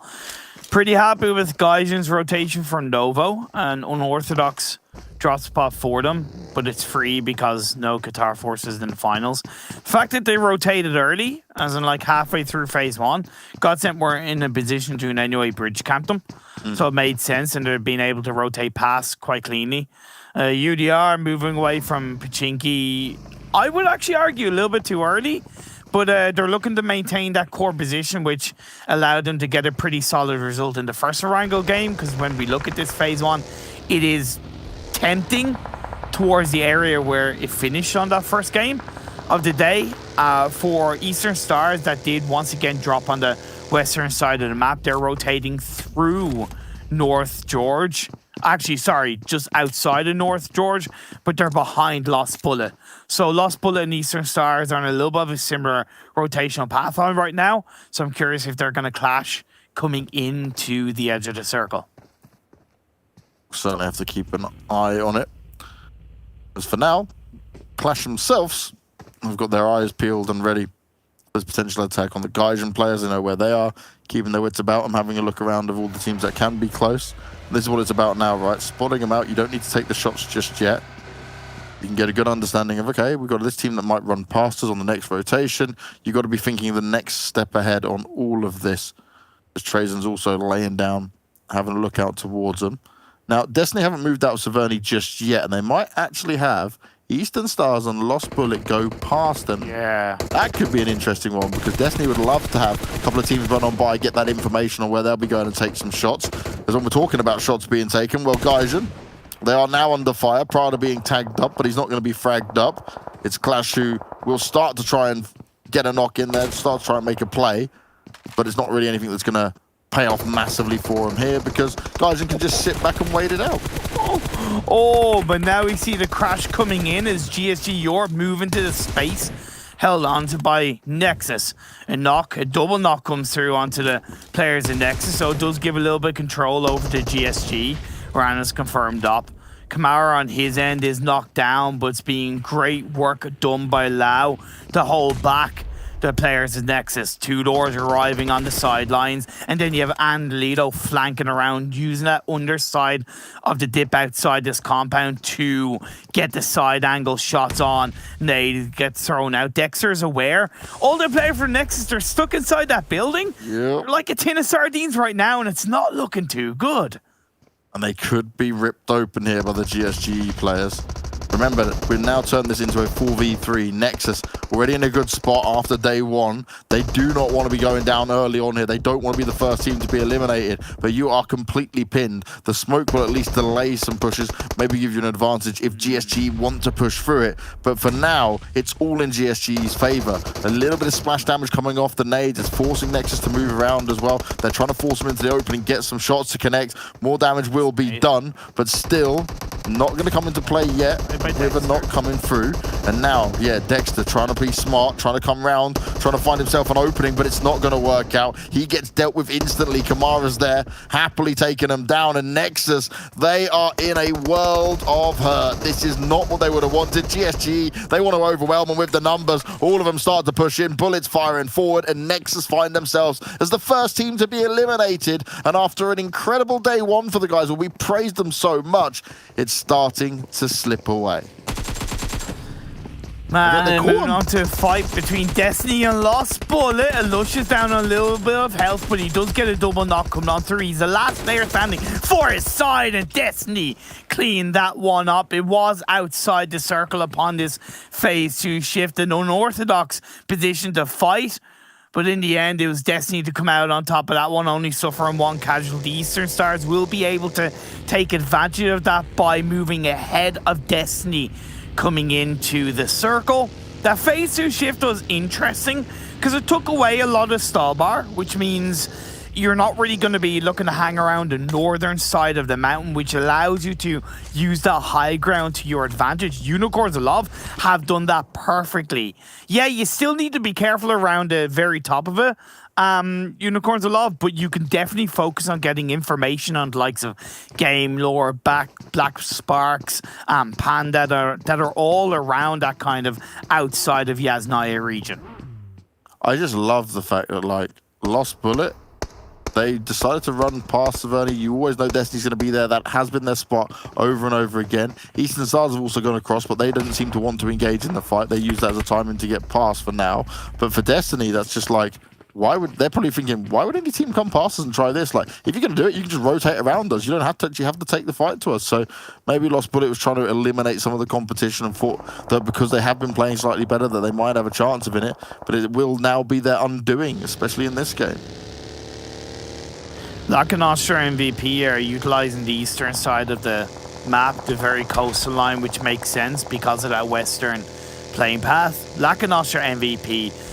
Gotta talk about this team a bit. A partnership between Lakonostra, an Albanian-based organization, and MVP Gaming, a British-based organization, coming together at the start of 2021. Danny, Will, you have Alicio, and Daddy. They've worked wonders as a team coming into the PMPL. PMCO, they got through the UK region. Very good performance from them. But I gotta say, they stepped up to the plate. They have a lot of experience individually.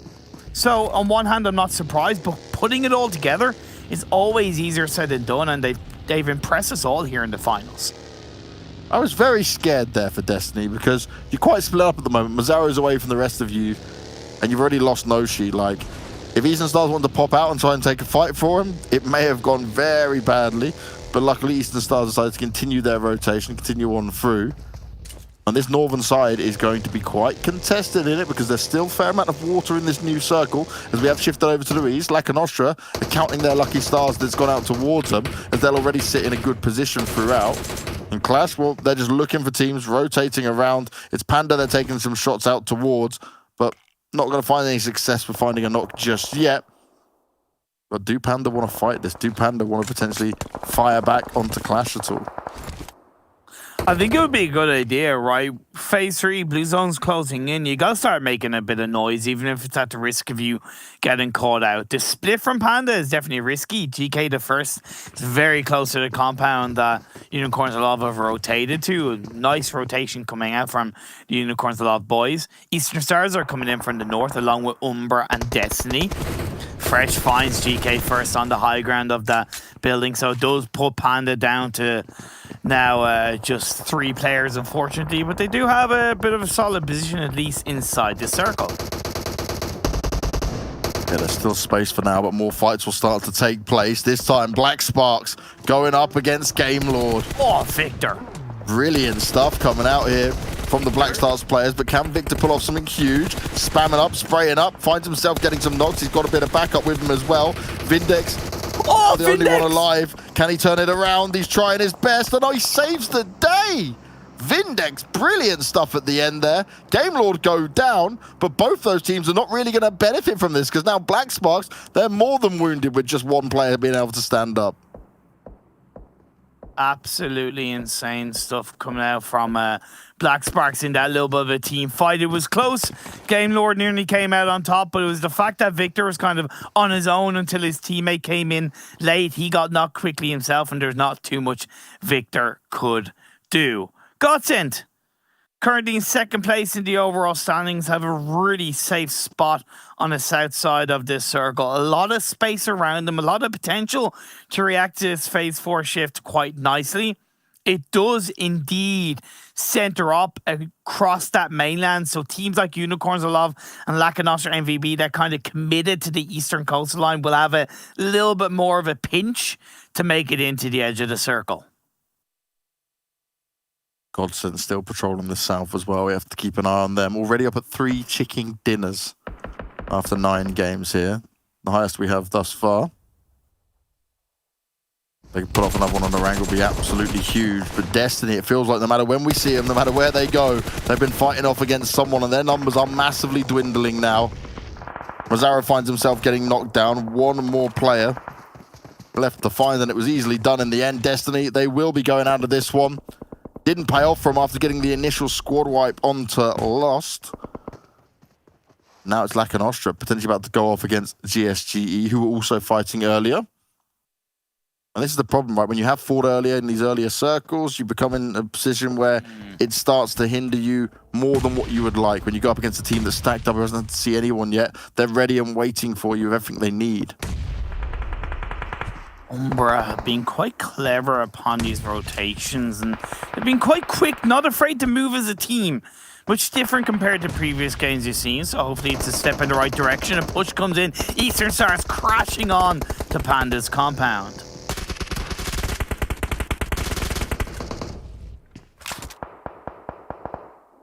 Davian is knocked. Bazzi is there. But for the most part, Panda are protecting their home like it's their last chance saloon. Eastern Stars really need to have starting some better games, and it's not working out at all. 3 kills already up there for Panda. Bazzi now the solo player, and he doesn't have the greatest amount of meds in here. He just prones on down because he's not sure where to look or where to turn. He's aware that teams are going to be surrounding him more and more. And I certainly wouldn't want to be pushing into Panda at this point when they have a big advantage against you.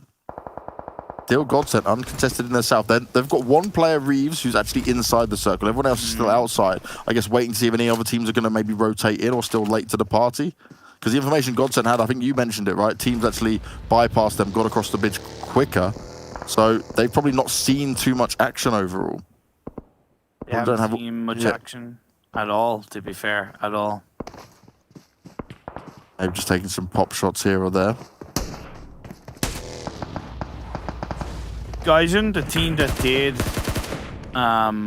that did go ahead of them across the bridge, they're in a pretty good position themselves.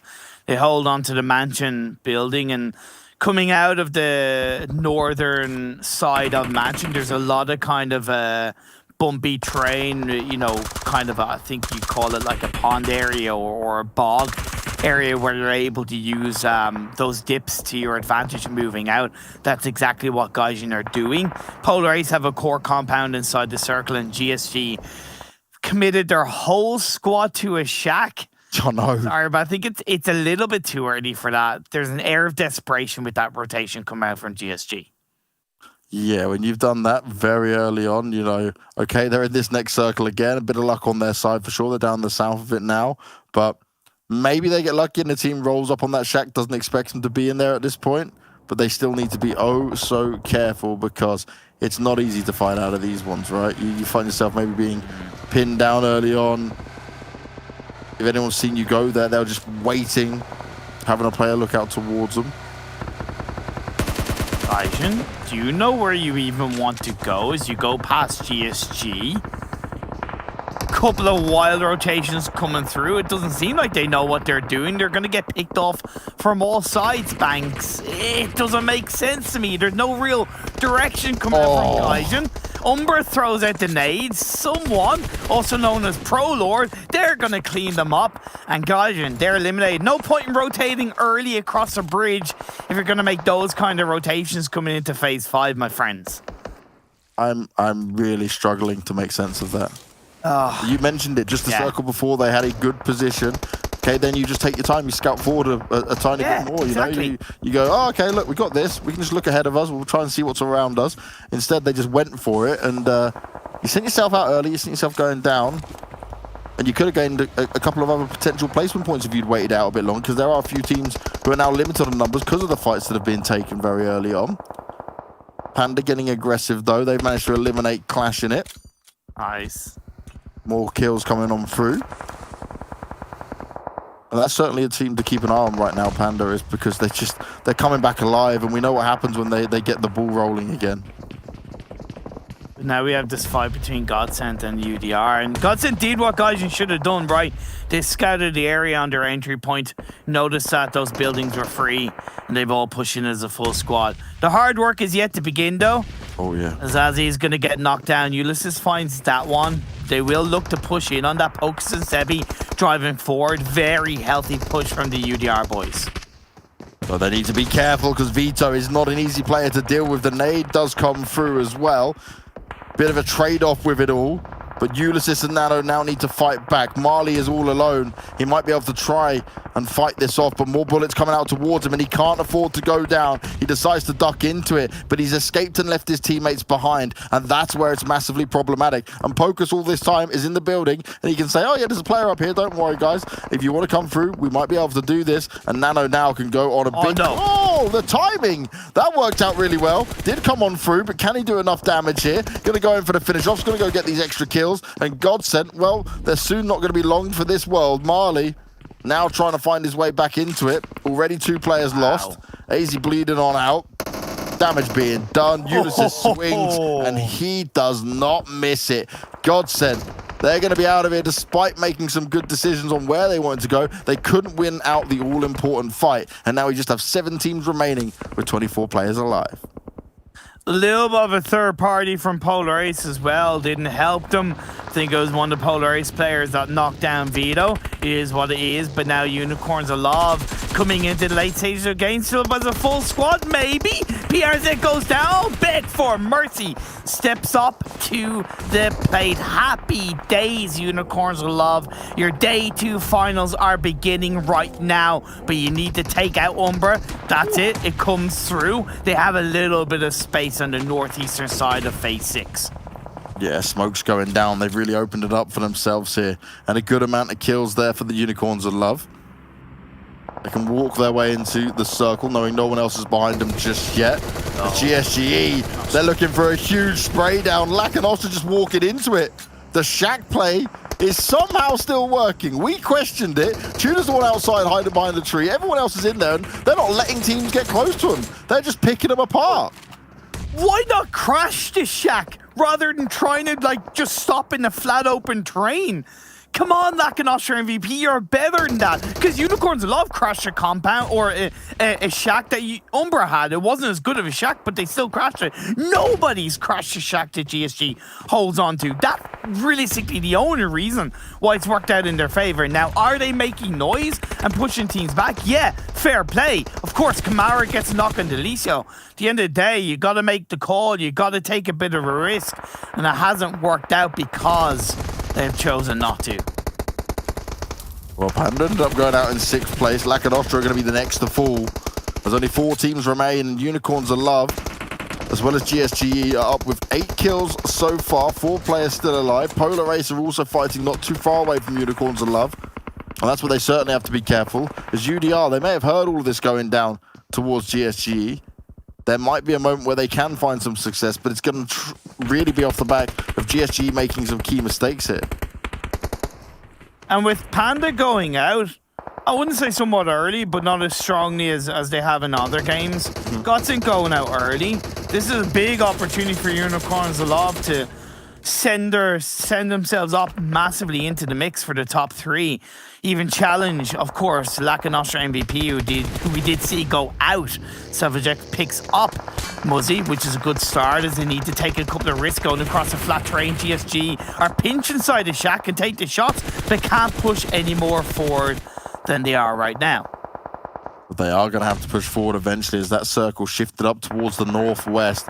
Starts to more benefit the Polar Race and Unicorns of Love team. UDR have snuck through while they could at the same time. Let's beg for mercy. He needs to be careful. That nade is pinned. That nade is ready. Bardo. Oh, beautiful nade. Really well played. They're going to push on it, and they're likely going to go in and finish Beg for Mercy off. He tries to back away. He tries to cower some more, but it's not going to be possible just yet. As Savage X, looking out at 2 open holes in the window, wants to be able to shoot back on it, but instead he finds himself being picked off. Polar Ace, they're looking to take control of the north. They want to be the kings of it right now. UDR killers, they have Nano knocked down, but Pocus is still left alive. Tudor's gonna get knocked down. When you take shots from one direction, you gotta be careful to reposition as quickly as you can. Fresh is on a sliver of health, but with the blue zone closing in, I cannot see him surviving for much longer. However, they're making it toward the shack. Polar Ace has stopped them so far, but can they continue to stop them? We're soon about to find out. Big push coming in here from Unicorns of Love. Fresh. He's looking to spray it out and use all the bullets to his advantage. Can't quite finish off holes. Unicorns of Love goes down. It was a good effort to fight for that surviving spot. And now Polar Ace with 4 alive, 9 kills already, only need to find Pocus as he throws out a grenade to try and find some success. But it's not going to connect just yet. UDR killers look like they're destined for a 2nd place. The molly goes out towards him. Flames go on him, on his feet as well. He will be able to just stick it out a little bit longer. Does have the kits to try bring himself back up, but it's not going to happen. For few bullets connect, and we get a big win from Polar Ace. And they started to deliver like this towards the end of our Super Weekends. Not in the early part. Maybe this is part of the recovery period. Maybe this is their way back into it somehow. Hey, look, you know, it starts with a good result. That's it. Starts with a good result, whether it's game 1, game 2, game 3, game 4, game 5, or game 6. And for Polar Ace, again, the second half of day 2, they started off with that chicken dinner. And they controlled those circles really well. That compound was potentially an easy one to breach. But if you notice, on the entry point with the garage where you can send a car in, they had 2 or 3 vehicles blocking an entryway that Beg for Mercy sent himself into, as an example. And because of that blockage, it stopped Beg for Mercy from going forward, where he had to try and get a nade off, but Polar Ace had him pinched, and their nade knocked down Beg for Mercy. It covered one area. So the way Polar Ace defended their compound was really, really valuable to them taking that chicken dinner, and it was massively deserved from them. Massively.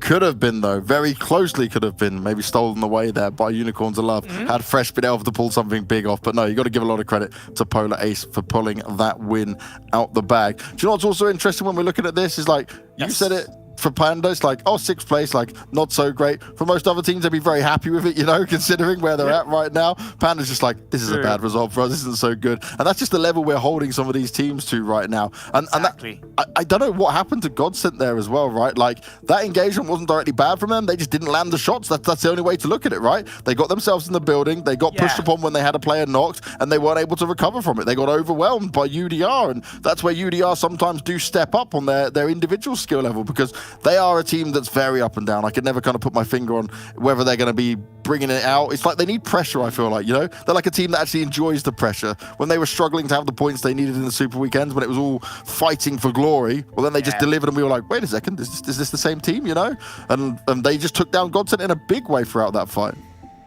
It was for me, like, the failure of GODSENT in that team fight was a little bit less about them making mistakes and more about the fact that the buildings that they held on to had a lot more windows that they were exposed from. Yeah. So it was a little bit more open. There was less cover and there was less area for them to play around. Plus, as I said, that little bit of a third party didn't help them at all. Because if Vito hadn't gotten knocked from Polar Ace, I think it would have kept Marley and Vito up as a duo, which they probably definitely could have taken out UDR with. That's not taking away anything from UDR, because it was a well executed team fight. They got the first knock and they pushed on that. Pocus and Sebi together pushed on that.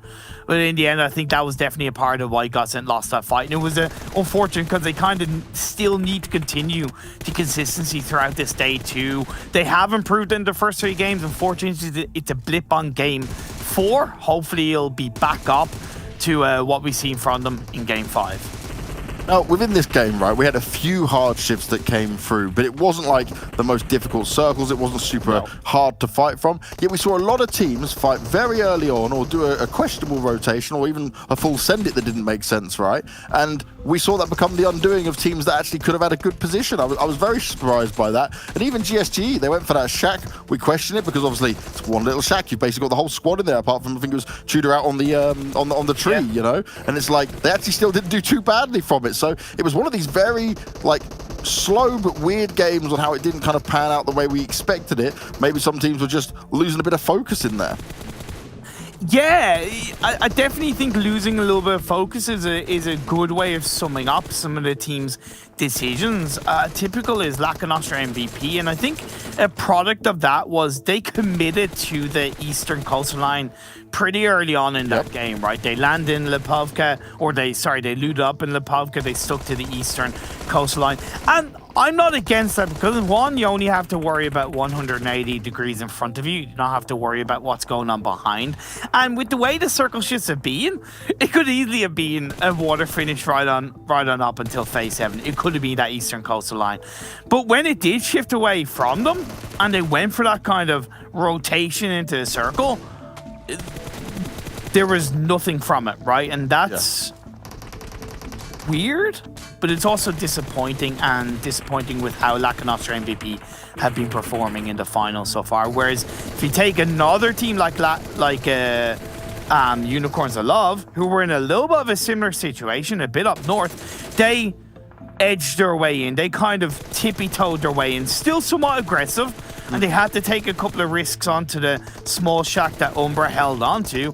But because they knew what they were doing, they were confident about where they were moving, they were still able to pick up a good result and a number of kills along the way.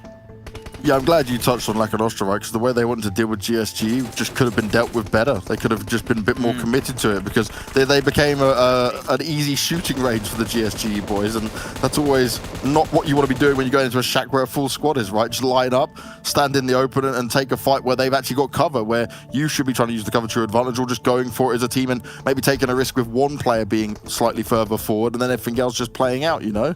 So, yeah. Some of these games can go like that. Some of it can get a bit wild, but I expected better from some of the teams, especially ones we do have in play here.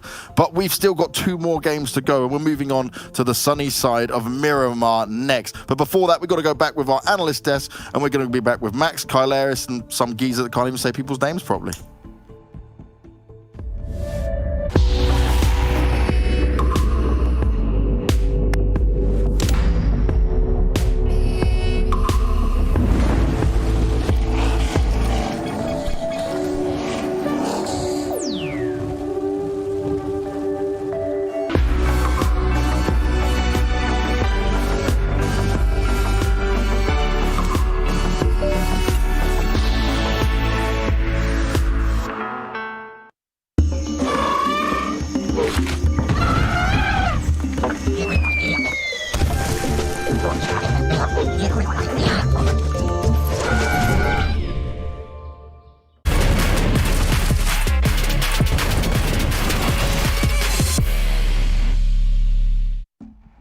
Well, you guys hear that? Honk, honk. The Polar Express has come up to the party once again, back on the platform as they get themselves a chicken dinner and a bunch of points yet again here in day 2 of PMPL Western Europe Finals.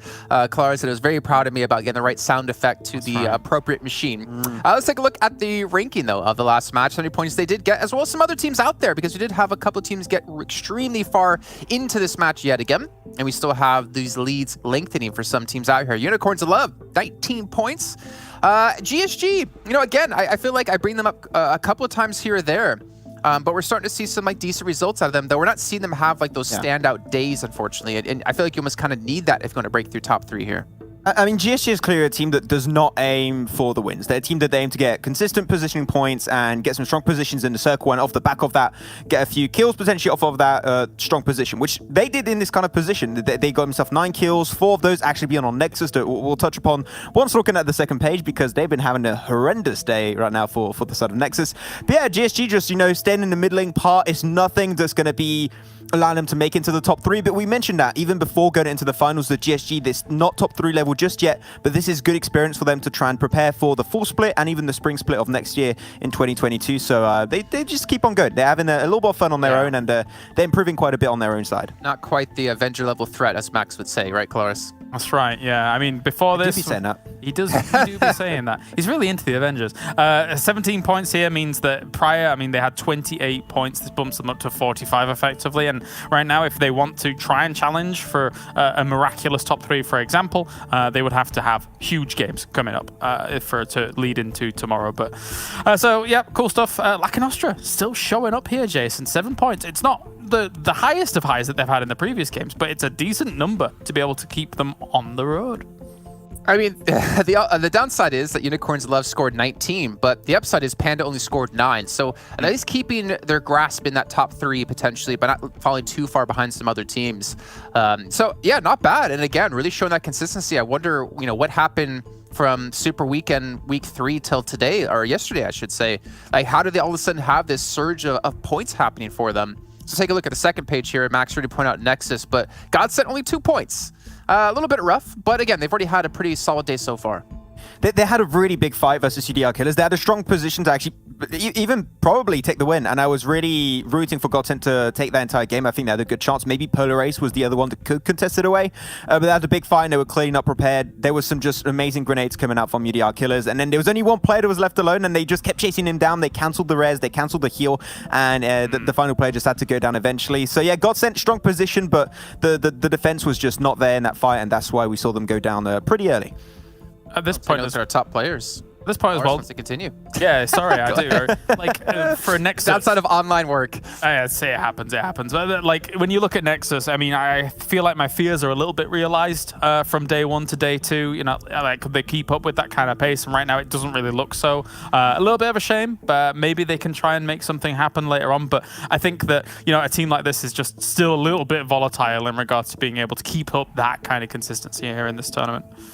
Well, there is one upside, though, for him, I will say, James, is that because they had such a good day 1, even with the subpar performance today, they're still in reach, I'd say, of top 3 if they can come back in day 3, right, and have a good day. We can see here Muzzy, Halls, Fresh, Tudor as well coming in onto our top players. We haven't seen, actually, Polar Ace here in quite a long time, but Fresh is always a welcome sight to see and a pretty consistent sight to see here in the top players. I think especially like because Fresh, we know Fresh, he's there quite a bit, so we don't even have to touch upon that too much. But Muzi, that's one of the few players that we do not see too often in these top players. Sometimes you might see Polar Ace, it's pretty rare to see them. But typically, if you have 2 players of Polar Ace, it would be both Caster and Holes. So I think that Muzi has, especially on that last game on Sanhok, was really amazing. Muzi's been stepping up big time today. Bardot is just that player that's focused around scouting, getting information, but Muzi is now leaning more into a fragging kind of role, and I think that helps out a lot. So yeah, I just want to say, Muzi, keep it up, because he is stepping up with the rest of his team around him. Who's just sitting there like, oh, Max, why did you talk about me? Now I'm going to be cursed. Can't say anything nice now? Oh, my God. Okay. I'll just be mean now. I'll become Jason 2.0. Let's go. I'll just be mean to everyone. Oh, you become even more awesome. All right. GSG, 2,200 damage with 9 kills. 2,200 damage for Polar Ace as well. Unicorns Levy see at about 2k damage. Panda, and again, I feel like we focus on them a lot, but I feel like they deserve to be focused on a lot. We haven't really had that breakthrough game out of them, I feel like. I mean, yes, they've had, you know, a consistent matches. I believe they had a chicken dinner earlier on today, if I'm not mistaken. But they haven't really been as explosive or volatile, I guess is the best word to use for them, right? We talked about how volatile they can be sometimes looking at their past track record, but they've been the complete opposite of that, it seems. Yeah, there has been some of that. I'm trying to think about, like you said, I pause because I'm kind of musing over the idea of it. It can be volatile sometimes, I suppose, in these kinds of situations. The thing that kind of really does stand out to me though here in general is that when you have a team like GSG finding these small sheds, and the weird thing is, Max, is that actually now that I think about GSG, when they find these small sheds and actually run with it, that's kind of where they found their power. Do you remember when we had that school finish as well? And they were in a shed there. Oh, yeah. Like, and donated them. Yeah, they really like the sheds. What's wrong with that? As meta. Is there meta? They play around it. I mean, it was one of the only positions to play around. Otherwise, the only compound they had to play for was the one of Polar Ace. But as long as they find a good position, and typically the reason why they play those small positions really well is because they always have a few cars. They have buggies. There's some Raz to play around too. They just crash it and create like a mini makeshift compound of their own. So it helps out a lot if you have the cars and you use them properly, because they typically crash them, explode the cars instantly, and use it as a big line of defense. It works out just fine. But the thing is, the main issue with those positions when you play around it for GSG is if the circle doesn't go your way, you're almost 100% going to lose. You're going to die instantly, which happened that game. It's not a long-term option, but just to get, as we say, consistent points, sheds do just fine from time to time. Yeah, I mean, they might not get you top 3, but they're going to get you some consistent points to move up the rankings to win more money throughout this entire event. We can see here our stats coming in for Polar Ace in the finals. You know, you talked about Halls quite a bit. You talked about Caster to be the one to join him. And Caster, as you can see here, has been able to put up the numbers in second place for his team. But Uzi, he's, you know, to be fair to him, he's not that far behind either. He's only played 4 matches, which I find very surprising. I want to see a lot more of Muzi. Yeah. This is a big step up from Muzi, and he's just been playing. I talked about it. He got himself a 1v3 versus none other than Eastern Stars, because it's Polar Ace Eastern Stars. That's what they do.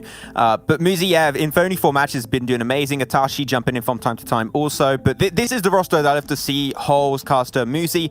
Bardot, as I said, he's not really meant to be a fragger. It's not really his objective. He does the scouting. He creates the anchor points for his team when it comes down to finding rotational pathing.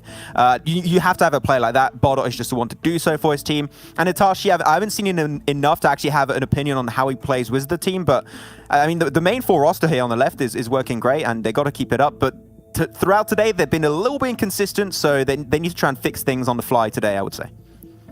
Yeah, I mean, been inconsistent, but we're going to look at their last 5 matches really quickly here and see maybe some sort of consistency. And I mean, it kind of does fit into what you're saying, Max. We can see a 21-point game. We see a 4-point game, a 25-point game. I mean, I would say it's maybe some inconsistencies in their results within matches. However, the overall day is looking pretty solid for them, over 50 points on the day so far. Yeah, it flattens out. As long as you are able to make, just like Bigatron, remember seeing them back in the PMGC, it could be the finals, could be the league stage. If you have a bad game, you can make up for that bad game by getting a 20-pointer, and you can do that pretty consistently, then, well, you're inconsistent while also remaining consistent. I don't know, it can be inconsistent. Exactly, it's weird, right? But it works out at the end, and that's the main idea. But I think that also, when you're looking at the overall rankings before this game, I would say Polar Ace had a good performance throughout these last 3 games. Reason why they were around the 40-point margin, and that is going to be the small cutoff for me at the end of today, is if you're around the 40-point, 50-point, you might be out of the running unless you get an amazing day 3. And what we've seen from a few of the teams on these bottom pages is they might get one big game, but then the 2-3 games to follow up, then they're going to have very poor performances. So Polar Ace, the fact that they get himself an amazing game this time around on Erangel on game 4 was just what they needed to stay in the race, but they need to back it up with even more results. I think it was going to be hard for them to replicate what we saw in the Super Weekend 3 from them, based on the fact that I feel like some of the big teams in that Super Weekend kind of relaxed a little bit, whereas now there is very much so here in the finals an absolute onus on, like, you have to be performing every single game, you have to be doing that, and some of those bigger teams vastly proved that they could do that throughout the duration of a 3-week period, compared to a Polar Ace that only kind of was able to do that in that isolated incident of the Super Weekend, if that makes sense, Jason. So yeah Makes sense. As much sense as honk honk for a train. That's right. No, it does make sense. We do have to quickly get into our schedule here because the next match is ready to go. We're heading back over to Miramar for our last time of the day. And then, of course, Sanhok at the very end to round out our second of 3 days here in our finals. It's going to be exciting to see now as the teams are looking to take on Miramar. I'm going to let you two go because we once again need to talk about what you at home can win for yourselves while watching the show. Now, there's a little bit of participation that has to be done from your side. You two, get out of here. You can't win. But you guys can guess the champion.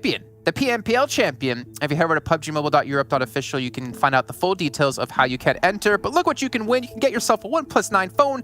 I would try to enter, but I think contractually we're not allowed to win anything. But those also 1+ buds special editions look pretty damn sick. And I could use some buds for when I go running outside, or just to have around the house. Who knows? Even some PMPL parachutes. So 9 prizes in total being given away. Make sure you guys head over again to PUBGMOBILE.Europe.official to learn a little bit more about how you can enter. But it is time to bring in our commentators. Now, I know I messed up their names last time. I'm not going to mess it up this time. It's going to be Banks and Imperium to cover all the action going down on Miramar. Gentlemen, really? A clap? You get that. You deserve it. Well done, Jason. We're very happy, Jason. We're proud of you, mate. We're proud of you. You know what? Get me out of here, production. Oh, you got a standing O. You should be happy. It's the only time in your career you're going to get a standing O. You should be very happy, Jason. Oh, he's gone. We lost him. We got rid of him. Do you know what? He should be happy with that, man. Finally, we're back, Imperium. We got rid of Jason. Yeah. It's time for us to go into some Miramar. It's my favorite. It's the best time of the day for me to watch all of this go down. And it's also to see who could be the heavy hitters. Now, Eastern Stars, we already touched on them. Not looking so hot so far. Nope. Miramar is where we used to be so positive about these guys. And it's all been going wrong. So for them, it's like, go back to what you know and love. Find that confidence, just ignore everything that's happened, ignore the points you're at, and just bring your absolute A game into the mix. At what point does it stop becoming possible for them to get back into the mix for the top 3, right? Down to them. For me, I always say it's not over till it's over, but just as you said, it's down to them. When in their head does it stop becoming possible? Yeah. If it doesn't stop becoming possible until the very final moments, all massive respect, all credit due, and I want to see that effort shown in the battlefield. I want to see that kind of, hey, we have the push. But if they stop trying, if they start giving up, that's going to be the end of them in that sense. So they need to kick things off in Miramar, and they need to kick things off hard in this game 5 of the day. And that's the thing, right? When it comes to giving up, but this part, you don't need to be thinking like that, right? You never really, you should never be thinking it. But like, that's true. If it gets to the last day and you're obviously massively dwindling on points, you go, oh, I need to hit like a 30-point average game every single game. It's like, yeah, okay, boys, you ain't got a chance, Now you're just playing for the better practice opportunities. But for them, there is a legitimate way to come back into this. Yes, it's going to be very hard. Yes, it's going to take some incredible heroics from them. But it isn't impossible. And as long as it's not impossible, then you can keep going. Then you should keep trying for it. And again, you got to just come back to the point of, it doesn't matter. You don't look at these as like, oh, that's this team, that's this team. You look at it as, it's just some bodies. We've killed these bodies before, we've taken shots, we've won games. And that's all they need to be thinking now. Because like, when it comes to it, I'm just bringing up the standings again here. It's like, my God, 14th place Eastern Stars, 43. Like, I can't believe it. I cannot believe it at all. Yeah, definitely a little bit blown away with the turnaround in a bad way performance-wise we've seen from them. For a team that's continued to rise, GODSENT, Miramar has been their map in the finals, right? 2 out of their 3 chicken dinners so far have been in this map.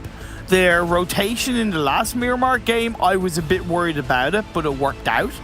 And they really controlled the game from that position.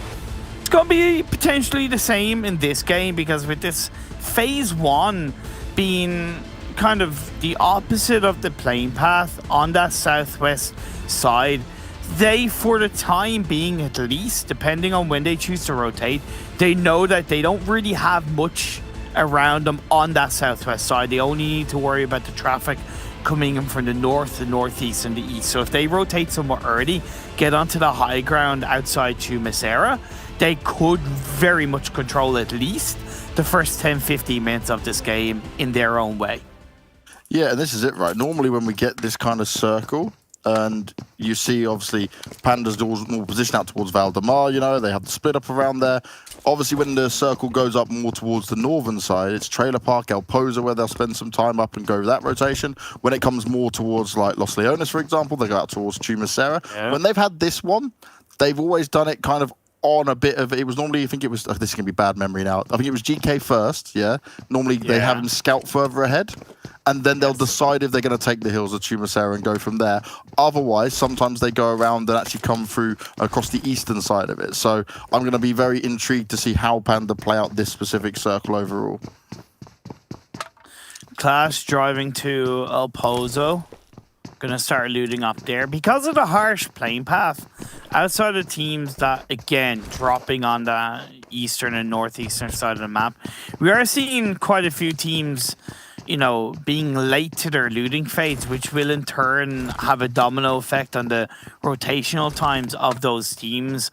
Despite them already being inside the circle, it doesn't really matter, right? Because El Pozo, you know, outside of getting a little bit of info to the north of it and a little bit of info to the east and the south, you know, you don't want to be there coming into phase 2, right? You really don't want to be there. So Clash do need to speed up the rotational phase, their looting phase, and start moving out of that city, I would argue, in the next 2 minutes. Yeah, that's a fair one, right? Because otherwise you might find yourself getting too stuck. And you definitely don't want to see that happening at all. Now, for Unicorns of Love, right, I touched on them just before we came into this when we were doing the opening one. They're sat down now 103 points, not massively far behind. GODSENT only 9 to jump up and try and take that third place. Lost Bullet, obviously they hindered themselves with that strange northern rotation out towards the players of Destiny on Erangel. They are now starting to not drop off, but it's like you can see other teams are catching up, right? Everyone's on their heels again now, and that climb to try and get up towards the top, even top 4, is become a bit larger now and would require them to have some good average point games, maybe like 10 plus when it comes into these last 2 games of the day, really to find themselves in a good spot. So it's still quite open, but you can see that there's starting to be a bit of a runaway here, and the, I'd say, normality on some of the teams that we expected is being restored here. It's very much about that cushion, right? When you're behind a team, you want to close that cushion, and when you're ahead of a team, you want to increase that cushion. And you're right about Lost Bullet, that cushion between themselves and Unicorns of Love, it's not massive, but for one individual team, for one individual spot, it is going to be something that they need to decrease, and they do need to get past coming into, I would argue, the last 2 games of today. There's only 18 points dividing the top 4.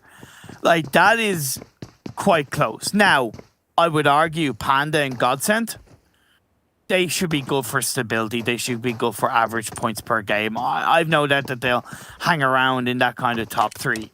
And I would argue it's a little bit the same with Lakonostra MVP, but with how Unicorns of Love have been in today's game so far, the volatility that they've shown, I do worry that they aren't going to keep up with the top 3, and they might fall further behind coming into the end of the game. I hope not, but I'm afraid it might happen.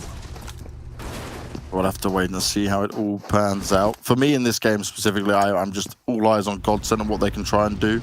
Panda, obviously, you can never count them out because it's Panda, it's what they do. I'm specifically just looking at their rotation. But GODSENT, for me, I'm seeing the confidence, I'm seeing that aggression. It's taking me back to before we even started the PMPL, right, when we were commentating the pro scrims. That's what I'm looking at right now in this GODSENT. Definitely. The GODSENT that's hungry, the GODSENT that's fired up, and they're ready to take the challenges out here. And they've seemed to have found their groove again and right when needed. Like, I wouldn't say any team's doing this, but maybe part of this was them just like holding back and going through on the super weekends and stuff like that, you know? Like, not showing everything they'd been working on, knowing that, like, cool, we can make this, no problem, we'll get to the finals. And then, like, cool, now we're coming out with a bang, we're giving it our all. I think it's not so much directly an intentional element of that, but an example of something like it is Lakonostra MVP, because I was talking to Danny and I said to him kind of what's changed between the league stage and the finals.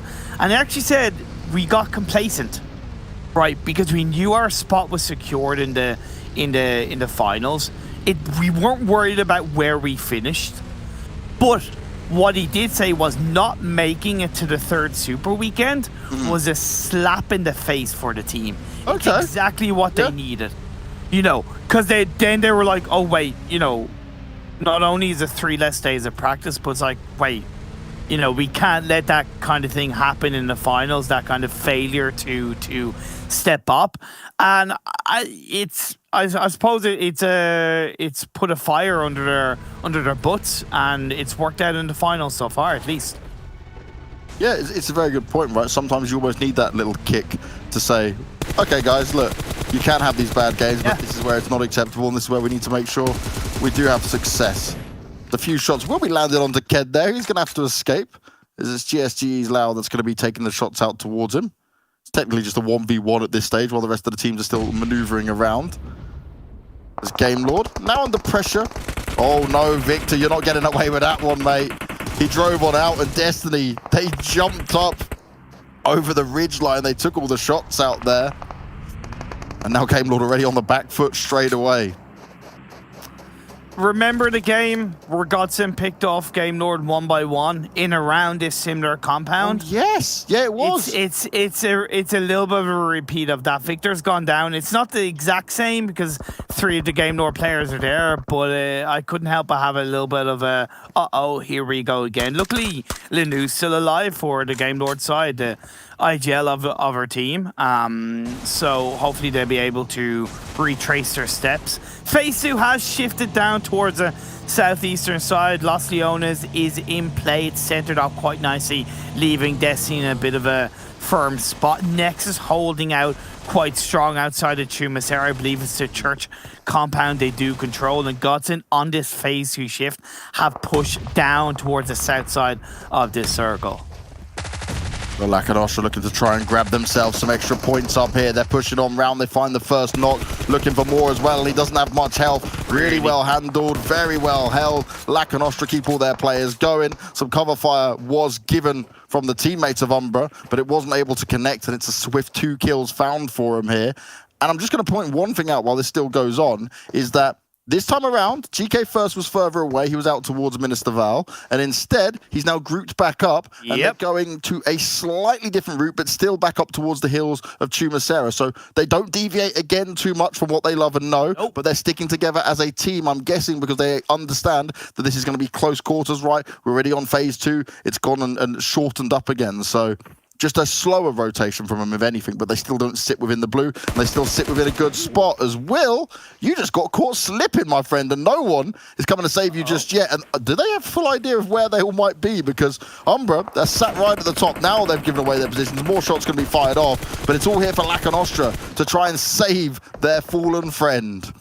But they shouldn't. Banks, they should cut their losses and move away, right? Okay. Blue Zone's closing in on phase 2.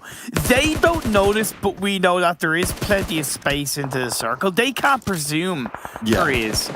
And right now, they're only hurting their phase 3 position because the likes of Polar Ace could come in around them. GSG could come in around them as well, right? So, you know, you got 2 kills. Unfortunately, Will got caught out. You just take the L and you move away and survive as a 3-man team in Miramar. To touch upon Panda, they've gone a little bit more deeper into Chumacera than I thought. They have, It is on that south hill side, but I still think it's a good position because the way those Chumacera hills work in this kind of circle is you have a great exit strategy. So if it shifts once again down to the southeast, as an example, you can just use those hills to rotate around. If it shifts over to the west, you can just go back to where they came from. If it goes up north, yeah, that's probably the most dangerous rotation. But even then, they could probably just exit back down south a little bit and then wrap around the mountains of Chumacera. So that's what I love about Panda's game plan. And pretty much all of these games, they set themselves up to exit into the next circle so much cleaner than many of the other teams around them. Completely agree. Now, Black Sparks, right down at the bottom of the standings, right? They're not looking too hot at all. And one of the things I was always critical of them is that they would always have a troublesome start to their games, you know, lose a player very, very early on that I would consider them not needing to, and then disengaging, sticking themselves behind, and then it would all quickly fall apart. Sometimes they stuck around too long, you know, like their decision-making was very odd. I like at least what we just saw then because they didn't take the shots up towards the Panda players.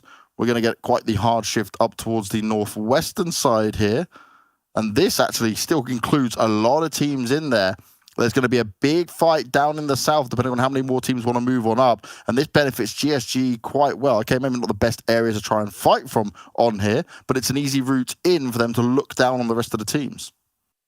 There's a lot of bumpy terrain on that kind of north of Power Grid Hill. Yeah. So they'll be able to play around it. Indeed, might if we see a phase 4 shift down south, it could hurt them, but for the time being, indeed, you're dead right about their current position. Panda and often just go straight in through to Masera. Game Lord and Destiny need to know what they want to do. As GODSENT are going to crash in on the UDR Killers. It's a repeat of the fight we saw in the last game. Oh my god, what is going on? I said I had eyes on GODSENT. I didn't expect to see that. Vito just went flying on through. Marley just going straight in for the revive. They've got a 2-2 split within this building. More nades coming out towards him. Is he going to go back down, Vito? Doesn't pop, still stands there. Oh, it was just smoke. Oh, what? Why did they smoke it? Yeah, I was almost sure that was going to be a grenade. Strange choice, but UDR, they're not looking to push out yet. They don't want to expose themselves. We talk about windows and the openings in there. That's maybe why the smokes are going down, to make sure they can't be easily seen and found. But it's all about what UDR are going to do if GODSENT do find a way to get the first knock and be able to engage on this. But this isn't going to be easy to breach, and UDR at least are in positions where they can hold their ground. But for how long will that be? Because this is a key spot within this circle. Whoever can hold on to this might be able to get a huge amount of points from this game.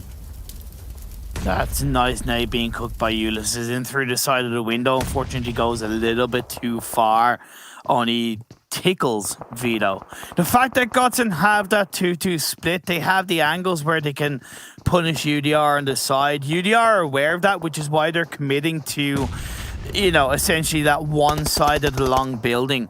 So what Reason Azzy need to do is they need to become a little bit more aggressive. They need to take advantage of their side angle play. That side angle position, utilize the pressure that they can hold on to, and then give freedom to Hardy and Vito. Reese finds a knock on the Bokas, and now the fight breaks through. Another one from Azzy onto Ulysses. Job done. Now they can make it work.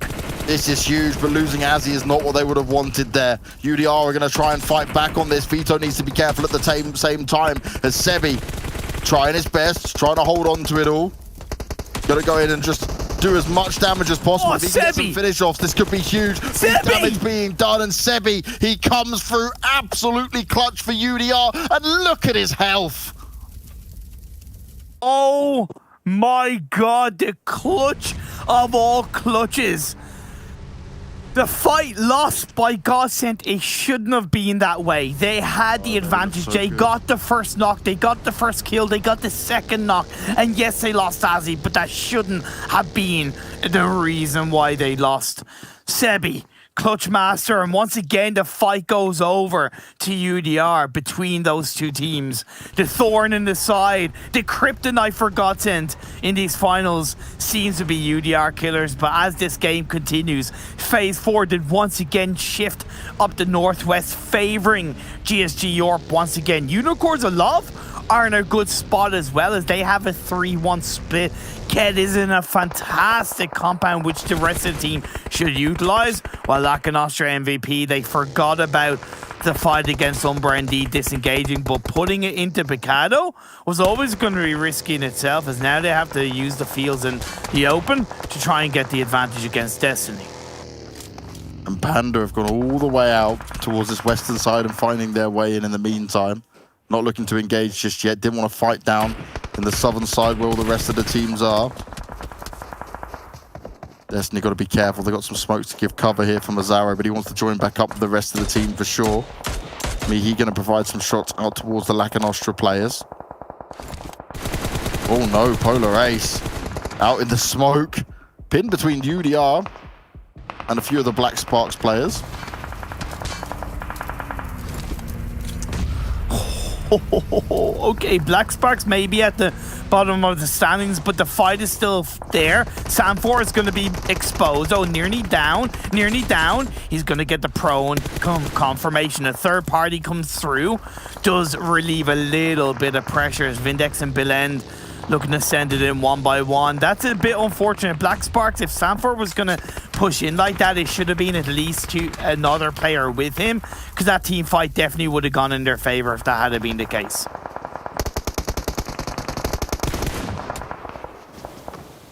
Chaos is everywhere right now. So many open areas. Very little for teams to hide behind. You can even just see the amount of smokes, right, that are being placed out everywhere. Clash's position is good, but it would have to ensure that the circle goes out more towards them when the next shift comes through. Gaijin find themselves the next ones to fall down. Polar Ace, they're just looking to survive for as long as possible. UDR eliminated. Unfortunately, they couldn't keep going. Lakonostra go down as well. Our second place team have been eliminated from this lobby early. Our third place team have been eliminated early from this lobby. And Unicorns of Love, who are chomping at the bit to make it into the top 3, are still up as a full squad. They are still up as a full squad. Lost Bullet, still up as a full squad. Things are heating up, and all the while, Panda, they're laughing at everything that's going on around them. They're laughing at the fact that they just don't stop being consistent. Consistency is the name of the game. Clash now under pressure. Now they start to move. Eastern Stars looking to try and clean up as many as possible, and it's working out well so far. Black Sparks also trying to move, and Vindex just shooting for dear life. No shots coming out towards him though. Trazen has managed to spot some of them out. We'll find the knock onto one. And Dexter, he's also helping out from Nexus. This is just a fight for who can make the fastest and first move forward. As MZ wants to hold on to this, the pushers come round. They will be able to finish him off. And Eastern Stars, they look to try and stabilize in the best way possible, but they've still got some distance to go.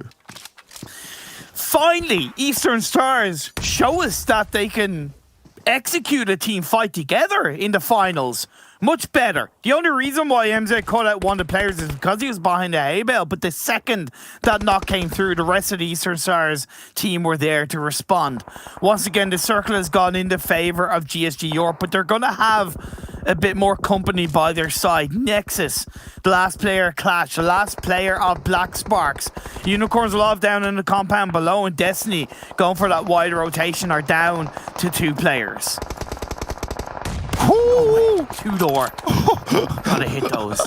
That was the easiest shot of his life, but those are the ones that you could easily miss. He's going to try his best to do some more damage from up high. Looking out for any players that may be around. Game Lord's still up here, wanting to try fight it out. And Lost Bullet, you said they were up as 4, now just A-Lush as the rest of his team are down and out. Maybe revive is possible. Oh, no. It's such a risk, and now he's being shot at. Now he's out in the open. He's going back and forth. Hello, darkness, my old friend. It was all looking so hopeful, but GSG become the gatekeepers of this Miramar game. Atop of the mountain, they look to ascend the ashes, build upon the result that they had in the last game, Banks, and show that they have fight in their side to make it into the top 3 here in the PMPL finals. Panda though, only Lin left. Not what he would have expected. As Eastern Stars, we speak about their previous successes on Miramar. Maybe this is now the time for them to jump up. This would be a huge win if they could pull it off. They're down the south side. There's a lot of teams around. It means they could be fighting out a fair amount. Sushi looking to hold on to this position. It's not going to be easy. And Tudor, oh, from up above, he comes through. That's absolutely huge. And this nade could pay off as well if there's any more teammates that he can get it to connect with. That's not going to find anyone. Dexter is trying to get the revive on. He will get it pulled off. And how did Nexus try to stabilize? Eastern Stars, you need to go into the blue. You need to use that Eastern side. Kapahala gets knocked. You cannot go through GSG and Nexus like that. You're going to get picked off one by one. Panda go down. They finish in 7th place. So once again, another entry point for Unicorns of Love to solidify themselves in the top 3. Oh, Octavian tries to land the nade, but it's not going to work out. More shots come out from up above.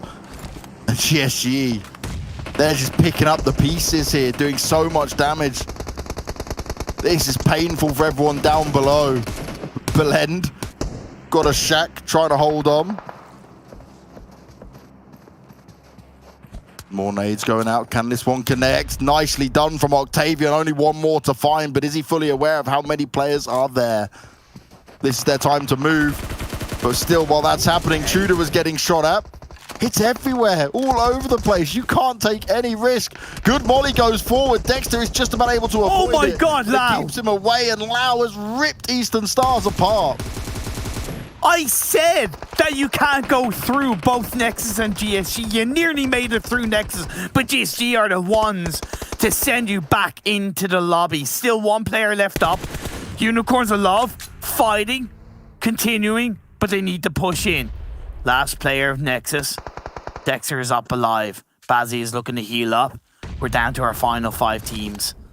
This is such a good Miramar game, Banks. And all the while, right, Destiny is just chilling in the circle, up at the north, nothing to worry about. Fresh gets found by Dexter. Yep. First aid kit's going to be popped, but will he be able to pull it off? Kamara wants to get some nades through. Dexter's down and out of it. Nexus are eliminated. And Unicorns of Love, they start their push uphill. But this is not going to be easy because GSG, they are ready and waiting for it. Up at 8 kills already. They've been patrolling this area for a long time, but they still need to be aware of Destiny's position within this, because all these fights are going on and Destiny just sat back saying, cool, you know what, we can have a nice... And look what they've done in the circle as well. Mihi's got out towards the west, Mazzaro on the east. They've got full control and they're just watching. If they could pick up some more kills, this is all going on. It's going to destroy the teams from the side. GSGE still putting in massive work here as the Unicorns of Love, they've gone down. And now it's just Destiny and GSG that remain. It's a 2v3. But look how much GSG have spent within this just to fight everyone off. 11 kills for GSG in this game. Polar opposite of what they did in the previous game in Erangel. No holding onto a shack, they held onto a giant mountain. They need to use that body advantage. They know they have it. Mazzara chucks up a nade. That could be a lovely pre-nade. Does send Angelito back a little bit, but Mihi has to join up soon. Yeah, Mihi has to be the difference maker in this if they want to stand the chance. Just about enough time, and he gets it. He pops it off. The flames are on his feet, though. Mazzaro, he manages to avoid it. That's huge. Doesn't take the flame damage, but he still goes down. And Delito bests him in that duel. And now Mihi, he's all alone. He's not longed for this world for too much longer. But can he pull this off? It would be incredible. 1v3 if possible. Kamara runs up on him, gives him the attempt at it, but it's not going to work out. GSGE take the win on Miramar. And my oh my, they were fighting for so long and they dealt huge amounts of damage. And look how even the kill split is. Man, honestly, hats off to GSG Europe. One of the strongest performance I've seen from a team in the finals across all the games we played. The way they control that mountain, the way that they just stabbed everybody left, right and center from the high ground without suffering any casualties up until the very end, shows that their confidence levels have been improving and improving and improving, and the conviction to stick to their guns from one game to another is massive. And again, hats off to them and big respect for that chicken dinner. Yeah, a big one for them, but they were quite far down, right? I think they were like 45 or maybe 47 points, something like that. So it's going to be a jump up that they'll be very happy for, but it's still a long way to go. For Unicorns of Love, they're going to wish that they could have grabbed that game, you know? This was a huge opportunity for them, but it was a true uphill battle because they were taking the shots, they waited for the other teams to run round, but you just saw GSG, they were there, they were patrolling the area and able to do so much damage. And Destiny did well to get that second place. They watched it all go down, they didn't really move until more of the teams had fought it out, and they were trying to play the long game and the smart game with it, but in the end it was just GSG were able to best them because of the numbers, because of them being in a better position overall. Like, yeah, okay, Unicorns of Love probably could have done a little bit better. I feel like they relied on that compound a bit too much and therefore disengaging, getting caught out by the last player in Nexus. You should have known that there were shots coming from that direction, so moving out, there's a high chance you're going to get caught off guard by either GSG or, as it happens, last player in Nexus. But in the end, again, they were coming into this game 19 points behind Panda. Where were GODSENT? Where were Lakonostra MVP? Yep. Panda went out in 6. At the end of the day, when it comes to stepping back into the top 3, Unicorns of Love have done a lot of work over the last 2 games, and we're shaping up to see an absolutely fantastic final game of the day in Sanhok. I know there's still 6 more games to go, but seriously, I'm loving how the finals are shaping up. Oh yes, it's still very open. It's still all to play for sure when it comes to this. But I'm going to say, right, when it comes to your Lakonostras, like, they are now in this position where it's looking bad in terms of the amount of points you may not be able to grab on games like this. When you see Panda, what's this now? Again, another 6th place. They had 6th place just gone as well. Like, that kind of consistency and obviously how many kills they're able to get alongside it is what's going to be the difference maker for these guys, because they don't have to sit there and grab these chicken dinners all day long. They can just play like this, sat at the top already and be like, cool, okay, we just grabbing these extra points, you know, make it difficult for everyone else. And with GODSENT being their biggest challengers at the moment, it's not been so great. GODSENT were the first team or the second team eliminated? I think they were the first team to get eliminated. Yeah, because in this fight, you can see Sebi clutching up, still 16 teams alive. GODSENT go out in first. Massive, absolutely massive. Also, got to say how much of a massive result this game was for Eastern Stars, right? Finally. At the start of the game, and I said, you know, when is it going to be too far away? Are they going to kind of give up? Well, hey, look, they proved that they have certainly not given up on that result. They pushed in on the south. It was definitely a clash mistake. In no way, shape, or form on a hard shift like that up north do you move away without making sure that the back behind you is covered. That was the biggest L from Clash. But at the end of the day, Eastern Stars were ripe for taking that fight as a team, as a unit, as a full squad. So good to see it finally show up in the finals. And about to say, right, when we get to games like this and it's getting so to the wire, okay, we've got teams that have a lot of points need to grab with it, but it's also nice to just see moments like that where you see reasons and glimpses of why these teams got to this place in the first place. Okay, they may not get towards the EMEA, right? They may not get enough points in the end, but just games like that are beautiful to watch, from showing that these teams do have this ability. Sometimes it's just not going out in their favor or not being that good. Like, they really patrolled that whole high ground so well here and dealt lots of damage, causing upsets across the board, and it was just very smart. They were poking up and down. Okay, they were taking a few shots occasionally like this. Look, Tudor has to fall back into it, but they've got the cover, and they were just playing the long game out to get the big win in here. And anyone down below, when they're trying to fight, you just constantly got to be scared of, like, oh god, there could be bullets coming down from above, there could be grenades coming here as well. Like, this is not what I want to be dealing with at all. It's a very stressful situation for everyone down below. Man, seriously, that control by GSG in the game. Don't get me wrong, you know, they did have a little bit of an easy job because that massive mountain, because it's so flat behind it and you only really have those 2 entry points to the west or the east.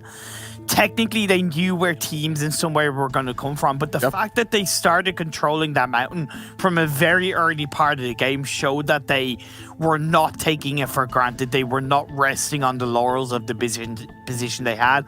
The amount of kills, it speaks for itself. GSG, you're looking good, my friends.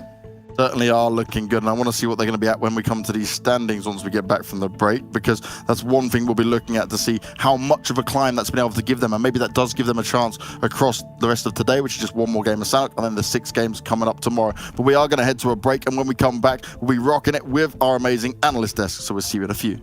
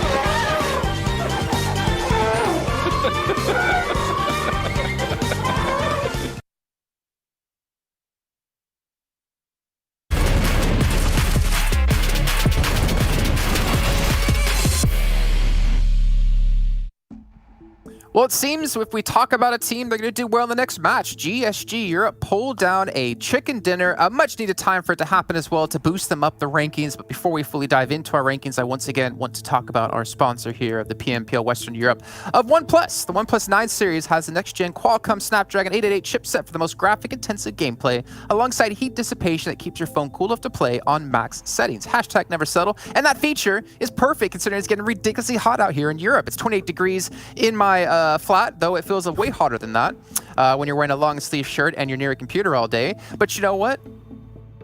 It's all worth it to be here on the show to host for you guys. So Max and Kalaris, let's take a look at the rankings here the last match in GSG. Good points, much needed points, and it sets itself up nicely here with day 3 right around the corner.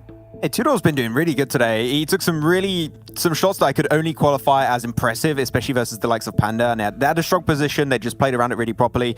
I think that most teams did the job almost for them for the mid game. They were just all on the bottom side and kind of cancelling out each other. And then they just had to pick the few remaining players. But you know what? That's a way to play the game. And it worked out amazingly at the end for them, with 28 points coming their way total.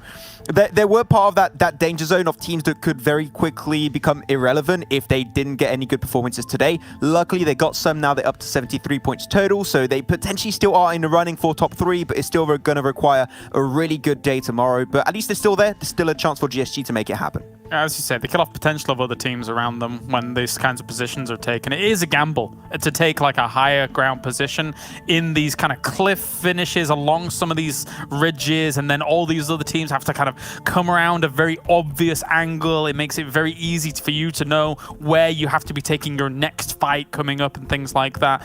So it's the perfect opportunity for them to grab out at some points here. 28 points going their way. Very nice. Yeah. Eastern Stars, though, only 14. Again, we're missing that raw fragging power that they seem to bring to fights here. I mean, Kapahala was in this match this time, Max, but... Yeah, they took a big fight versus Clash and actually won it. And surprising, in my notes are right. They actually won. Like, a lot of exclamation marks. I was like, actually surprised. Like, they actually went their way. Wow, they actually got it. And I mean, yeah, it's just still weird from Eastern Stars. They rotate really late. Normally, they like to get strong positions. It's not happening at all.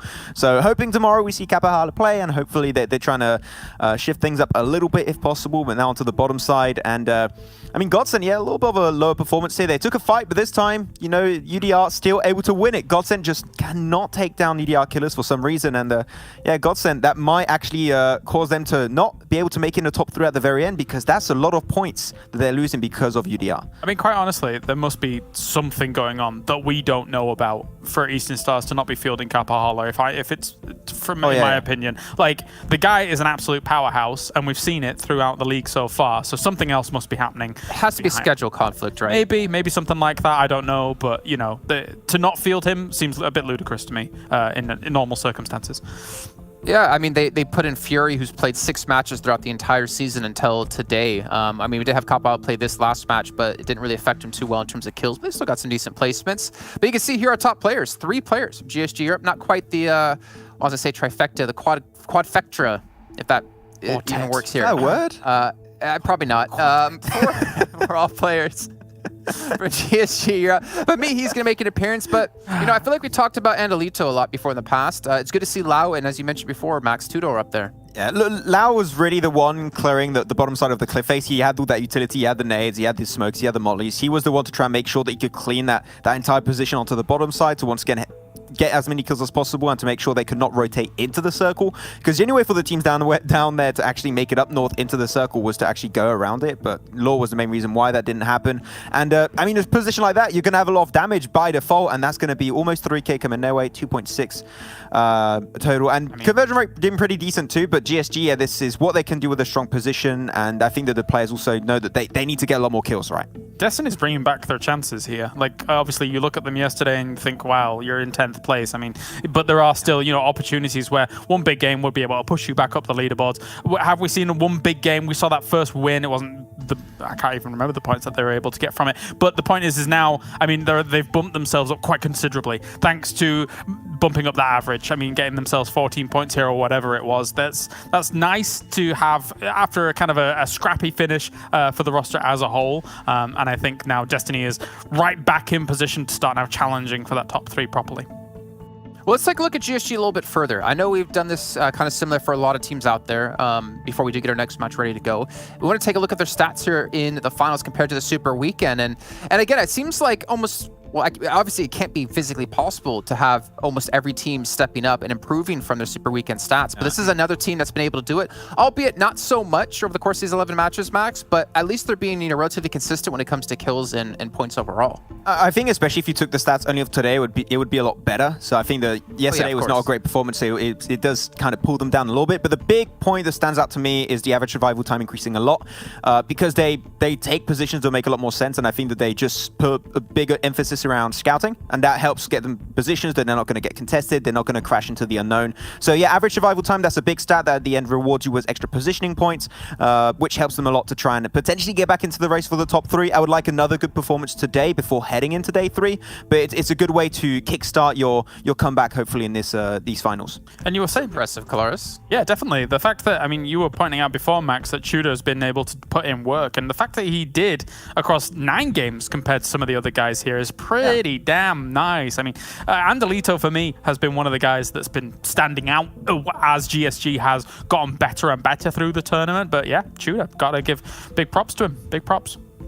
Yeah, pretty close damage range as well across the board. I mean, 2,900 the highest, 2,300 the kind of lowest if you ignore Levi there. But that's impressive to see that kind of closeness between all the stats of the players, though obviously we did have a massive amount of kills for Tudor. Let's take a look at the schedule one more time because we only have one more match left to go. We're heading over to the moist and humid map of Sanhok. We are final match of the day. And then, of course, tomorrow we'll be playing the maps in the exact same order yet again before we do have our champion crowned and our top 3 teams heading over to the PMPL EMEA Championship Season 1.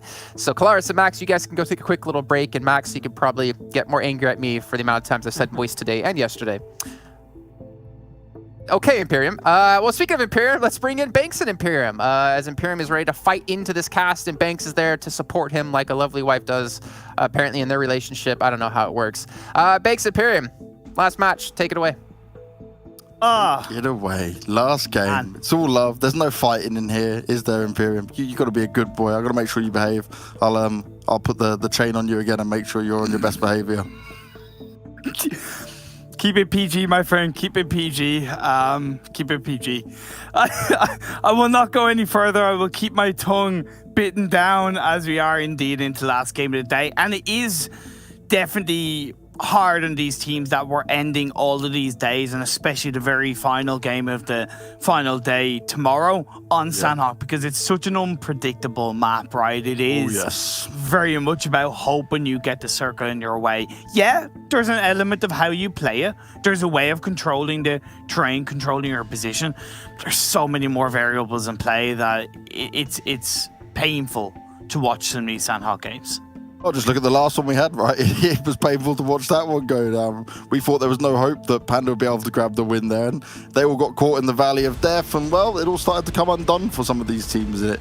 Sanhok does lead to some fun, it does lead to some madness, but like you mentioned, the unpredictability of it, the fact that it comes in here so much, right? We're seeing it twice a day right now for the finals, means that even teams who usually may not be a fan of it or want to play it so much, well, unlucky. You've got to be able to rock with it. You've got to deal with the cards that you are dealt, even if they are not pretty, even if they are not what you want to see out here. When it comes to Sanhok, though, we're gotta be talking about what Unicorns of Love can do in this game, right? We know right now they're going to be sat there thinking, okay, we're in 3rd place, 115 points. It's not great, like in terms of how close some of these other teams are towards us, but we can make a big leap up if we have that huge Sanhok game that we know they're capable of. 11 points dividing the top 4 at the end of it. I know. Thanks, right? That's nothing. That's less than a chicken dinner. That is the average points per game that we're even looking for the top teams. Then below that, to be fair, you've got Destiny, Lost Bullet, and Nexus in 5th, 6th, and 7th. And they're only 7 points dividing each other. So there is those kind of 2 groups of teams fighting, and if Destiny, Lost Bullet, or Nexus, or all of them together can get the results needed, especially in the last game of the day, we could see once again 5 or 6 teams fighting for the top 3 positions in tomorrow's final games. The phase 1 circle for the Sanhok game is very healthy because it eliminates a lot of the RNG elements that includes a river of the Northwest Island and Southwest Island.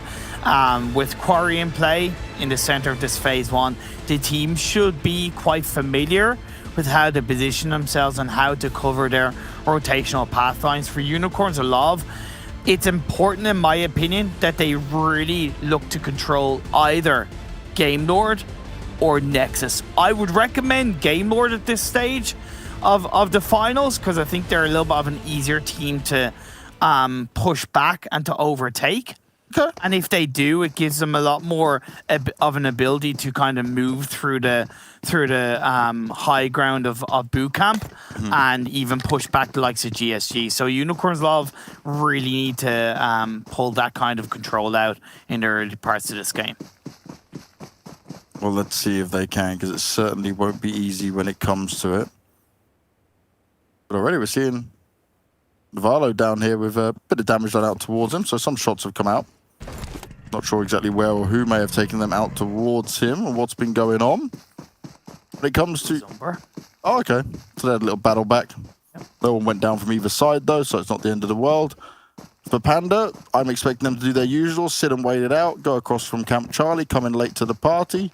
Your Destinies will probably go down and across Pine Narn. That's what they normally try and do on this. They don't often take the northern side of the circle. They don't want to go past GODSENT. And that's the problem, right? It's only those two teams that sit up there, and they kind of both have to handshake on, all right, you go this way, we'll go that way, you know, and not kind of find yourself fighting very early on, especially two heavy hitting teams within this. And Destiny certainly don't want to be going out early. They need all the points they can get. They're so close, but in their minds, is right, it's also so far for them. For Destiny, especially with the amount of games they've won in Sanhok, they need to make this one count with this result. For Panda, they don't necessarily need to win the game, because they've proven that not only do they not need to win games to get good results, but especially in Sanhok, they've gotten the highest points per Sanhok game across the 3 super weekends we had in the PMPL. Looking at my numbers, it was an average of 14 points per Sanhok game across the 9 games played in the super weekend. And even in today's Sanhok game, they came out on top, albeit with a bit of craziness and a little bit of luck. At the end of the day, still doing what they need to do as they control the top spot.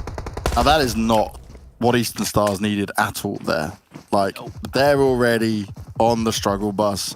It continues for him, and it's Gaijin that meets up with him this time around. Kapahalo is going to look out and see if he can provide any cover, but Gafis, you are not long for this world, my friend. Trying to find that cover is going to be oh so difficult, and they will put an end to him real quick. If you're Eastern Stars, stick away from this. Don't fight it out. Don't try and stay around. Just continue to loot up. Obviously, keep an eye on what Gaijin may do, but try your best with the 3 you have, because you've just come back off a Miramar where you've had some success. Thanks. They're killing me, because I wouldn't mind if it was a scouting and getting caught out and the other 3 players were together. That I could forgive. But it's the fact that outside of Athos getting caught out, you've Kapahalo on the eastern edge of Quarry, you have Bazzi outside Le Quai, and you have Octavian in Le Quai. Yep. They're so heavily separated as a full squad. You know Polar Ace wrap around you. You know UDR wrap around you. And you've just got messed up by Gaijin Seraphim, of all teams. Bless their cotton socks. Eastern Stars, you gotta pick things up. You gotta pick things up. As if you just said, bless your cotton socks, the Gaijin. Oh, thank you, Imperium. Thank you very much, mate. No problem. We know we have our quarrels with guys and how they play it out, but they still did get here, just about get here. You know, it was a very slight way in. Points right now is not good for them. They're down in 16th place, but it's all about the experience and what they can get off the back of this.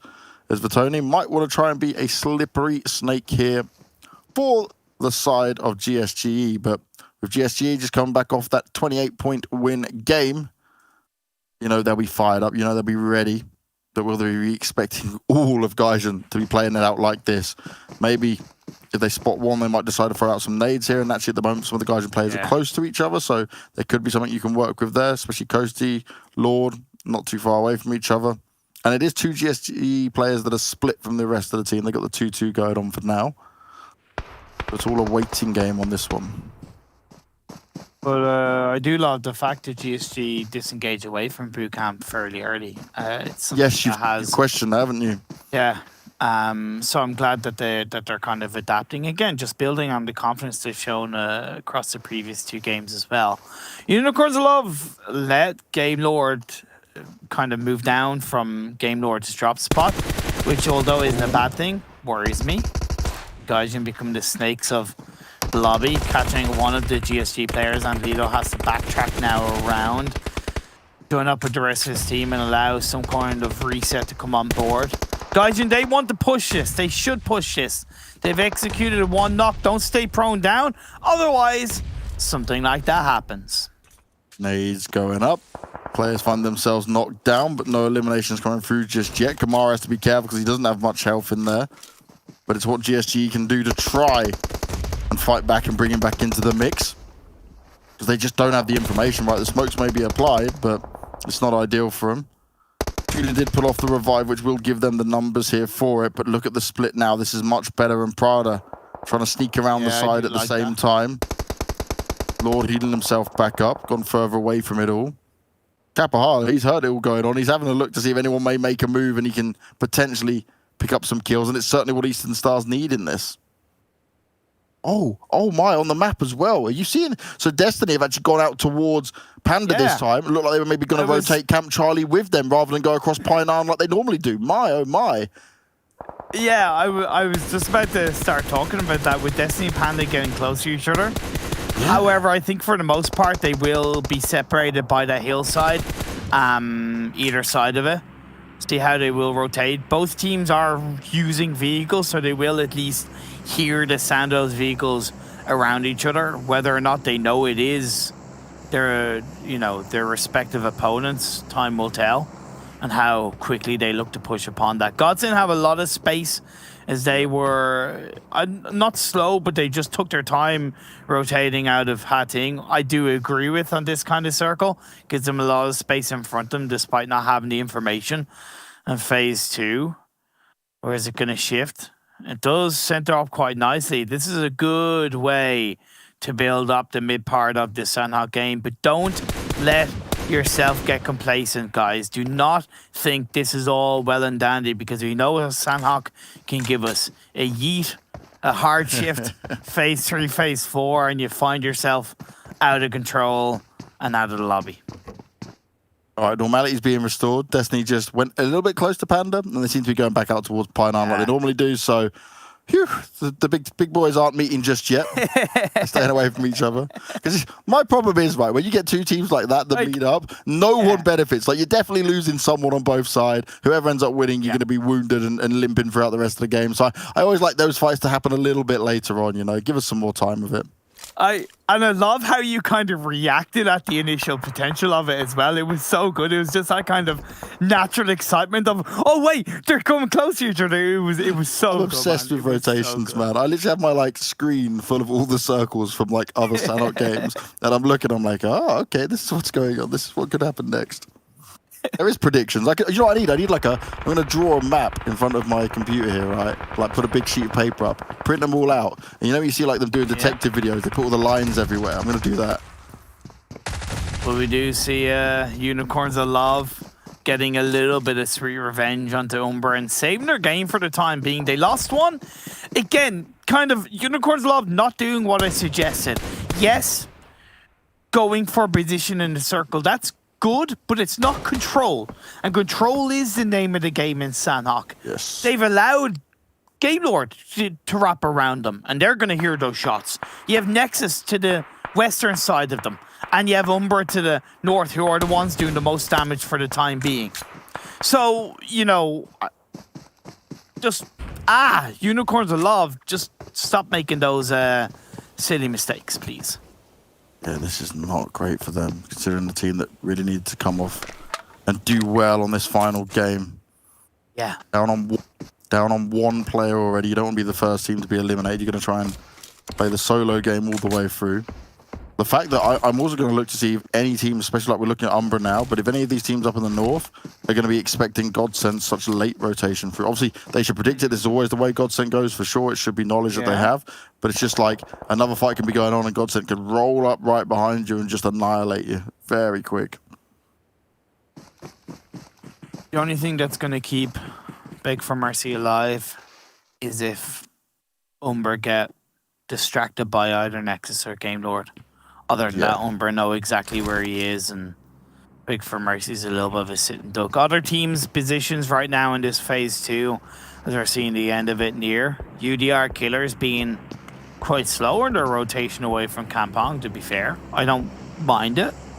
They've got to be careful that they need to start getting a bit of information. Black Sparks are down to the south of them. Clash hold on to that warehouse area outside of Quarry, which is a great place to hold on to. It's actually more the compound rather than warehouses, my apologies. And Panda and Destiny, as you noted, they've avoided each other after what was a near collision in the start of phase 2.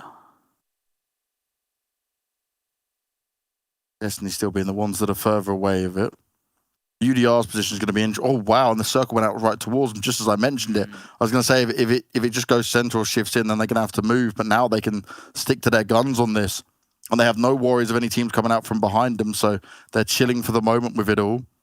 It's going to be down on this western side that's going to be quite the one to fight around coming into Quarry. Panda straight in their vehicles and want to shift in fast. They want to take a more forward position and be ready for it. Definitely. It's a kind of eastern hills of Quarry that they're going to at least start at, grabbing a compound as they secure an anchor point inside the circle. Polar Ace, I would definitely recommend that they look to join up as a full squad. This 2-2 split, although I commend them for it, how much are they going to be able to control it with still a 3-man Eastern Stars team? Black Sparks, Gaijin, never mind, potentially Nexus making their way around that. Could be hard for them to deal with it. But it's Lost Bullet now that'll be under pressure. No problem with the knock that's come through. Kalawas wanting to get rid of their vehicle. Make things slightly harder for them. And Lost Bullet will just find themselves pinned down back here. The one thing as well, right, when we're looking at that Panda position that they've taken, it's just how quickly, right? Circle pops in the vehicles. They made a decision. They knew exactly where they're going. It may be such a small detail to talk about, and people may think like, oh, okay, why does that matter so much? They instantly react and they know what's coming next. And even if we talk about these kind of things being predictable, it's like I don't see much second guessing happen on Panda. And that's what I love about it. That's what's so impressive. Every second counts, right? You know, the 1 to 2 seconds that you take to decide where you want to go, that's taken away from 1 or 2 seconds from getting a knock, controlling an area, pushing in. And I'm all for, you know, taking your time when it's needed. But indeed, you are dead right that Panda just instantly reacted to those circle shifts. They do still need to be careful, as the Eastern Stars are at least doing a pretty good job of controlling the hillside around this compound. I love the fact that they're not committing to those buildings, because as much as those buildings have the safety of the 4 walls, you see nothing above that hill, so they're opting to go for, hey, the riskier but ultimately more rewarding position by being on top of those, on top of the hill around the compound. We were just told as well, I completely missed it, but Mihi died in Painan on his own. Yeah. What? There's no teams around there? Nothing else? Just a car blowing up. And like, they're rotating so long, they've gone down the south and coming all the way back up. Obviously, want to make sure they're very careful on what they scout forward, but that's not a very Destiny move to make here, you know? You don't kind of see those mistakes happen from these guys. Oh, it's still going out to UDR this East. Hard Eastern shifts twice in a row. UDR blessed as well as Black Sparks in this one. But now this is going to get absolutely insane. The big fights are going to start. Beg for Mercy's trying to hold on, do as much as he can, wanting to try and potentially eliminate one Umbra player at least, but it won't work out. And Unicorns are love in a game that they were hoping they could jump up further on the point standings. Damn. Didn't work out well from... Oh, we've just been told that Mihi had a bug. Okay, so he just got very unlucky. Okay. There we go. One of those things. One of those things. F in the chat, however, as a 3-man team, they can still enter the north side of the circle. Game Lord now start to wake up and look to punish Umbra as they have to move into the circle. A long way to go. This phase 4 is quite tricky, to be fair, Banks, because you have the hill to the east, the hill to the west, and the compounds in the center. But it's like that valley play, but luckily with a few compounds in play. Polar Ace committed to the buildings, Eastern Stars committed to the buildings, and Black Sparks were already there. So we have right now 3 squads in the center of this phase 4 in those buildings. And GODSENT have now finally come into the circuit. You see Vito getting a knock on the board, and they'll be ready to fight. They'll be ready to go full force and full forward on this one as well. Victor out in the open, fighting up against some of the GSG players. Gonna go in for the elimination straight away. It was out in the open and it was fast. Victor goes down Leno, able to at least find some cover. But for the rest of the team to try and help her out now is going to be very difficult. Umbra still out in the blue for now. Lakonostra MVP pushing in onto Destiny. 1 player down. Mazzaro is looking up. He stands up. He's going to get knocked down. Nice Uzi play.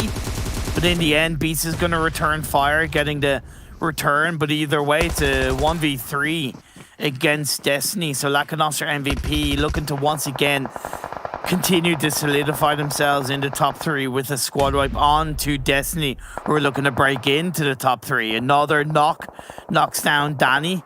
I don't know what happened there, why Lakonostra didn't push in more aggressively. Maybe the blue zone of this phase 4, but at the end of the day, you can handle it as you use that full squad to your advantage.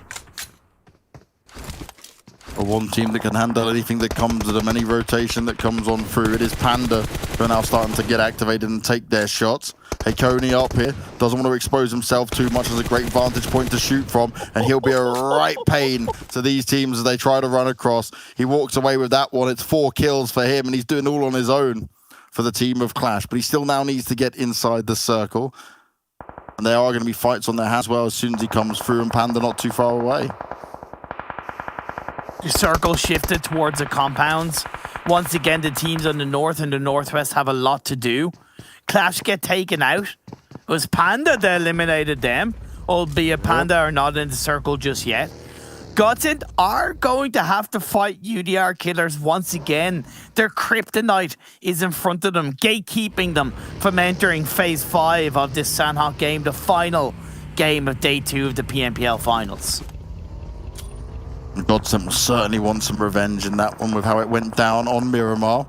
Game Lord are the next team to fall, and we're going to see a lot more of this over the next couple of minutes. First knocks coming through. They're exchanging between GODSENT and NEXUS on this one. Panda now back on it. They've come in. They're just on the edge of the circle, and they're ready to fight forward. Lin sending it in the car. Will trying to do his best. Takes the shots, but he's only got the tree for cover. And look at the perfect positioning here from the Panda players. He may be the distraction in the buggy. The rest of the Panda players are ready to shoot as soon as Will moves forward. And look, before he can even move and see anyone to take the shots, they've already started shooting back at him. Yep. Molotov going out. It looks like it's almost on top of Will. He is going to burn. He is going to run away, and he is going to go down. Panda. That's how you do it, boys. That's how you push forward. That is a true team fight, and excellence continues for the Panda players. Things are not going to get easier, though, as you get into the final 5-7 minutes of this game, as all these teams that are inside the compound trying to protect their buildings' utility in play. You got Panda having to push in on the north team. Umbra go down. We also saw Nexus eliminated, but Beast comes in from the south to be the thorn in the side. I don't think it's going to be enough for him to really confirm those kills. However, his last first aid has been pulled off. The shots on the Kadu. One more finds Kadu. He gets a knock. Can he make it out of the blue? I just don't think so. No, it's not going to be possible. Destiny go down. Good effort, and he's been a problem there for Panda. It was looking great for him, but they were chasing it. They were sat within the blue, and the rest of them are just going to be going on out of here. They're trying to get the revives through, but it's just 2 players left. EK first sent it in the buggy, did get within the circle. Like that. Using the wall to Is it possible for years? He's just going to be healing, right? Exactly. This is going to be healing. But Gaijin, they're coming in behind Eastern Stars.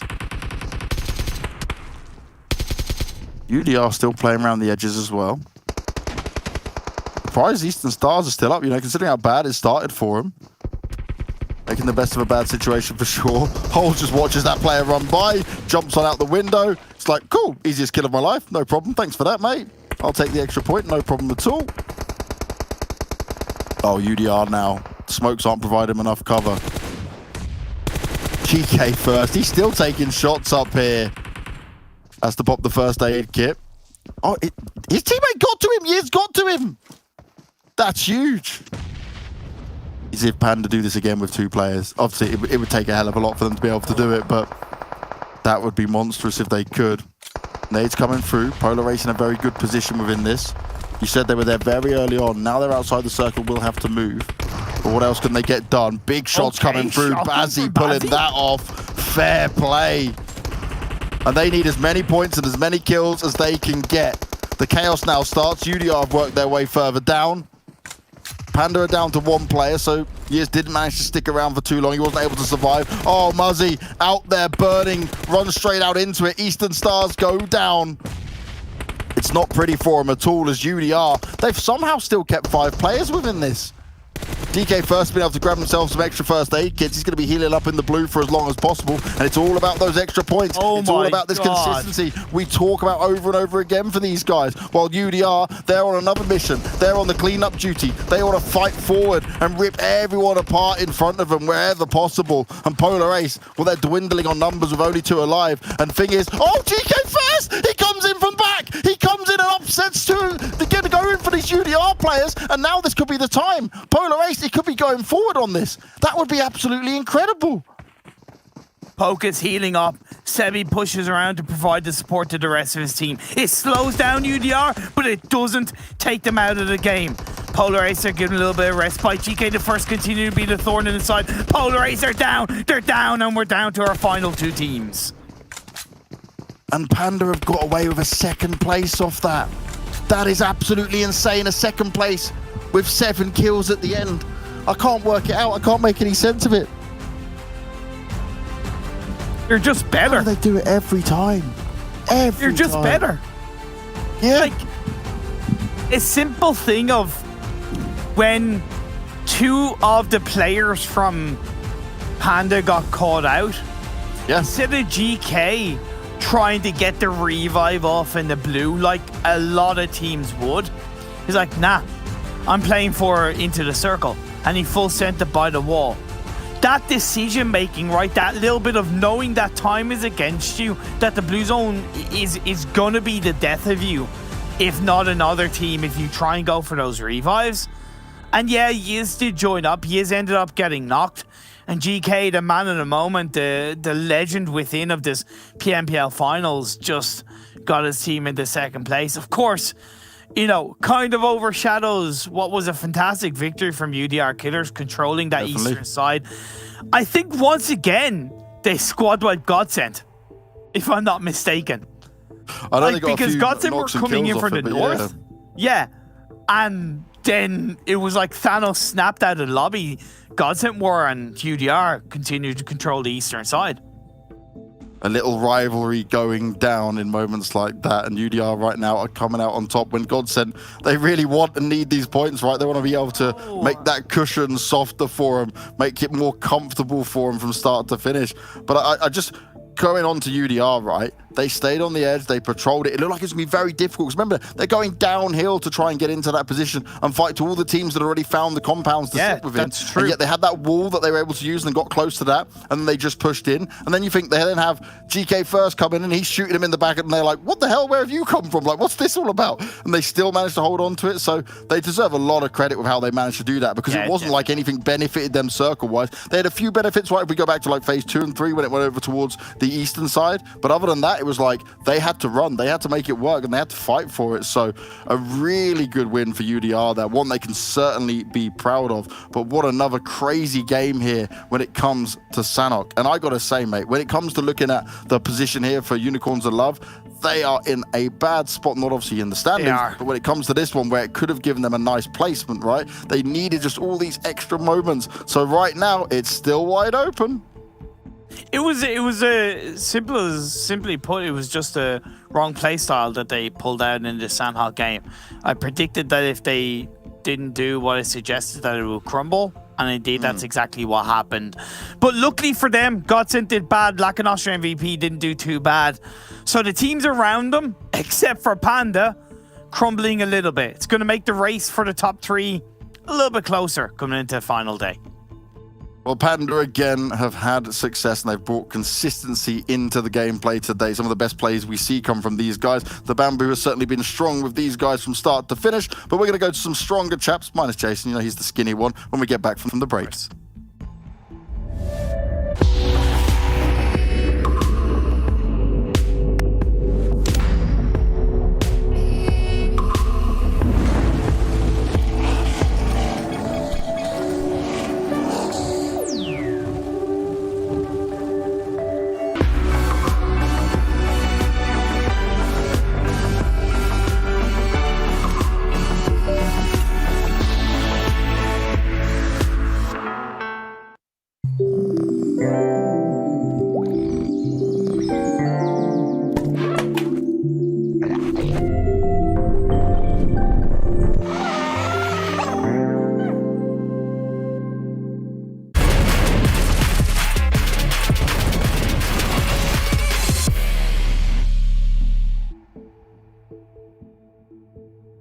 UDR Killers take home the chicken dinner, but I think for me and for us here on the virtual desk, Panda and GK First is the real story of how that match went down and the little bout they had up against Beast.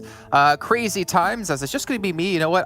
In my contract, I have it stated that I need to have solo shots on camera. So luckily, the ESL production crew here has helped me with this one. But very important to see that Beast, Destiny, up against a fight with Lakonostra. They did lose Mihi early on. I think we have our analysts back in with Kalaris and Maxman here in just a second. I think they can help me break this down. But Destiny, we're down a man pretty much off the bat with Mihi unfortunately getting stuck inside of something, and he died to his own car. Decided to take himself out instead of the blue zone. But then we had Destiny fight Lakonostra. We had Panda come in, and then Beast, who was the last left alive here, guys, like almost punished Panda. I think he got 3 knocks, if I'm not mistaken. Yeah, that was it. Got himself 3 knocks out of nowhere. It was a really hard one. And that was phase 6, meaning that also most of the Panda players could not get rezzed up. It was a really valuable fight. So you got 2 of those 3 knocks actually confirming into kill. So that's amazing to see that coming out from Beast. But when you're looking at these overall rankings from this game, you got to say that 26 pointer coming out from UDR Killers. We thought, but we were really hyped up in the backside when we were actually looking at that game. And we thought GK First could potentially secure it. But UDR Killers, they pushed that compound so well. It was controlled by, I think it was Black Spark at the start. Then it was Eastern Stars, and UDR Killers arrived in the middle of all that madness and were able to actually take that fight. UDR Killers is looking great, and if you look at the player individual stats, every single player has been fragging out big time. I think it's about 12 to 13 points for almost every player. So as a team, they've really stepped up all together, which you always love to see. There's so many moments in the ending of these games where we have a solo player who is like not pushing on a fight between 2, 3-man, 4-man squads based on the information that's given to them, like be it audio cues or where they believe that the fight is going on approximately, etc. and stuff like that. But GK First knows when to go, and if there'd been maybe 1 or 2 knocks a little bit more on the side of UDR Killers, he might clean that up. So it shows the game sense of he knows when to be able to go into those situations, given that he's the kind of solo player on the team. But yeah, not to be. But still good stuff from Panda. I mean, if the Beast situation doesn't happen, Max, that Panda could have effectively been 4-man up in those final moments, and then who knows what goes down. It's crazy. It was only Lakonostra on the southern side, and the fact that they left right away, Lakonostra, they could have just easily pushed it down. As you said, there was that situation where if UDR would have had a few players knocked away, then maybe that could have been a clutch for them. But yeah, Beast really played spoilers on Panda, and it's some extra points, as you said. 3 knocks, 2 of those being confirmed, and it will help Destiny get a little bit closer to that top 3 at the end. Yeah, and points they, like you said, desperately need, because it all comes down to those top 3 positions, right? Yes, there is money every single rank you go up, but you want to be participating in the PMPL EMEA Championship Season 1 happening later on in the month. You can see Unicorns 11, unfortunately, only the 1 point for them. One of the teams that we saw, well, the team who was in first place at the end of the first day, a little bit of struggle there, but so is Lakonostra, only getting 2 points. But we'll catch in with overalls in just a little bit of time. Let's take a look, though, at our top players in the last match, and I'm assuming GK First should be in there in one form or another, but I'm going to be wrong. It's just going to be 3 players of UDR Killers and Caster finally coming through at a Polar Ace. Max, I know you talked about Caster quite a bit earlier on when we didn't get to see him on their top 4 out of Polar Ace, but he's going to be here this time. Yeah, it's going to be this time around onto the top players of this game. I mean, Polar Ace had some decent rotations. I really enjoyed how they played, especially that high ground position over to the east of Quarry, I believe it was. And they love having a 2-2 split, and instantly they're very snappy. The moment the circle shifts, they take that position, and they had a very good oversight of what was happening in that ball finish in a compound down below. So they had good intel beforehand before going for that fight. And I think Caster's just been the one in this game, at least, that's been able to capitalize more on that opportunity. But man, 3 players coming out from UDR Killers here, especially Pocus, the French homie is going to be in that present once again. And yeah, UDRs have been fighting so well. I hope at one point, especially tomorrow, we can check out some of their personal stats, because they are very impressive when you look at it. I mean, to get out of that situation that kind of boils down to the last 3 teams or so in those compounds, it's manic. There is so much going. I mean, hell, you can see it in the observing. We're flicking back and forth between all of these players. Everybody's kind of repositioning, everybody's kind of shooting, and UDR Killers to be able to come out on top of that situation the way that they do with still 3 people not knocked, I think is extremely impressive and a testament to their crisis management, given how chaotic that situation can get. Yeah, and we'll take a look at total damage as well to see what they really put down. And I mean, them and Polar Ace fighting head-to-head. I think there was a moment there, Kalaris, where we could have saw maybe GK First look to crash out on top of this fight to potentially pick up the last kills and maybe a chicken dinner for his team. But again, we see Polar Ace put off a decent performance here, which is great for them. Again, one of the teams we looked at coming into the finals.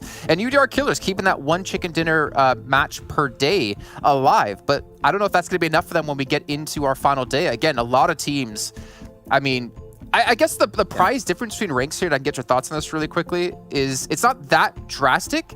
So I feel like if you're going to be one of those teams who has to make that push for top 3, you just got to play crazy. And I think that makes it even harder to stay on the top here if you're one of these teams. Yeah, I mean, for UDR Killers, for example, yeah, they might be getting 1 win per day or to something to that effect. But even that is not enough to be able to push you into that top 3 spot. You still have to be getting decent results here and there, be it podium finishes, be it top 5s, be it with a handful of kills if you're getting that kind of 6th through 8th position during some of these games. So, and the crazy thing about it is that it's a true test of capabilities in terms of flexibility when you've got the 3 battlegrounds going, changing, because they are having to constantly adapt to the differences in the playstyles for those battlegrounds.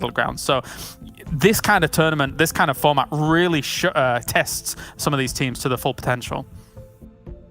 Yeah, Max, it tests them in different ways, right? Be able to play long formatted event, then a 3-day sprint, so to say. You know, you have the marathon in the beginning, you have the sprint at the end to see how well-rounded you are out as a team. But let's take a look, though, at a recap of today really quickly so you guys can see at home. If you missed any of the matches, well, luckily for you, got a quick little recap to show you who won each match and, of course, their stats behind this one. And we don't see a double chicken dinner date today, but we do see Destiny pick up the 1, GODSENT pick up 1 as well. Panda, I mean, really, for a Panda win, Max, that's not really that impressive. I mean, it's Panda, right? Especially you're expecting him to take a win. Luckily enough, it was not on Miramar, even though they are known as being a really strong Miramar team when it comes down to it. But that was the one where actually, I'll give it, Kalaris. He did guess that they were going to win. So, okay, clap, congrats. But Panda also got to keep in mind that despite not taking wins on other maps, they were still really consistent in where their performances actually were. Because if you look throughout the entirety of these finals, their average placement point is currently on 5th position. The closest is 7th position for GODSENT and Unicorns of Love in position. There are 2 average positioning spots ahead of the competition right now, which goes to show, once again, we said it many times, but how consistent Panda actually are. And not only that, they convert that into kills too, and they know most of the time when they can't confirm a win, they're going to try and go for a top 2, a top 3, or even a top 5, and that's still really good points. That even yesterday, when we were talking smack a little bit about Panda, saying Yiz is not there, they're struggling, it was still technically a really good day, and now they're back in their prime, what we were expecting from them after the last Super Weekends.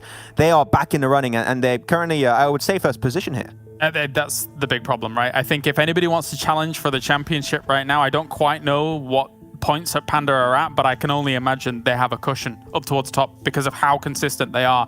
These guys are looking head and shoulders above the rest right now, and with only 6 games remaining, all of these teams either have to put a huge dent in Panda somehow or elevate their game, and I think that is difficult when Panda right now is setting themselves apart to the point where, again, they're a world-class team right now, and that is terrifying for these other teams.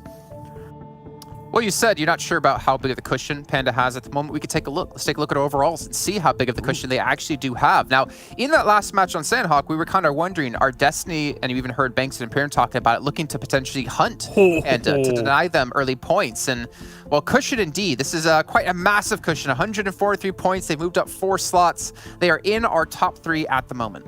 The problem is that they've only won 1 chicken dinner, and it wasn't even that big a chicken dinner. It was a salvaged chicken dinner on that Sanhok game. So to see them at 143 points, considering you see GODSENT at 3 chicken dinners, but 117 points. Lakonostra, technically, yes, they have been popping off in these past 2 days, but still only 119 points. I would be absolutely terrified of the Panda going into tomorrow.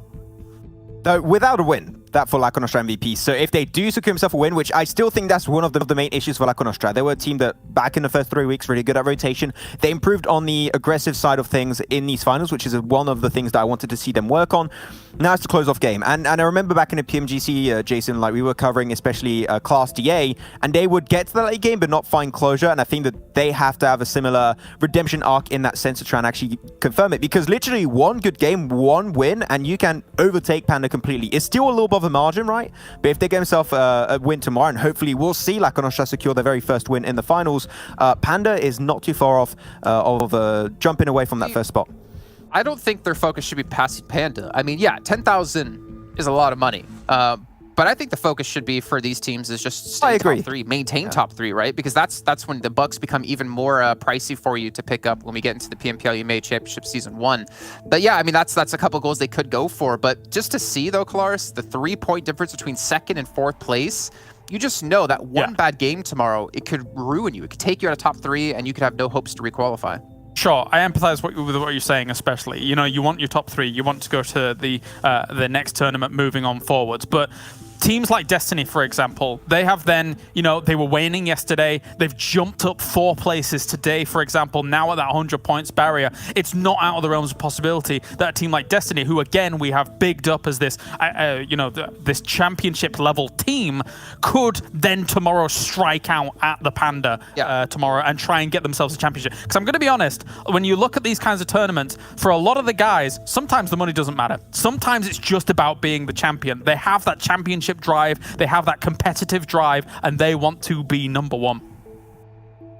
Well, speaking of number 1, a couple of the teams maybe have a chance. It was it was only a 19-point difference between Destiny and our 2nd place team, Lakonostra. So it's still very doable. Like, there could be an easy surge of points for them just for a couple of good games. But looking here, Polar Ace, they've moved up a bit. Eastern Stars have fallen as well here. It's tough times for these teams, Max. And realistically, they would have to have a massive day tomorrow. They would have to pull a Qatar Forces, you know, on the 3rd day of the final Super Weekend to break top 3. Yeah, mathematically speaking, it is possible, but when you're looking at how Eastern Stars has been playing, even with Kapahala joining in for the last few games of today, it hasn't been working for Eastern Stars as an example. I'm not going to lie, Eastern Stars, if they don't get themselves 2 wins tomorrow, I'm going to have to count them out because they need to catch up heavily. Like, first position is 143. They're currently standing on 64 only. They need to double their points bare minimum, actually overdo that completely. So I don't know. For me, Eastern Stars is almost done. It's basically over for them. And the other teams too, but they're the big surprise, right? That we thought were going to be first page very easily coming and very comfortably into the finals, but nowhere near. And I'm just not sure once again what happened. I think it's something internal because it feels so weird. There hasn't been any drastic change in how they rotate, how they play itself. But when it comes to fighting, they just lose them over and over and over again. And I think that maybe there's just a different shift on mentality coming into the finals. Maybe stress also that has been hindering their chances pretty heavily. But I think that's worth asking a few questions. I'll try and talk to a few of the players to know what's happening because it's very surprising to see such a drastic change from the first 3 weeks until now. Feels like dysfunction in the team some other moment. Yeah. Yes, indeed. We do have also another race happening, not only to get to top 3, but also our MVP who wins $1,000 at the end of our finals. We'll take a look currently who is in our #1 position, but in overall where our MVPs do stand. And Alicia actually gonna be the #1 spot. This is maybe not quite surprising when we see how they played, but it's good on him to maintain that. He's still there from yesterday, actually. That's really surprising. I mean, Lakonostra, to be honest, they had a great day, but we've seen also other players of Lakonostra do really well. So I thought that maybe he would have dropped away a little bit, but and especially because GKFS has stepped up back for Panda in the second day, I thought that he might be in that position at the end. But the real big surprise for me is Dami. Lost Bullet had, you know, a middling day, but Dami has still been able to perform despite not getting some insanely valuable results for his team. So I think that would be the big surprise in this top 5 is the fact that Dami is consistently up here with the likes of Alicia. I think for Lakonostra, of course, our question at the beginning of the day, alongside Nexus, was can they continue this form? Lakonostra, I think, undoubtedly right now proved, yes, they can do it back-to-back in a day. Let's see if they can do it 3 days in a row, because if they can, they will be top 3, considering what we're seeing so far, unless we have huge pop-off moments from the likes of Destiny that we know can do it. So there's definitely going to be, you know, hounds at the gate here to try and pursue down some of these top spots. Yeah, they can win themselves a spot into the PMPL EMA Championship Season 1 coming up later on in the month. But also, you guys at home can win something too, because we still have a challenge going on for you guys at home. And you only have, what, like a day and a half left to go before things will end on this one, where you can win some lovely little prizes. You have the 1+9 phone you can win. You have 3 1+ Bud special editions. You have even 5 PMPL parachutes. You just got to head over to PUBGMOBILE.Europe.official over on Instagram and see on how to enter, because it all closes at the end of the day tomorrow at 23:59. So right before midnight, make sure to get your entries in, and you can win one of those lovely prizes. Remember, guys, we can't win any of that stuff. It sucks, but you know, we got to be here on the show. Give them a tip. Can I give them a tip? If they tag you as the friend in the post, or no. There's one clear choice here, guys, right now. So maybe if you want to pick that one, that might be the one for you, because right now they are charging ahead. There you go. There you go. Whew. Yeah, that's actually a good point. You know what? Maybe we can get some entries in there. Maybe we can make another account. No, I'm not going to do that. I'm not that messed up. All right, well, ladies and gentlemen, that's going to round out here our second day of the finals. We still have one more day left to go. One more chance for all these teams to break through top 3 to get into the next event. And also last chance here for teams to take home the trophy and the $10,000. Make sure you guys tune in, and we'll see you guys tomorrow for the conclusion of the PUBG Mobile Pro League Western Europe.